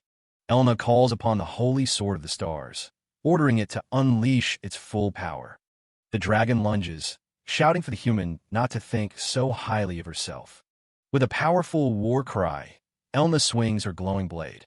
She unleashes a blinding light burst that tears through the dragon's body. The ancient beast is shredded by the blast, its physical form finally giving way. As the dragon falls, Elna takes a breath, her energy completely spent. The barrier begins to crumble, and the ocean starts rushing back in with a roar. Panic sets in as Elna sees the wall of water descending upon her. Silver swoops in just in time, grabbing her before the sea can swallow her whole. Elna is embarrassed by the princess Carrie and shouts at him to let her go. She argues that he shouldn't expect to thank you since it was his flimsy barrier that failed in the first place. Silver uses his magic to lift the massive remains of the dragon out of the water. He points out that an S-class dragon's body will fetch a high price and can be used to fund the city's reconstruction. He notes that while the spoils usually go to the victor, this is a special case for the sake of the kingdom. Elna is surprised by his practical thinking and admits her opinion of him is changing. Silver just laughs it off, saying he's not just some hero who waves a sword around. As he prepares to leave, Elna stops him, asking one last time what his relationship with Arnold really is. Silver gives a cryptic answer, describing them both as co-conspirators in the same plot. Silver vanishes in a puff of smoke, leaving Elna alone on the beach with more questions than answers.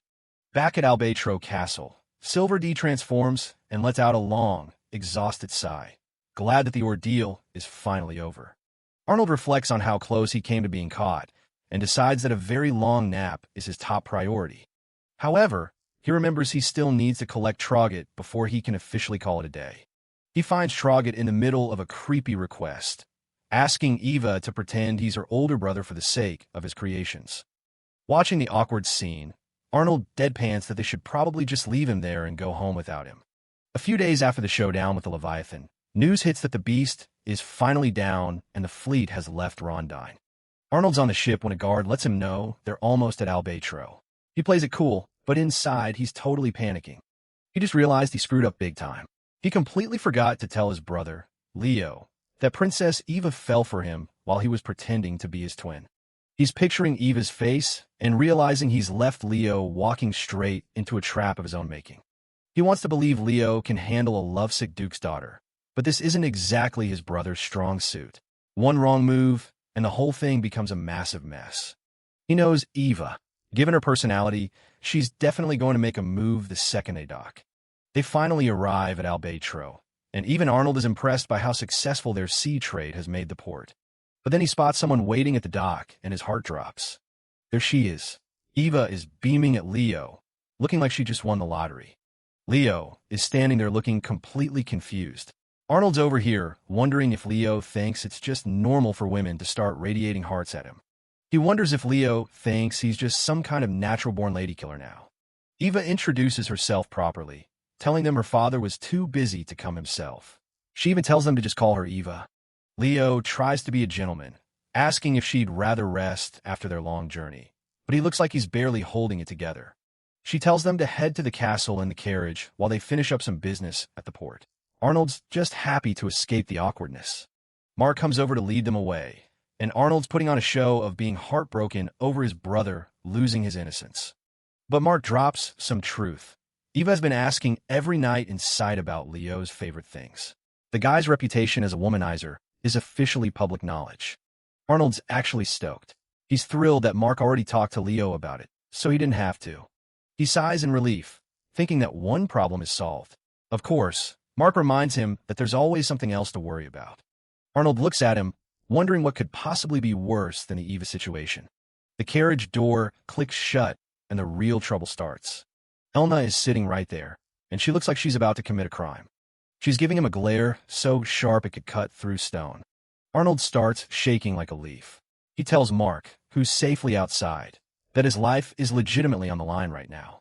Mark just tells him to handle it like he always does.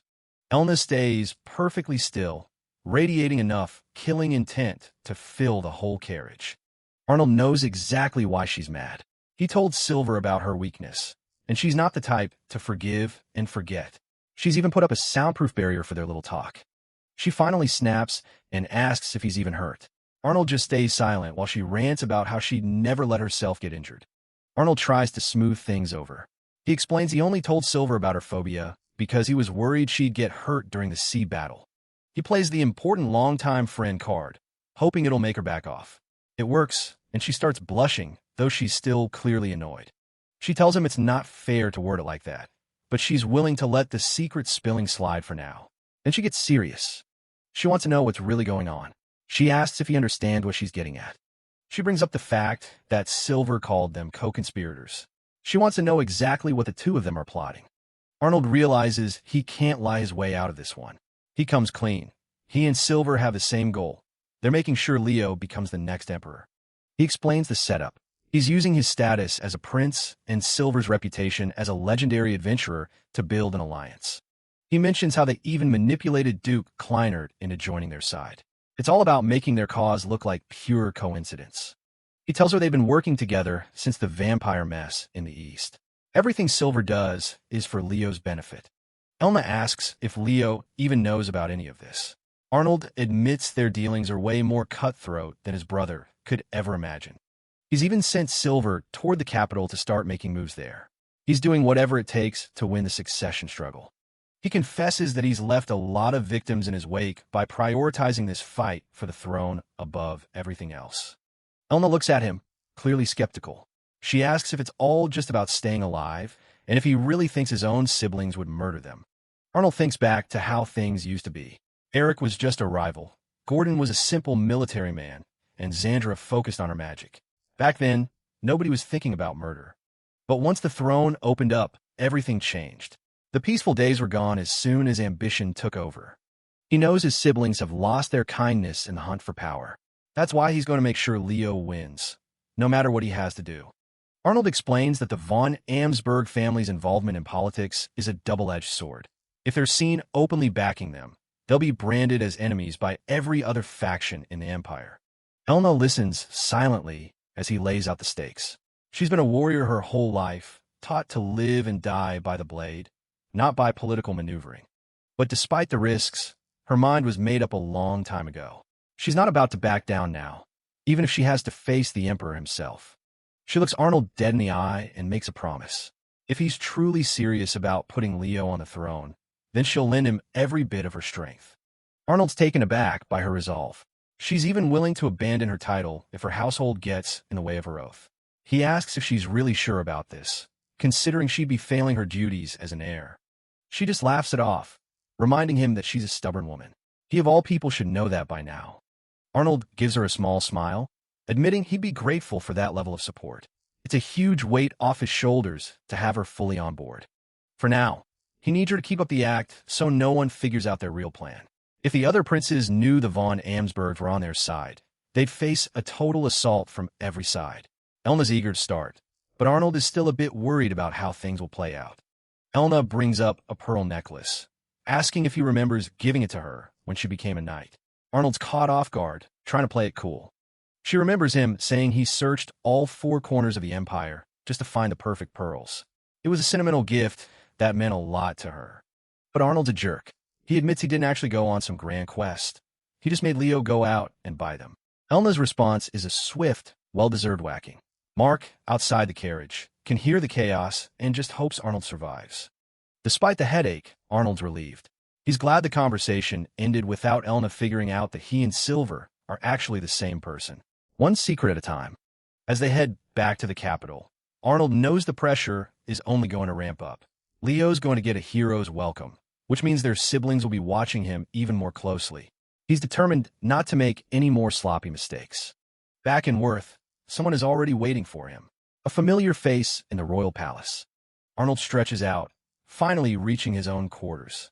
He lets out a massive groan of relief as the tension of the trip starts to melt away. He's finally home, and he's not alone. He can finally drop the mask of the hero and the facade of the lazy prince. Finn is right there to welcome him back with a warm smile and a fresh cup of tea. She notices he's in an unusually good mood. Arnold agrees. This is the one place where he can actually be himself. Finn has become his sanctuary, the co-proprietor of his secrets.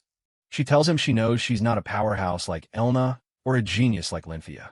She doesn't think she'll be able to help him much with the bigger struggles ahead. But she's determined to do what she can. She wants to support him in her own way, providing a space where he doesn't have to carry the weight of the world. She wants to be the person who welcomes him home when he's exhausted and sees him off with a smile when he has to go back into the fray. She promises to wish him the best on every departure and praise him for every job well done. It's a simple goal, but one that hits Arnold hard. He gives her a genuine smile, telling her he's counting on exactly that. Just knowing she's there is enough to keep him going. She calls herself just a bird, and Arnold is her perch. She begs him to always return to this place, no matter how bad things get outside. Arnold takes a sip of his tea, promising that as long as she's there, he'll always find his way home. She's the one person who needs Arnold, the person, not the hero or the prince. Finn wonders aloud if there will ever be a day where he can be his authentic self outside of these walls. Arnold just gives a vague answer, not really sure himself. He knows it won't happen until the conflict for the throne is over. Until then, it's safer for everyone if he keeps playing the part of the inept prince. It makes it much harder for his enemies to see him as a real threat. Finn takes his hand, silent for a moment as she processes how much he's actually carrying. She understands, but it's still a heavy realization. Arnold tells her not to worry. As long as he has her to share this secret with, he's at peace with his choices. He doesn't need public recognition from the people of the Empire. He's putting a lifetime's worth of effort into this conflict. But once it's over, he's planning to just live his life however he wants. He's faking a lot of things right now to make that future a reality.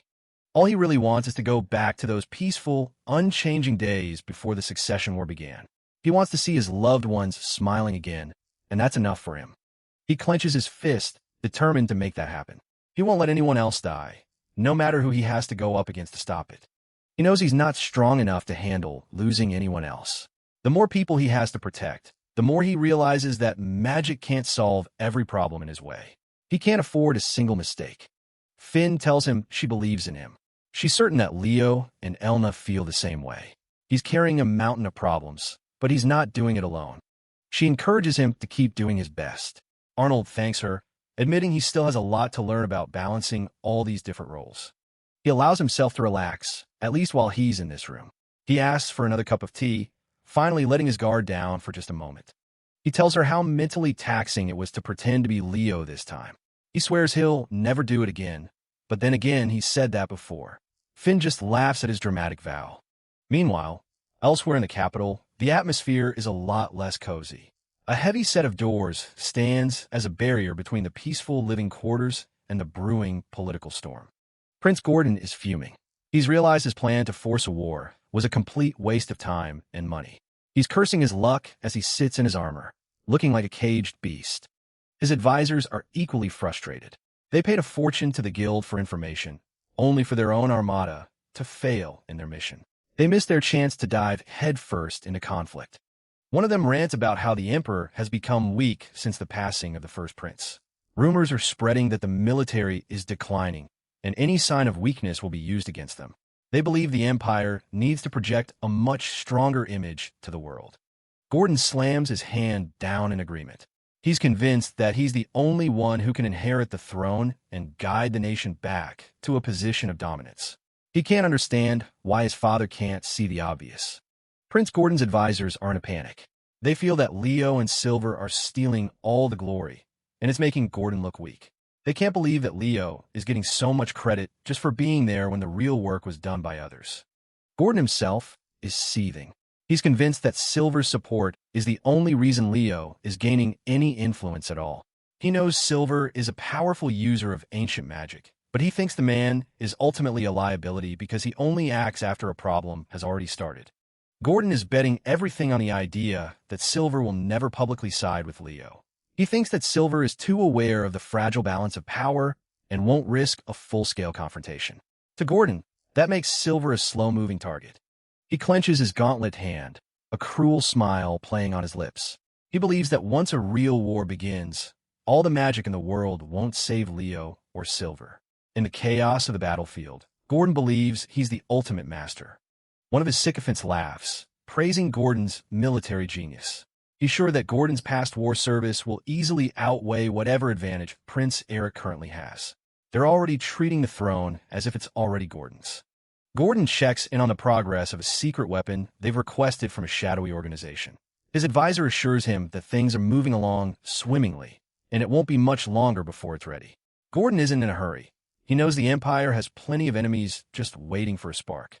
He's counting on his father, the Emperor, needing his military might when the time inevitably comes.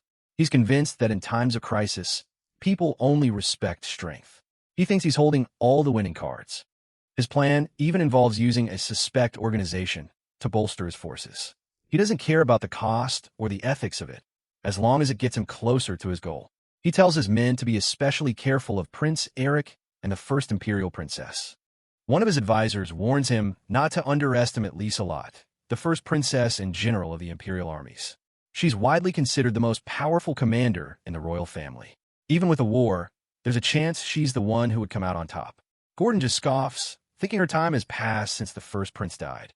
Gordon's temper flares as he grabs the man by the collar. He's insulted by the suggestion that he's somehow inferior to his sister. His glare is terrifying, and the advisor is left stuttering in fear. He orders the man to be thrown out immediately, having no use for anyone who lacks a discerning eye. He surrounded himself with yes-men, and anyone who offers a different opinion is swiftly silenced. He's convinced he's the only commander the Empire truly needs. Gordon's arrogance is on full display as he vows that once he's on the throne, his sister's head will be the first to fall. He doesn't fear her, seeing her as nothing more than a minor annoyance on the eastern border. He's determined to be the sole master of the Empire's military. Elsewhere, in a much quieter room, Prince Eric is watching the drama from afar. He's not surprised that Gordon is already purging his own followers for speaking the truth. It's exactly the kind of predictable behavior Eric expects from his brother. Eric just laughs it off, seeing Gordon as a fool who's only making things easier for him. By surrounding himself with blind sycophants, Gordon is creating his own downfall. Eric is much more interested in the bigger picture. He's content to let Leo and Xander deal with Gordon for now. He knows Gordon is plotting something, but he's not worried. He's waiting for the one person who can actually challenge him to emerge from the pack. Eric takes a long sip of his wine, a cold, calculating look in his eyes. He's a man who plays the long game, and he's eager to see who's going to be brave enough to stand against him. He's confident that in the end, they'll all be under his heel. He's already thinking about his next move, his mind a whirlwind of political schemes and power plays. He's not just aiming for the throne, he's aiming for total control. He's a master manipulator who's just waiting for the right moment to strike. The scene shifts to the inner palace of the castle of the Imperial Sword. A new day is beginning, and with it come new challenges and new secrets to uncover. A voice calls out, bringing someone named Krista into the fold. A young girl with long blonde hair and a crown of flowers looks up, her eyes wide with curiosity. She's the picture of innocence in a place full of shadows and intrigue. She wonders what they're going to talk about today. She points to a massive, glowing gemstone that's only half complete. She's curious as to why her mother chose to decorate the room with such an unusual object. It's a question that hints at a much deeper history. Her mother explains that it's a symbol of good luck, even if it is only half complete. She begins to recount a story from 11 years ago, a time of great upheaval and war for the Empire. It's a history lesson that's vital for understanding the current state of things. Back then, the Empire was caught in a brutal conflict between the Sakal Empire to the east and the Kingdom of Pellerin to the west. The Sakal Empire had invaded and destroyed the Dwarf Kingdom, forcing many of the survivors to flee into the Empire for protection. It was a chaotic time that shaped the future of the nation. The Sakal Empire was furious that the Empire was harboring the dwarves and their advanced technology. They sent countless threatening messages, demanding that the migrants be turned over. It was a diplomatic nightmare that the Emperor had to navigate with extreme caution. Imperial Chancellor Franz Seebeck was right in the thick of it. He knew that if they gave up the dwarves, they'd make an enemy of every demi-human on the continent. It was a choice between a war with a powerful neighbor or a total loss of trust from their allies. The pressure was immense. Emperor Johannes himself was the one who had to make the final call. He was a younger man then, but already possessed the piercing gaze that would define his reign. He was acutely aware that a wrong move could lead to a war much worse than anything they were already facing. He was looking for a third option. He suggested that if they could give the Sakal Empire something equally valuable as the Dwarven technology, they might be able to de-escalate the situation. It was a high-stakes gamble that required a very specific kind of resource. He was betting on human greed to solve a political crisis. The Sakal Empire was a nation of magic, but they lacked one critical item for their research: gemstones. These rare ores could store massive amounts of mana, making them incredibly valuable for any magic user. The larger the stone, the more power it could hold, and the harder it was to find. It was the perfect bargaining chip. Seebeck was hesitant, wondering if such a move would make the Empire look weak. But Johannes was firm. He knew that preventing a second war was a price well worth paying. He was willing to trade wealth for stability, a move that showed his pragmatic approach to leadership.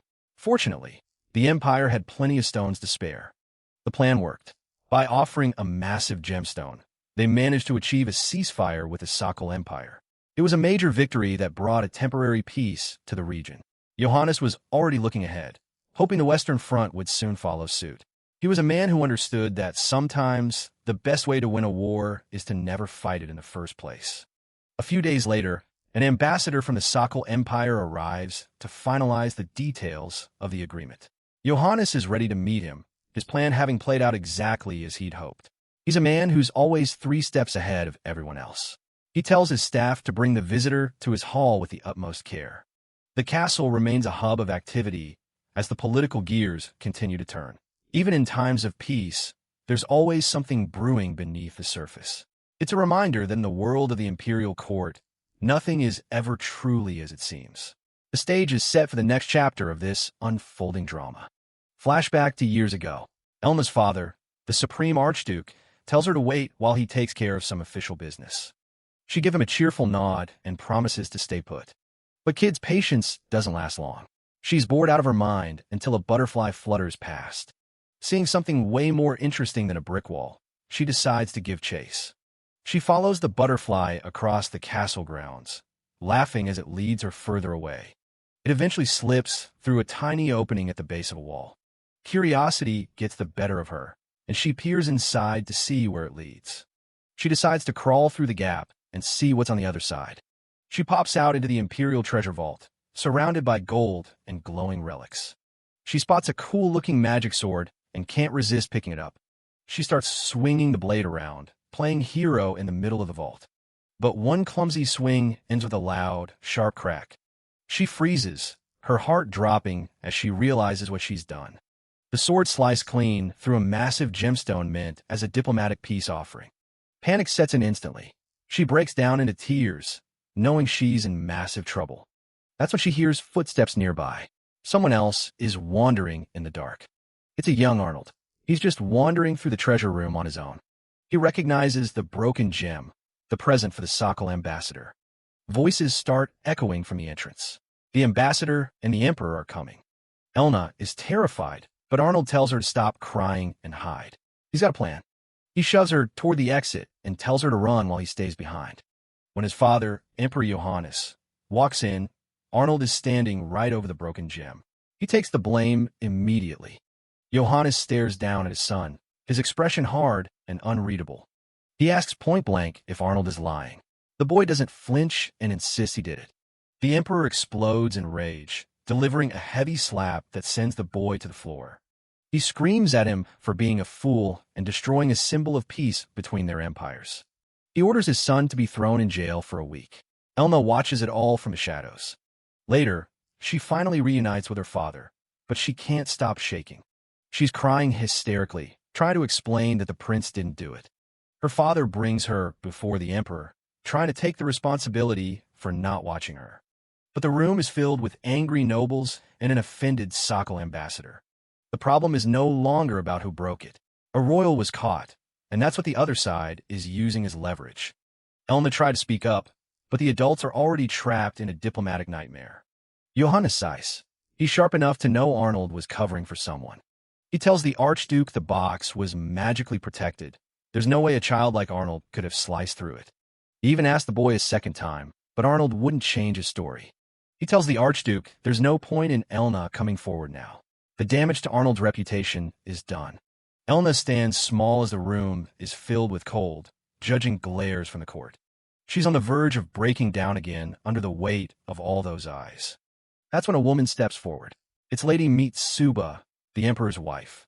She walks over and gently asks if she's the Archduke's daughter.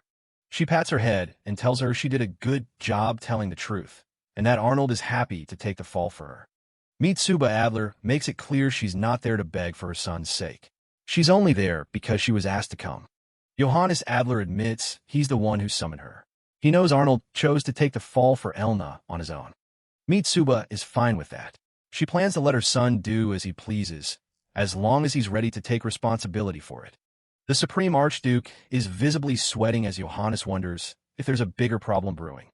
Elna watches as the Emperor notes the ambassador won't be satisfied with just a replacement gem anymore.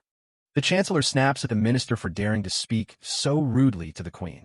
Johannes claims to know nothing of governmental affairs, though Mitsuba isn't buying the act. She's sharp, telling them they can't blindly support a war without proper preparations in place. She puts the foreign minister on the spot, asking him how he plans to resolve the situation with his wise counsel. The man starts groveling and apologizing while Mitsuba reminds everyone that the gem was his idea to begin with. Johannes and the Chancellor discuss the Empire's reputation. A weak stance now could cause chaos. Mitsuba proposes sending the foreign minister to handle the whole mess at once to show a clear sign of strength. She argues that an armistice is necessary to protect the demi-humans, even if it looks like a sign of weakness. She points to Arnold's resolve as a young prince sticking to his principles, despite the punishment. Johannes looks at the memory of his son and has to admit the boy is cut from the same cloth. Later, the Chancellor admits he doesn't like Mitsuba much. Johannes just laughs. He chose her because she's clever. Now it's time for the Emperor to act. He orders the commanders of the Imperial Guard to be summoned immediately. He dismisses the Supreme Archduke, telling him to be ready for anything, and orders Arnold to be brought to him. He has a lesson to teach. He wants to show his son what a true emperor looks like. The Sokol ambassador is brought into the throne room, looking nervous about the sudden summons. Johannes starts off cool, offering a new gemstone as an apology for Arnold's disrespect. The ambassador gets greedy, asking for dwarven technology to process the stones they stole during their invasion. Johannes's expression goes cold. He tells the man to report back that the Empire is done playing nice. He stands his ground, stating they have no intention of handing over the people they've taken in. He reveals his trap. He's already sent messengers to their enemies for an armistice. The ambassador realizes he's been outplayed as Johannes prepares to drop the hammer. He declares that the Wanderers are now official citizens of the Empire, and he's obligated to protect them. He dares the ambassador to try and take them by force, telling him to prepare for the consequences. The Imperial Guard commanders stand ready. Johannes declares he'll lead the army himself. The ambassador tries one last bluff, saying the use of the Holy Sword will turn other nations against them. Johannes doesn't care. He says no one will dare say a word when the Holy Sword is used for justice. He's not afraid of war, and he definitely doesn't fear the fall of the Sokol Empire. He yells at the ambassador to get out and tell his nation that these negotiations were a failure. Once the room is cleared, Johannes calls Arnold over. He tells the boy that making the hard decisions is the only role an emperor truly fills. He wants his son to remember everything he just witnessed. He tells Arnold that if he ever tries to put someone on the throne, they better be just like him. Young Arnold nods, taking in the weight of his father's words and the reward of his resolve. The lesson ends with a firm reminder that Arnold still has to serve his full jail sentence. As they leave, the Supreme Archduke thanks Mitsuba for her help in smoothing things over. Mitsuba leans down to young Elna, asking her to promise to help Arnold if he's ever in trouble. With a determined look, Elna salutes and vows that she will never abandon him again. Mitsuba Adler smiles softly to herself, noting that Arnold has gained something far more precious than any gemstone from this ordeal. She thinks of the wonderful sword he's found, even if it seems like a burden that's almost too much for him to carry right now. In the present, Arnold and Leonard stand together. While Arnold remains unaware of the impact of his actions, Leonard looks at his brother with a mix of gratitude and concern. Arnold's goal is clear. He wants to see Leonard become a great emperor, because he believes an emperor is someone destined for the role, not someone who simply chooses it. In the Imperial Palace, Eva rushes in with news that both Prince Arnold and Prince Leonard are returning safely. Eva notices Mitsuba coughing and asks if she's fallen ill again, but the Queen dismisses it with a faint smile, promising she'll be better soon. The news of their success travels fast. Following the Beast's defeat, an alliance between the Grand Duchy of Albatro and Rondine is solidified. Leonard stands tall in the throne room, reporting that he expects the issues in the south to be settled for quite some time. Johannes Lakes Adler commends Leonard for his proficiency, noting that the prince has played a far greater role than anyone had anticipated. The emperor offers his son a reward, suggesting he could easily appoint Leonard to the position of a minister. While his siblings watch from the side, Leonard politely declines the offer, stating he doesn't feel ready for such a high office yet. Arnold watches with a sharp, knowing gaze. He knows that taking a minister's position now would only hinder Leonard's growth and make him an easy target. He's satisfied to see that Leonard is learning to think for himself, especially since they already have a strong foothold in the Ministry of Engineering. Leonard speaks up, asking for a different favor instead. He wants to address a problem faced by a young girl he met before he ever left for the South. Johannes's eyes narrow as Leonard mentions the word kidnapping. Leonard explains that the girl is from a village of wanderers, and her local lord has been ignoring her pleas for help for over 11 years. The emperor explodes in rage, his voice thundering through the hall. He cannot believe a lord would dare to ignore his direct orders. As Eric Adler tries to calm him down, Johannes yells that he cannot remain calm when his own commands are being mocked. He reminds everyone of his decree from 11 years ago. All people accepted within the Empire's borders are to be protected as full citizens. Eric tries to interject, warning that the kingdom's duties will suffer if the emperor intervenes personally, but Johannes isn't interested in excuses. Gordon Lake's Adler pipes up too, offering to take charge himself and bring down the hammer of the law on the lawless lords. Johannes isn't having it. He roars at them, calling them a foolish lot for trying to use a humanitarian crisis as a stepping stone for the throne. He turns his fury on Xandra Adler, reminding her that her own mother is from the south, and she should show a little more decency. The princes and princess bow their heads in fear, begging for their father's forgiveness as his aura fills the room. Johannes officially appoints Leonard to lead the investigation, ordering him to show no mercy to anyone involved in the kidnappings. Arnold watches Xandra's nervous reaction, certain that her family is involved. If they handle this right, it will be a crushing blow to her influence. He's pleased. After the victory in the south, Leonard's reputation is skyrocketing, and their foundation is growing stronger by the day. Arnold knows this is just the beginning. The real battle for the throne starts now. As the meeting is dismissed, Arnold thinks about sneaking off for a much-needed nap. But before he can make his escape, Johannes's voice rings out, ordering Arnold to stay behind. Arnold stops in his tracks, a bead of sweat running down his face. He's got a very bad feeling about what's coming next. Arnold's getting ready to leave, but his dad tells him to stay behind.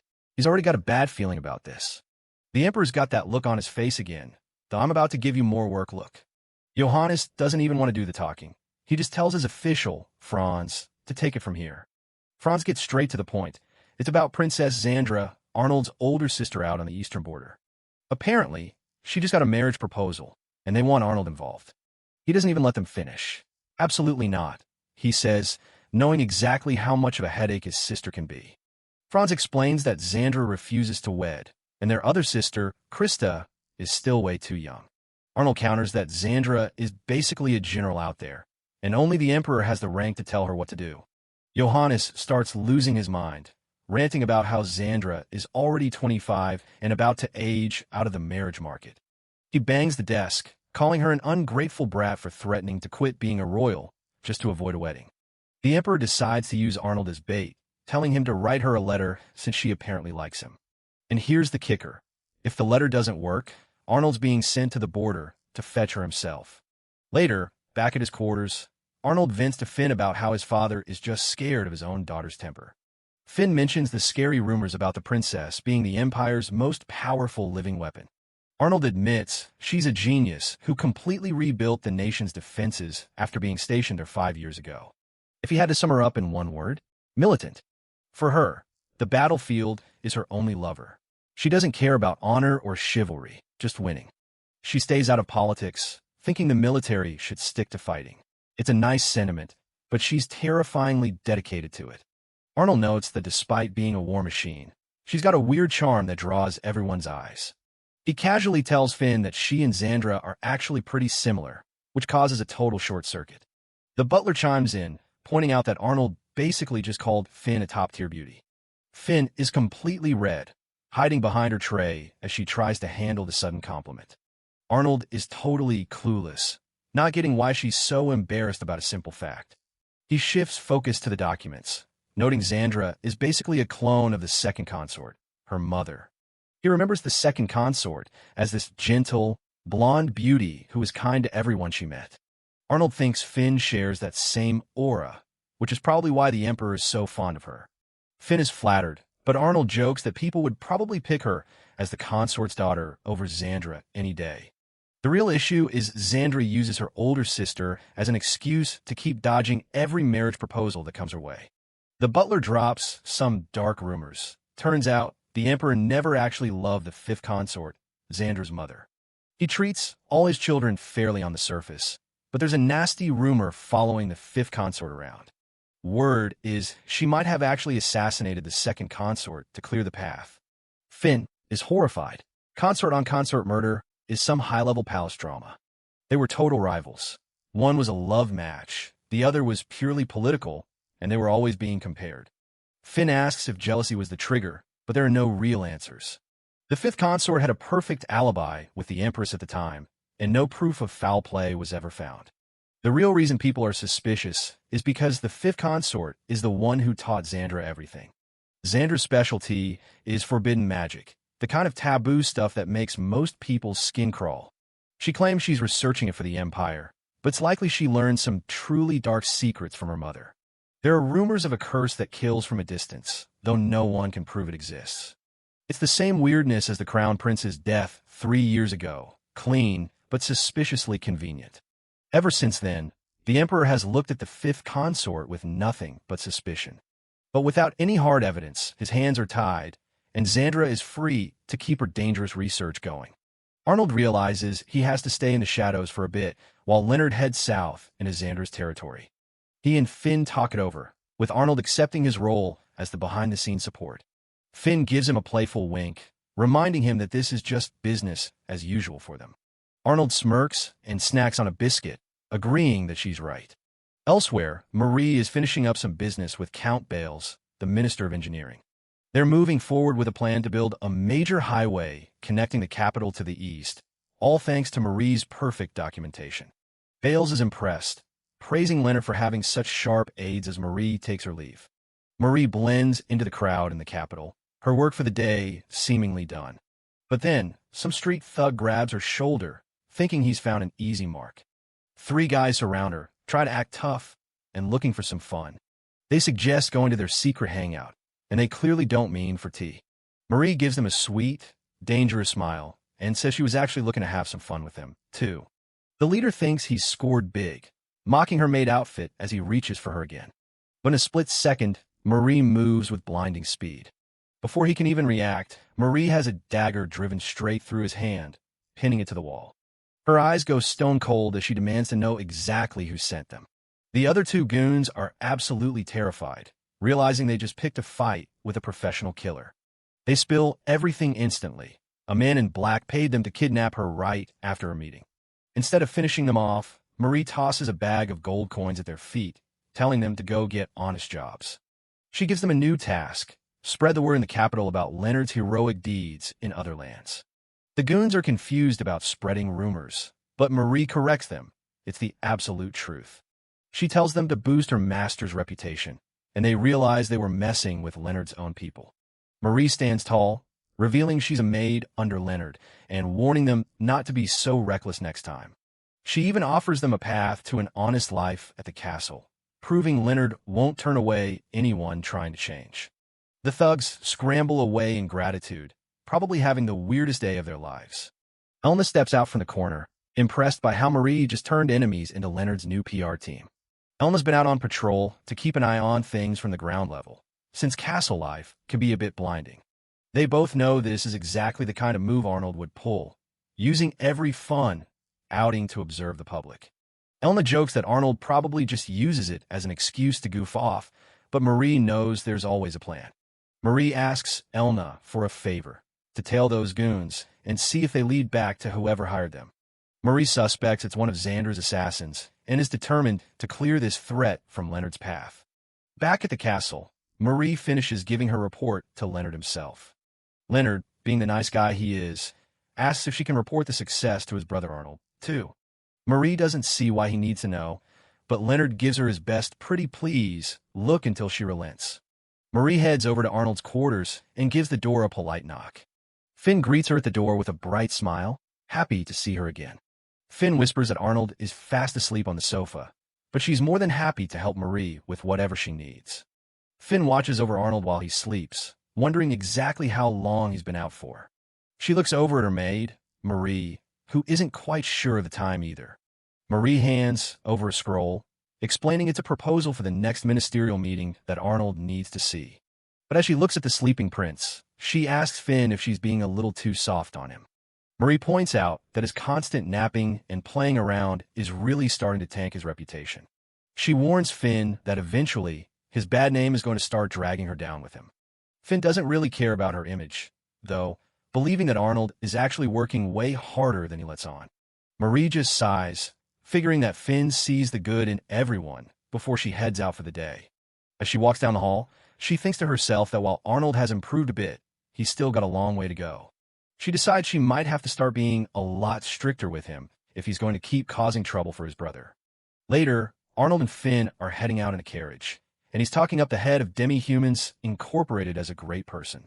Finn is a bit sketched out by the praise, but Arnold explains that just being nice doesn't actually give him any useful info on her. They arrive at the company's headquarters, where an elven secretary is already waiting to lead them to the boss. Arnold is surprised to see an actual elf working there, since they're usually not the type to hang out with other races. The secretary admits she wanted to see the world, even though her own people saw that as a huge mistake. Life on her own was rough, and this company was the only place that would actually take her in. Arnold opens the door to the office, brushing off the elf's offer to let him doubt her story. Inside, a woman named Yulia introduces herself as the head of the company, welcoming the prince. Arnold immediately recognizes her as a vampire, just like the ones who caused all that chaos in Kiel. Yulia quickly apologizes for what her kind did in the past, begging for forgiveness for the danger they put everyone in. Arnold keeps his guard up, officially introducing himself while making sure not to ruin the connection Finn worked for. Yulia just smiles and asks what brought a prince all the way out here today. Arnold doesn't waste any time, asking her flat out how she plans to use Finn for her business. Yulia tells him to relax and drop the formalities since they're looking to be business partners, not customers. She gets comfortable and throws the question back at him, curious how he thinks she'll use her. Arnold plays into his insipid persona, telling her there's no point in lying if she already knows what people call him. Yulia isn't buying it, noting that Finn wouldn't trust him this much if he were actually as useless as he claims. Arnold leans in and lays out his plan. She'll use Finn as the face of her brand to boost her public relations. Yulia is impressed by how sharp he actually is, realizing he's been hiding his true talent this whole time. Arnold admits he only acted disinterested before, but now he's determined to get his brother on the throne. He makes it very clear that he'll absolutely crush anyone who tries to trick his brother or Finn. Yulia realizes they're on the same page and agrees to go along with how he wants to use Finn's image. Arnold wants to start by selling cosmetics, using Finn's popularity to clear the company's bad name and break into the market. Yulia is caught off guard when Arnold tells her to focus on destroying 3/4 of the merchant companies backing their rivals. She agrees to the deal and asks how much money he's going to need for his end. Arnold tells her he doesn't need anything yet, ordering her to get the products ready while he handles his own business. As they start to leave, Yulia's fangs show as she calls out to him one last time. She grabs him and offers her full support, promising that she could get almost every demi-human to help him for the right price. She pulls him close, asking him if he's interested in making that kind of deal right now. Arnold just casually moves her hand away, not falling for the trap. He tells her he'll pass for now, since he hasn't figured out what the catch is yet. Yulia watches them leave, thinking it's a real shame he didn't take the bait. Leonard kneels before Emperor Johannes, accepting his new role as an imperial inspector with a firm oath. He vows to be the emperor's eyes and ears, promising to expose any injustice he finds on his mission. As Leonard departs with his guard, Arnold watches him go, his expression unreadable. High above, the emperor remains silent, lost in his own thoughts as the young prince leaves. Later, out on a balcony, Johannes asks Arnold if he's worried about his brother going solo for the first time. Arnold isn't concerned about Leonard's skill, but the emperor warns that his lack of flexibility might be a problem without Arnold there to balance him out. Johannes notes that Leonard's real strength is his ability to inspire others to join his cause. Arnold agrees, knowing that even without him, someone will always step up to help a guy like Leo. Johannes warns him that they're dealing with Arnold's older sister, Xandra, and she isn't someone to take lightly. He looks tired, admitting that he's past 50 and doesn't have much time left to see his daughter married. Arnold looks at his father skeptically, noting that he hadn't heard anything about the emperor being ill. Johannes clarifies that it's not a sickness, just the weight of age and the knowledge that one day his successor will remove him from the throne. He talks about a comforting dream he had of his late wife and the former crown prince, sounding unusually sentimental. Arnold has heard enough of this weak talk and tells his father that if he's so tired, he should just call off the succession war now. He reminds the emperor that the throne is something that must be won, not just given away, and tells him to quit with the timid words. He slams his fist onto the stone railing, angry that Leonard has been dragged into this mess because the emperor won't just take control. Arnold tells him straight to his face that his sudden hesitation is a slap in the face to everyone currently fighting for their lives. He shouts that he won't allow his father to just back down and act like a victim after starting all of this. Arnold quickly composes himself and bows, asking the Emperor to forgive his outburst and forget what he just said. Johannes calls out to Arnold as he starts to leave, asking if he still remembers the face he showed him in the past. Arnold's eyes narrow as he admits he's never forgotten that terrifying sight, even after all these years. He keeps walking, telling his father that he still recalls the words he spoke to him that day as well. Johannes watches him go, feeling strangely reassured by the fire he just saw in his insipid son. As Arnold leaves the balcony, he clenches his fist again, his resolve harder than ever. He knows that in the end, this is a throne that must be taken by force, no matter what. Meanwhile, in another part of the palace, the air is filled with the sound of a whip and the screams of a terrified maid. Princess Xandra is in a blind rage, furious that Leonard is being sent south to the very region where her political support is strongest. She takes her anger out on her servants, screaming that they only exist to be punished by her. She realizes that if Leonard uncovers the incident she's been hiding in the south, her entire reputation will be ruined. Her mother, consort Susan, enters the room with a cold, calming presence, telling Xandra not to worry. Susan explains that her brother has the south under control, and if Leonard fails his mission, the blame will fall entirely on him. She tells Xandra to focus on her secret research instead, promising that success there will make the throne theirs. Susan looks on with a chilling gaze, knowing that most people will always bow to whoever holds the most power. Xandra is still nervous about the ban on forbidden magic, but Susan reminds her that she's the only one she can truly rely on. She praises Xandra as her most talented daughter, the one truly qualified to rule the empire. Then, she drops a horrifying detail. The slave merchants will soon be arriving with more children for Xandra to use as guinea pigs. Xandra's eyes go dark as she realizes this is the key to completing her ultimate curse. She hugs her mother, vowing to finish the curse and use it to kill every single person who stands in her way to the throne. Leonard is finally heading for the south. The purple cloak he wears is proof of his status as an inspector, meaning no one can hinder his actions while he wears it. Arnold watches him go, but his attention is quickly diverted. He calls out to Linfia, who is preparing to depart herself. He hands her a small pouch, leaving her confused about what it could be. Inside is his imperial allowance from the last 10 years, held in a magically expanded bag. He doesn't need the funds anymore now that he has a connection with Demi-Humans Inc. Linfia is stunned. She has no idea how to handle such an immense sum of money. Arnold smiles, telling her there's no need to pay it back. He wants her to use it to save her village. He apologizes for not being able to see her mission through to the end himself, as he's already exhausted from his own schemes. Linfia grips the pouch tight. She's grateful she met him that day, and for the help he's given her since. She realizes now why someone like Finn would put so much trust in him. With a bright smile, she promises to return and lend him her strength once her home is secure. Arnold simply asks her to look after his younger brother in the meantime. He gives Leonard one last bit of advice before the carriage pulls away. If things get too tough, just give up and come home. Leonard laughs it off, confident, but Arnold knows their older sister is far more terrifying than any noble in the South. Once they're gone, Arnold stretches. It's time for him to get back to work as well. He knows he's about to be incredibly busy. His focus shifts to Jürgen von Riehenfeld, the 26-year-old head of a prosperous dukedom between the eastern and southern regions. Jürgen is being scouted as a potential husband for Arnold's older sister, Lieselot. Arnold notes that Jürgen doesn't exactly excel in combat, which could be a major problem given his sister's personality. Seabass arrives with word that the Duke is currently in the capital incognito to express his gratitude to the Emperor. Arnold asks if this is about those marriage talks, and Seabass confirms that Jürgen has been chasing the princess for over 10 years despite constant rejections. The length of that pursuit leaves Arnold genuinely shocked. Seabass tries to frame it as a touching story of dedication, but Arnold tells him to knock it off. He's the one who inherited the headache of dealing with it. He wonders just what kind of man this Duke Riehenfeld actually is. With a long sigh, he decides he might as well go see the guy for himself.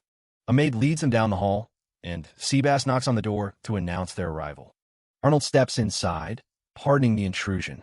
A man standing by the window greets him warmly. He introduces himself as Jürgen, having recently inherited his father's title. He looks back on his past with a faint smile. Jürgen mentions he tried to be pen pals with Arnold's sister, but it never quite worked out, which Arnold finds unsurprising. It all started 20 years ago during Jurgen's first visit to the capital. He'd lost a swordsmanship tournament to a much larger opponent and was crying about how unfair it was. That's when a young girl approached him, telling him he only had himself to blame for not putting in enough effort. That little girl turned out to be Princess Lieselot, who had entered the tournament last minute and dominated everyone. Jurgen was instantly smitten, his embarrassment completely overshadowed by his admiration for her. Arnold asks if he was turned down right then and there. Jurgen admits she didn't hold back. She told him she'd only consider his offer if he became a man worthy of her, which sparked a lifelong resolve in him. Since he wasn't naturally gifted in combat, he focused on business and turned his lands into a trade hub. He asked for her hand again at 15, but the answer was still a firm no. Arnold asks why he go to such lengths.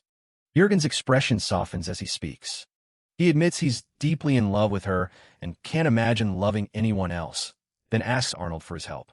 Looking at the man's earnest face, Arnold realizes he can't just ignore someone who is trying this hard. He agrees to help out, though he warns Jurgen not to expect a miracle. Jurgen is just happy to have chance. Jurgen explains that he normally only hears from Princess Lieselot when he mentions visiting the imperial capital.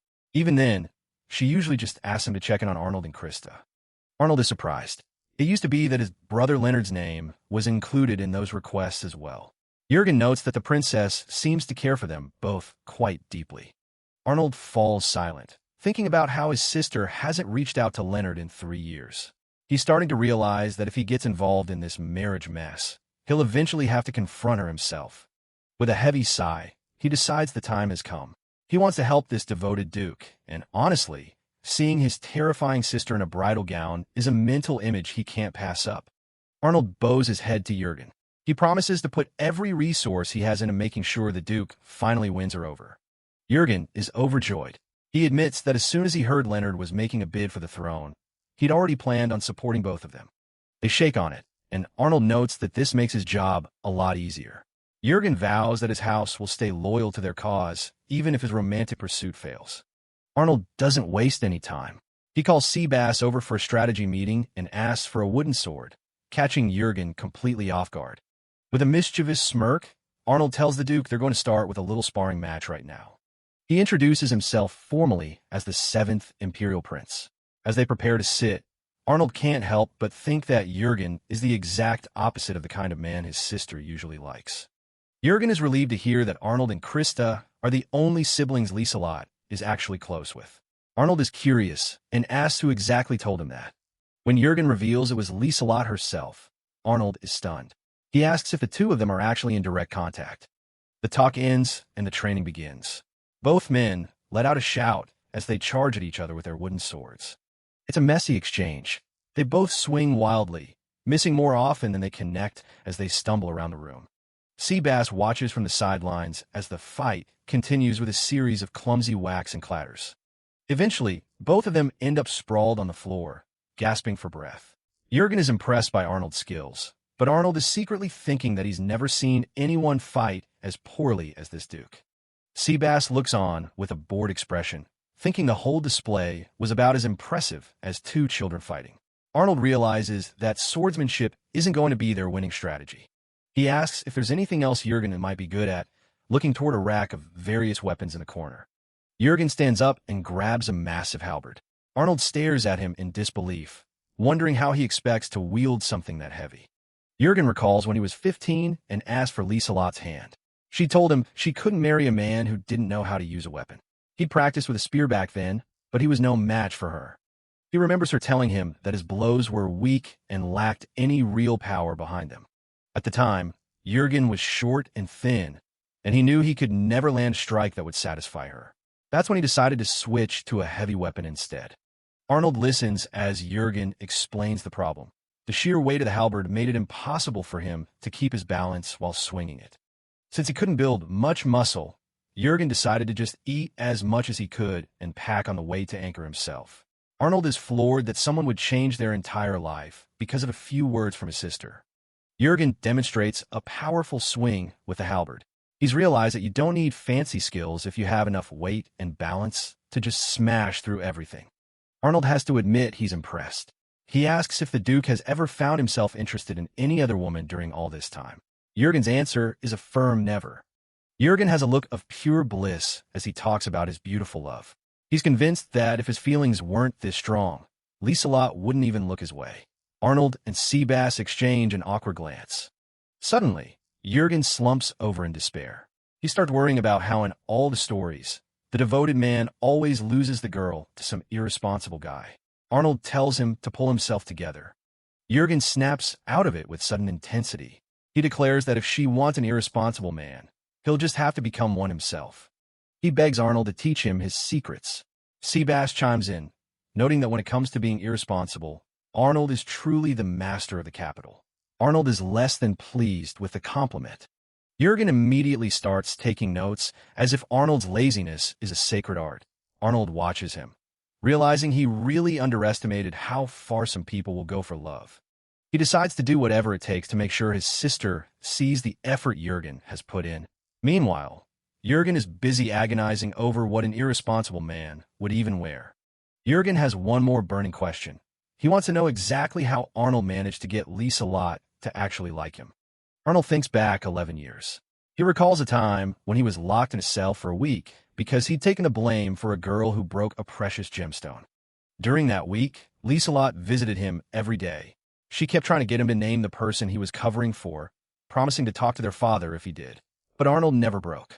He'd known that telling the truth would make all his effort meaningless. When he was finally released, his sister just smiled and told him she expected nothing less from her little brother. Arnold explains that she only respects him because he stuck to his guns and saw the situation through. Ever since then, she's always kept an eye on him. Seabass points out that the Duke's personality isn't the problem here. Arnold decides it's time to head to the Reinfeld domain so they can be closer to his sister and arrange a meeting. With a sharp smirk, Arnold says that if she isn't going to make a move, then they'll just have to force her hand. Jurgen is ready to go. Seabass warns that they need time to prepare and should watch out for anyone trying to interfere. Arnold nods, knowing full well that they aren't the only ones playing this game. Elsewhere in the palace, Princess Xandra sits in a dimly lit room. She summoned Count Seifred for a secret meeting. She gets straight to the point, asking if he has any information on Duke Reinfeldt's weaknesses. Seifred notes that the Duke has been chasing her sister for years, wondering if that's what she's after. Xandra Adler clenches her teeth in fury as her maids flinch in fear. The thought of the military princess's formidable Easter border troops joining forces with Duke Reinfeldt to support Leonard's claim to the throne is a nightmare she cannot allow to happen. Count Seifred, standing calmly behind her, assures her that she shouldn't have any concerns regarding the matter. Xandra turns back, her gaze sharp, demanding to know what he could possibly mean by that. Seifred explains that the military princess is bound to the border and cannot easily leave her post to interfere in the capital's power struggle. He points out that the real threat is Duke Reinfeldt himself. He continues to praise the Duke, describing him as an exceptionally talented man with no obvious weaknesses, a man whose business acumen and popularity make him a truly dangerous opponent. Frustrated, Xandra bites her finger in thought, wondering why a man of such high caliber would waste years pursuing a woman like Lieselot. Seifred admits that even he finds the Duke's obsession baffling. Seifred suggests that since the Duke's marriage proposals have failed so far, they should simply keep him under supervision while Leonard is in the south. He advises waiting on standby to avoid the Emperor's wrath, but Xandra is far from patient. Xandra snaps, declaring that she doesn't have the time to sit and wait. With her uncle's influence in the south at stake, she refuses to stand by in silence and watches her enemies expand their influence. Seeing her resolve, Seifred lets out a sigh. He mentions that the Emperor has become very cagey about relationships following the recent Count Bales incident.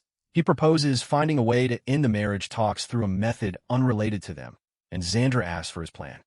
Xandra knows that Duke Jurgen has been chasing her sister for years, and the Emperor actually likes him for that stubborn loyalty. But Count Seifred has a different plan. What if that loyalty is just a front? He's got some shady contacts in the brothels who can help them frame the guy. The plan is simple. They'll make it look like the Duke brought a prostitute into the imperial palace, which would kill any chance of marriage instantly. Xandra is thrilled with the idea and promises to make the Count her right-hand man if this works. He heads off to set the trap immediately. Meanwhile, Arnold has been keeping an eye on things. He confirms with Seabass that his sister is finally making her move against the Duke. He explains their messy plot. They're going to plant a prostitute's clothes and scent in the Duke's chambers so the head maid finds them.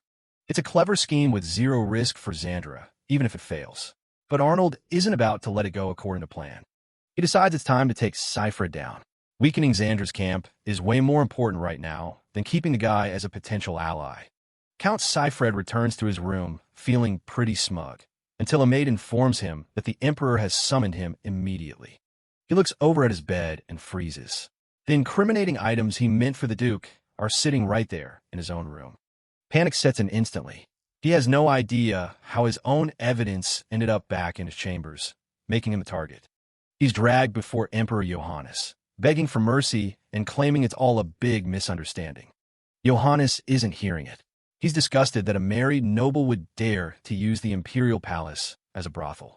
The Emperor tosses him in jail to rot while Arnold watches from the sidelines, completely satisfied with the result. With the count gone, Xandra loses a key player and has to lay low for a while to avoid any suspicion connecting her to the scandal. Arnold tells his father he's heading south to the Reinfeld domain tomorrow. He knows his sister Lieselot won't be moved by simple letters.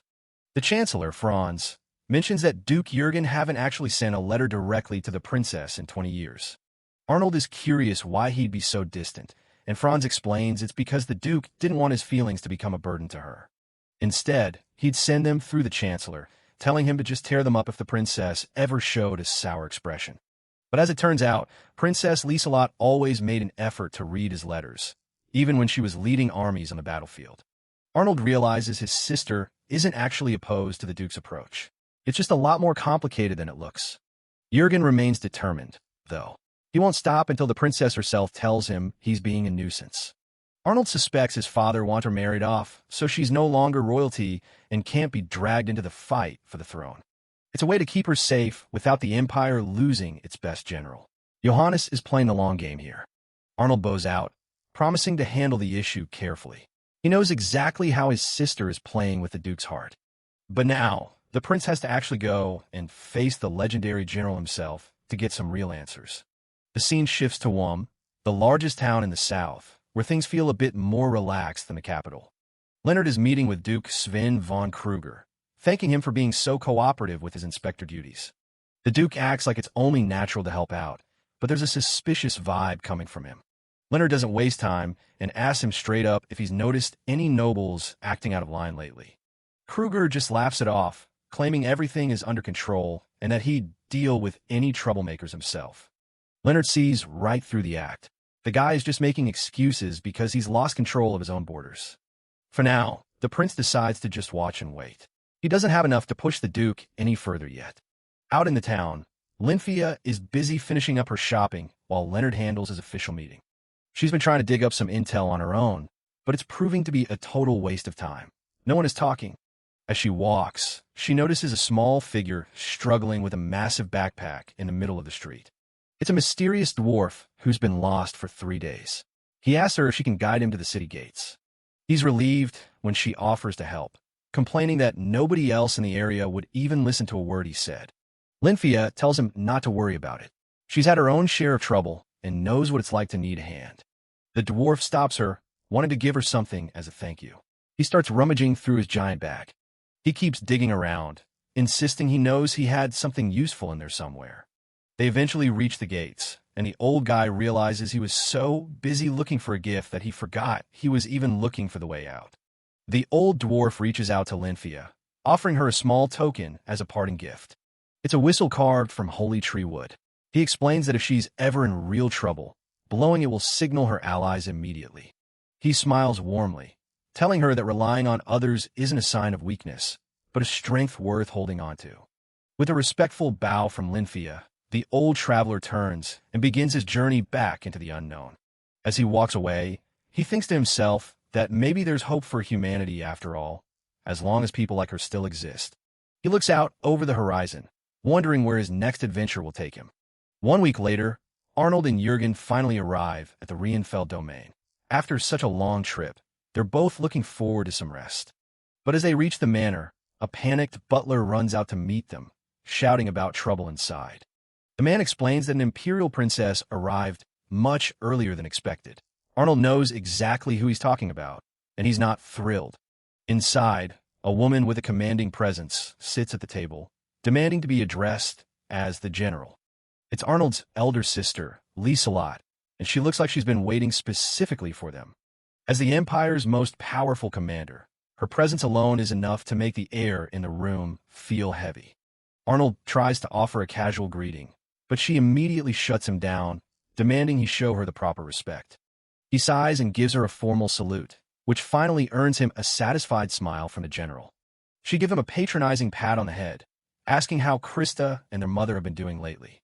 Jurgen joins them, apologetic for his own absence, while Arnold asks what she's even doing there in the first place. She explains she was out training troops when she heard they were coming and decided to beat them to the punch. Arnold realizes his father probably planned this whole encounter, knowing exactly how his sister would react. Lisa turns her sharp gaze to Jurgen, accusing him of using her little brother for whatever scheme he's cooking up.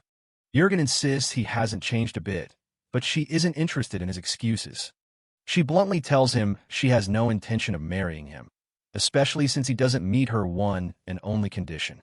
Jurgen is left speechless as she calls him out for being so persistent despite her constant rejections. Exhausted and wanting to change the subject, Arnold suggests taking a bath, and Lisa decides she needs a refresher too. In the bath, Jurgen tells Arnold he's glad they became friends on the road, even if the situation is awkward. But things get a lot more awkward when Lisa suggests they all just bathe together to save time. She starts getting ready, completely unfazed, while Arnold loses his mind at how casual she's being about it.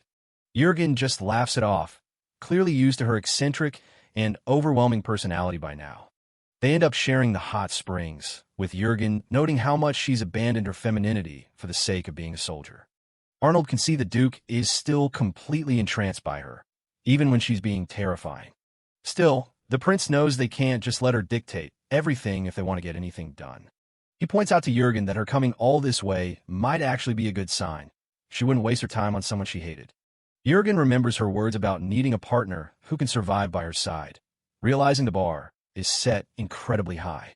Arnold suspects she intentionally kept Jurgen out of the military just to make sure he'd stay safe. Determined to prove his worth, Jurgen stands up, ready to show off the results of all his hard training. After the bath, they sit down for some tea, with Lisa complaining that men take way too long to get ready. She explains that on a real battlefield, any moment spent unguarded is a death sentence, then offers Jurgen a reward for his hospitality. Arnold is stunned. He can't remember the last time his sister actually gave someone a gift or a reward. She hands Jurgen a sweet, and he accepts it with a grateful smile, looking like he just won the lottery. Arnold remembers how she once flattened a noble just for touching one of her subordinates, claiming they were her personal property. Seeing how good of a mood she's in, Arnold tries to sneak a sweet for himself while she's distracted. Before he can even touch it, she slams him onto the floor with lightning-fast reflexes. She looms over him with a dangerous grin, asking if he's picked up a nasty habit of stealing things while he was away. Lisa keeps Arnold pinned to the floor, telling him he's being punished for trying to sneak a sweet. Arnold protests, pointing out that there are plenty for everyone to share. He asks to be released, but his sister is relentless, insisting that she won't let him up until he offers a proper apology. Reluctantly, Arnold admits he was wrong to try and take her snacks without asking. She finally smiles, satisfied with his forced submission. She hands him a single treat, as if he were a well-behaved pet, leaving Arnold feeling completely humiliated by the whole ordeal. She casually adds that anything belonging to him is technically hers anyway, a bit of twisted logic that leaves Arnold shouting in frustration. Meanwhile, far away at the imperial capital's inner palace, Arnold's mother, Mitsuba Adler, is surprised by a late-night visitor. It's little Krista Lakes Adler, clutching her bunny plushie and crying. Mitsuba immediately pulls her close, realizing the girl must have just woken up from a nightmare. Shaken, Krista explains that she had a terrifying vision of their father, Johannes Lakes Adler, lying lifeless on the ground. Back in the imperial capital, the streets are buzzing. Everyone is talking about a new beauty product that's taking the nobility by storm. It's called Gold Toner, and word on the street is that even the legendary Blau Mouse swears by it. The Demi-Humans Incorporated branch is absolutely packed. People are practically tripping over each other, just to get a glimpse of the stock. A catgirl promoter hypes up the crowd, shouting that Lady Finn herself is the face of the brand, using the beauty of the empire as marketing. Pura genius. Finn sits elegantly on stage, announcing there are only 300 bottles left for purchase today. The limited stock sends the crowd into a total frenzy. Every noble lady in the room is determined to be one of the lucky few. Finn keeps that perfect smile plastered on her face as the last bottle sells out in record time. Talk about supply and demand. Once they're behind closed doors, Yulia relaxes. She's impressed. Finn's stage presence is becoming a real asset. But they can't get too comfortable. Yulia knows it's time to move on to the next phase of Arnold's strategy. The next day, they double down. More guards, more hype, and Finn just has to keep turning on that charm. The fans are absolutely losing their minds. To them, seeing Finn in the flesh is like a religious experience. Of course, there are always some loiterers. Some guys are just there to gawk at the staff without actually buying anything. That's when the customer service kicks in. A demi-human guard politely reminds them about the required purchase rule. Buy something or get fined. Yulia watches from the shadows, unfazed. If they can't pay, they'll just have to work off their debt. Business is business, after all. Finn reflects on her public image. Some people think she's a saint, while others probably think she's just a greedy merchant. Yulia calls her out, though. She knows Finn is secretly using the profits from the rich to distribute food in the slums. The crooked merchant act is just a cover. The whole point of Demi-Humans Incorporated is to change perceptions. By being successful, they're proving their worth to the entire continent. Finn is genuinely moved. Knowing that her efforts are actually helping people makes all the hard work worth it. Yulia tries to act tough, claiming she blabbed about the charity by accident, but she's clearly just embarrassed she got caught being nice. She beats a hasty retreat to check the sales. Finn just giggles. Seeing her tough-as-nails bodyguard get flustered is a rare treat. Honestly, Yulia can be pretty adorable when she wants to be. Finn flops onto a couch, completely beat. She definitely underestimated how much of an impact she'd have on the capital's nobility. But success brings its own problems. Yulia warns her that rival factions will eventually try to get in their way. They need a counterplan, and they need it now. The brainstorming session is cut short when Seabass suddenly appears. He got an urgent message from the palace. Princess Krista is demanding Finn's presence immediately. Judging by Seabass's face, this isn't a social call.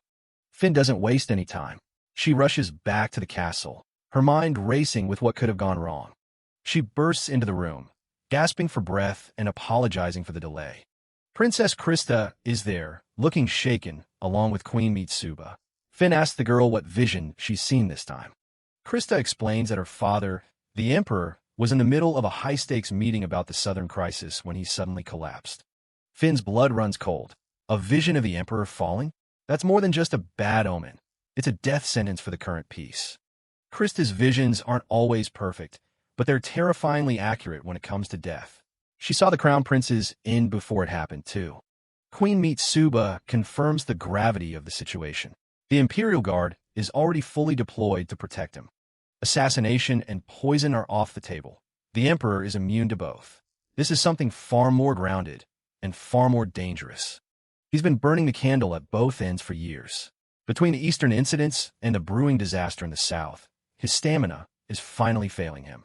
If his collapse is tied to the Southern Confederacy, it means the crisis is much closer than they thought. Change is coming, whether they're ready or not. Queen Mitsuba decides they can't tell the Emperor about the vision.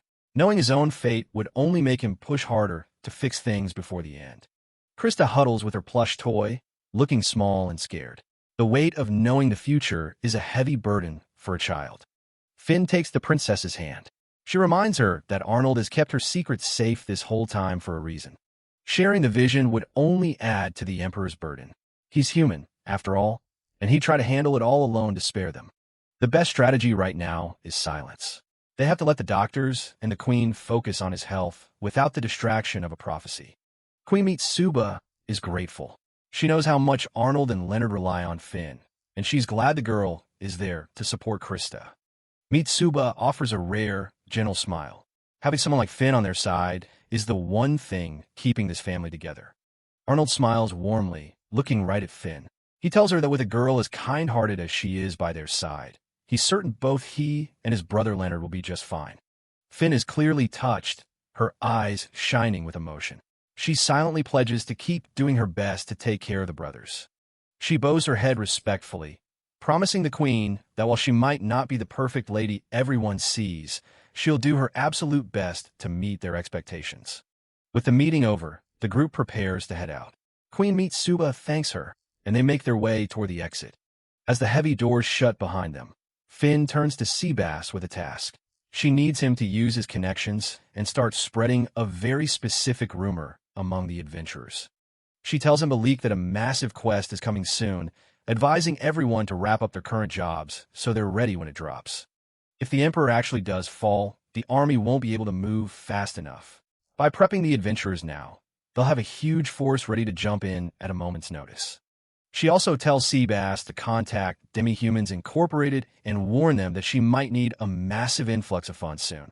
Seabass bows, ready to execute her orders. Finn stares out the window, deep in thought.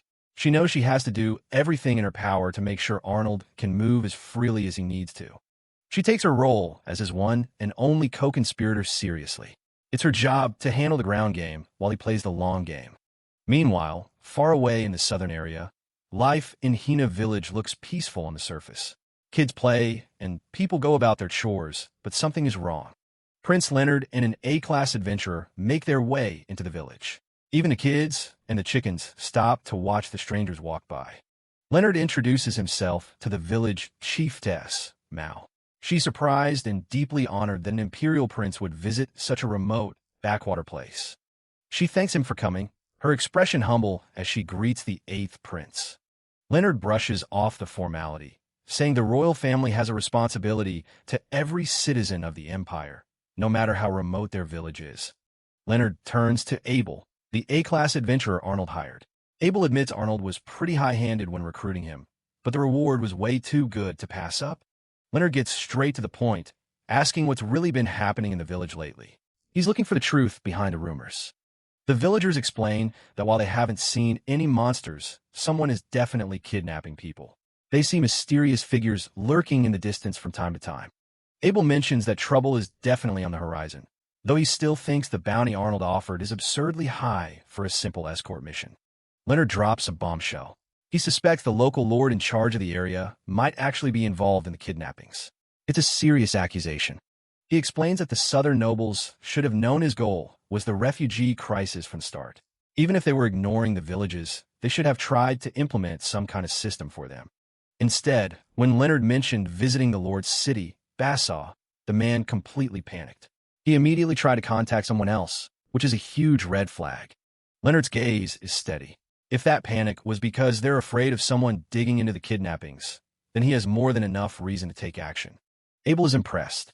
He thought the prince was just on a sightseeing tour, but Leonard has clearly been doing his homework. Leonard isn't quite ready to take the credit, though. He reflects on how he's only won trust because Arnold was backing him up. He feels like he hasn't actually achieved anything on his own since the throne struggle started. If he can't even handle this border issue himself, he doesn't think he's worthy of becoming emperor. He knows a true leader can't just be an installed figurehead. The chiefess tells him not to be so hard on himself. She insists that his focus should be on the village and the people who have been taken. She speaks about Linfia, calling her a kind girl who worked harder than anyone for the village, even when things were at their worst. Leonard admits he hasn't heard much from Linfia lately. He assumes something big must have happened here to keep her so busy. The chiefess reveals the first kidnapping happened 11 years ago. The victim was Linfia's older sister, who was only 8 at the time.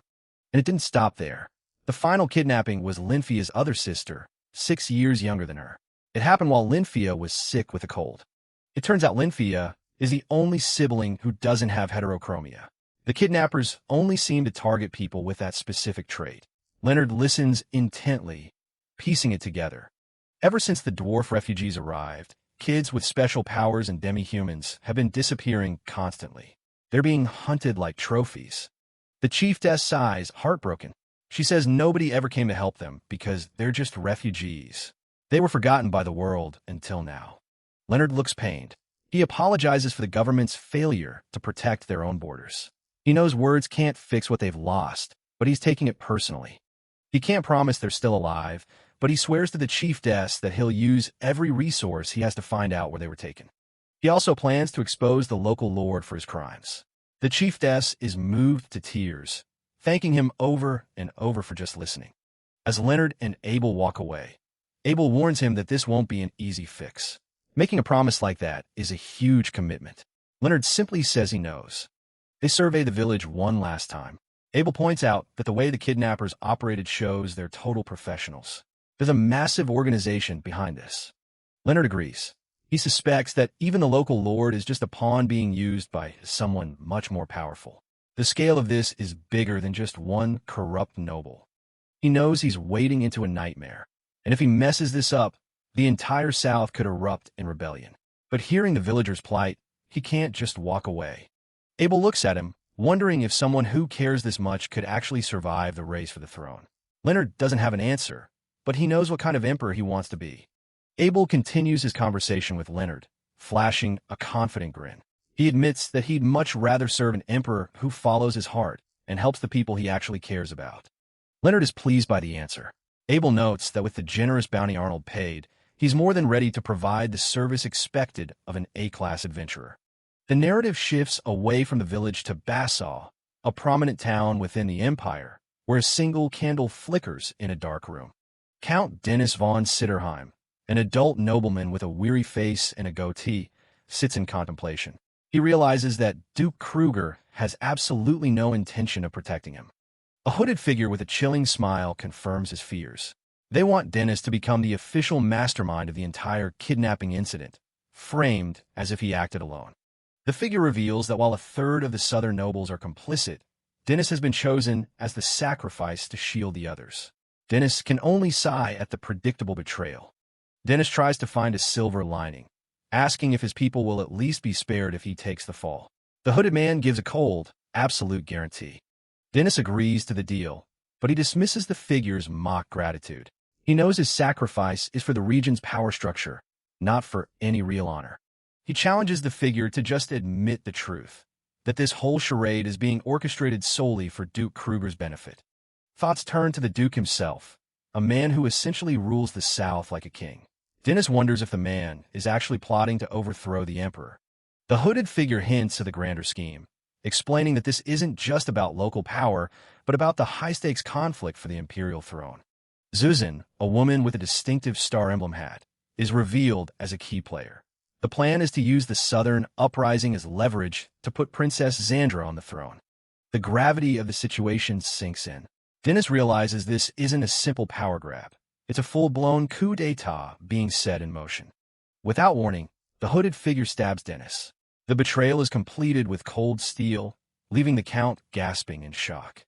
As his life fades, Dennis's mind flashes to the children locked away in the dark, damp dungeons beneath his feet.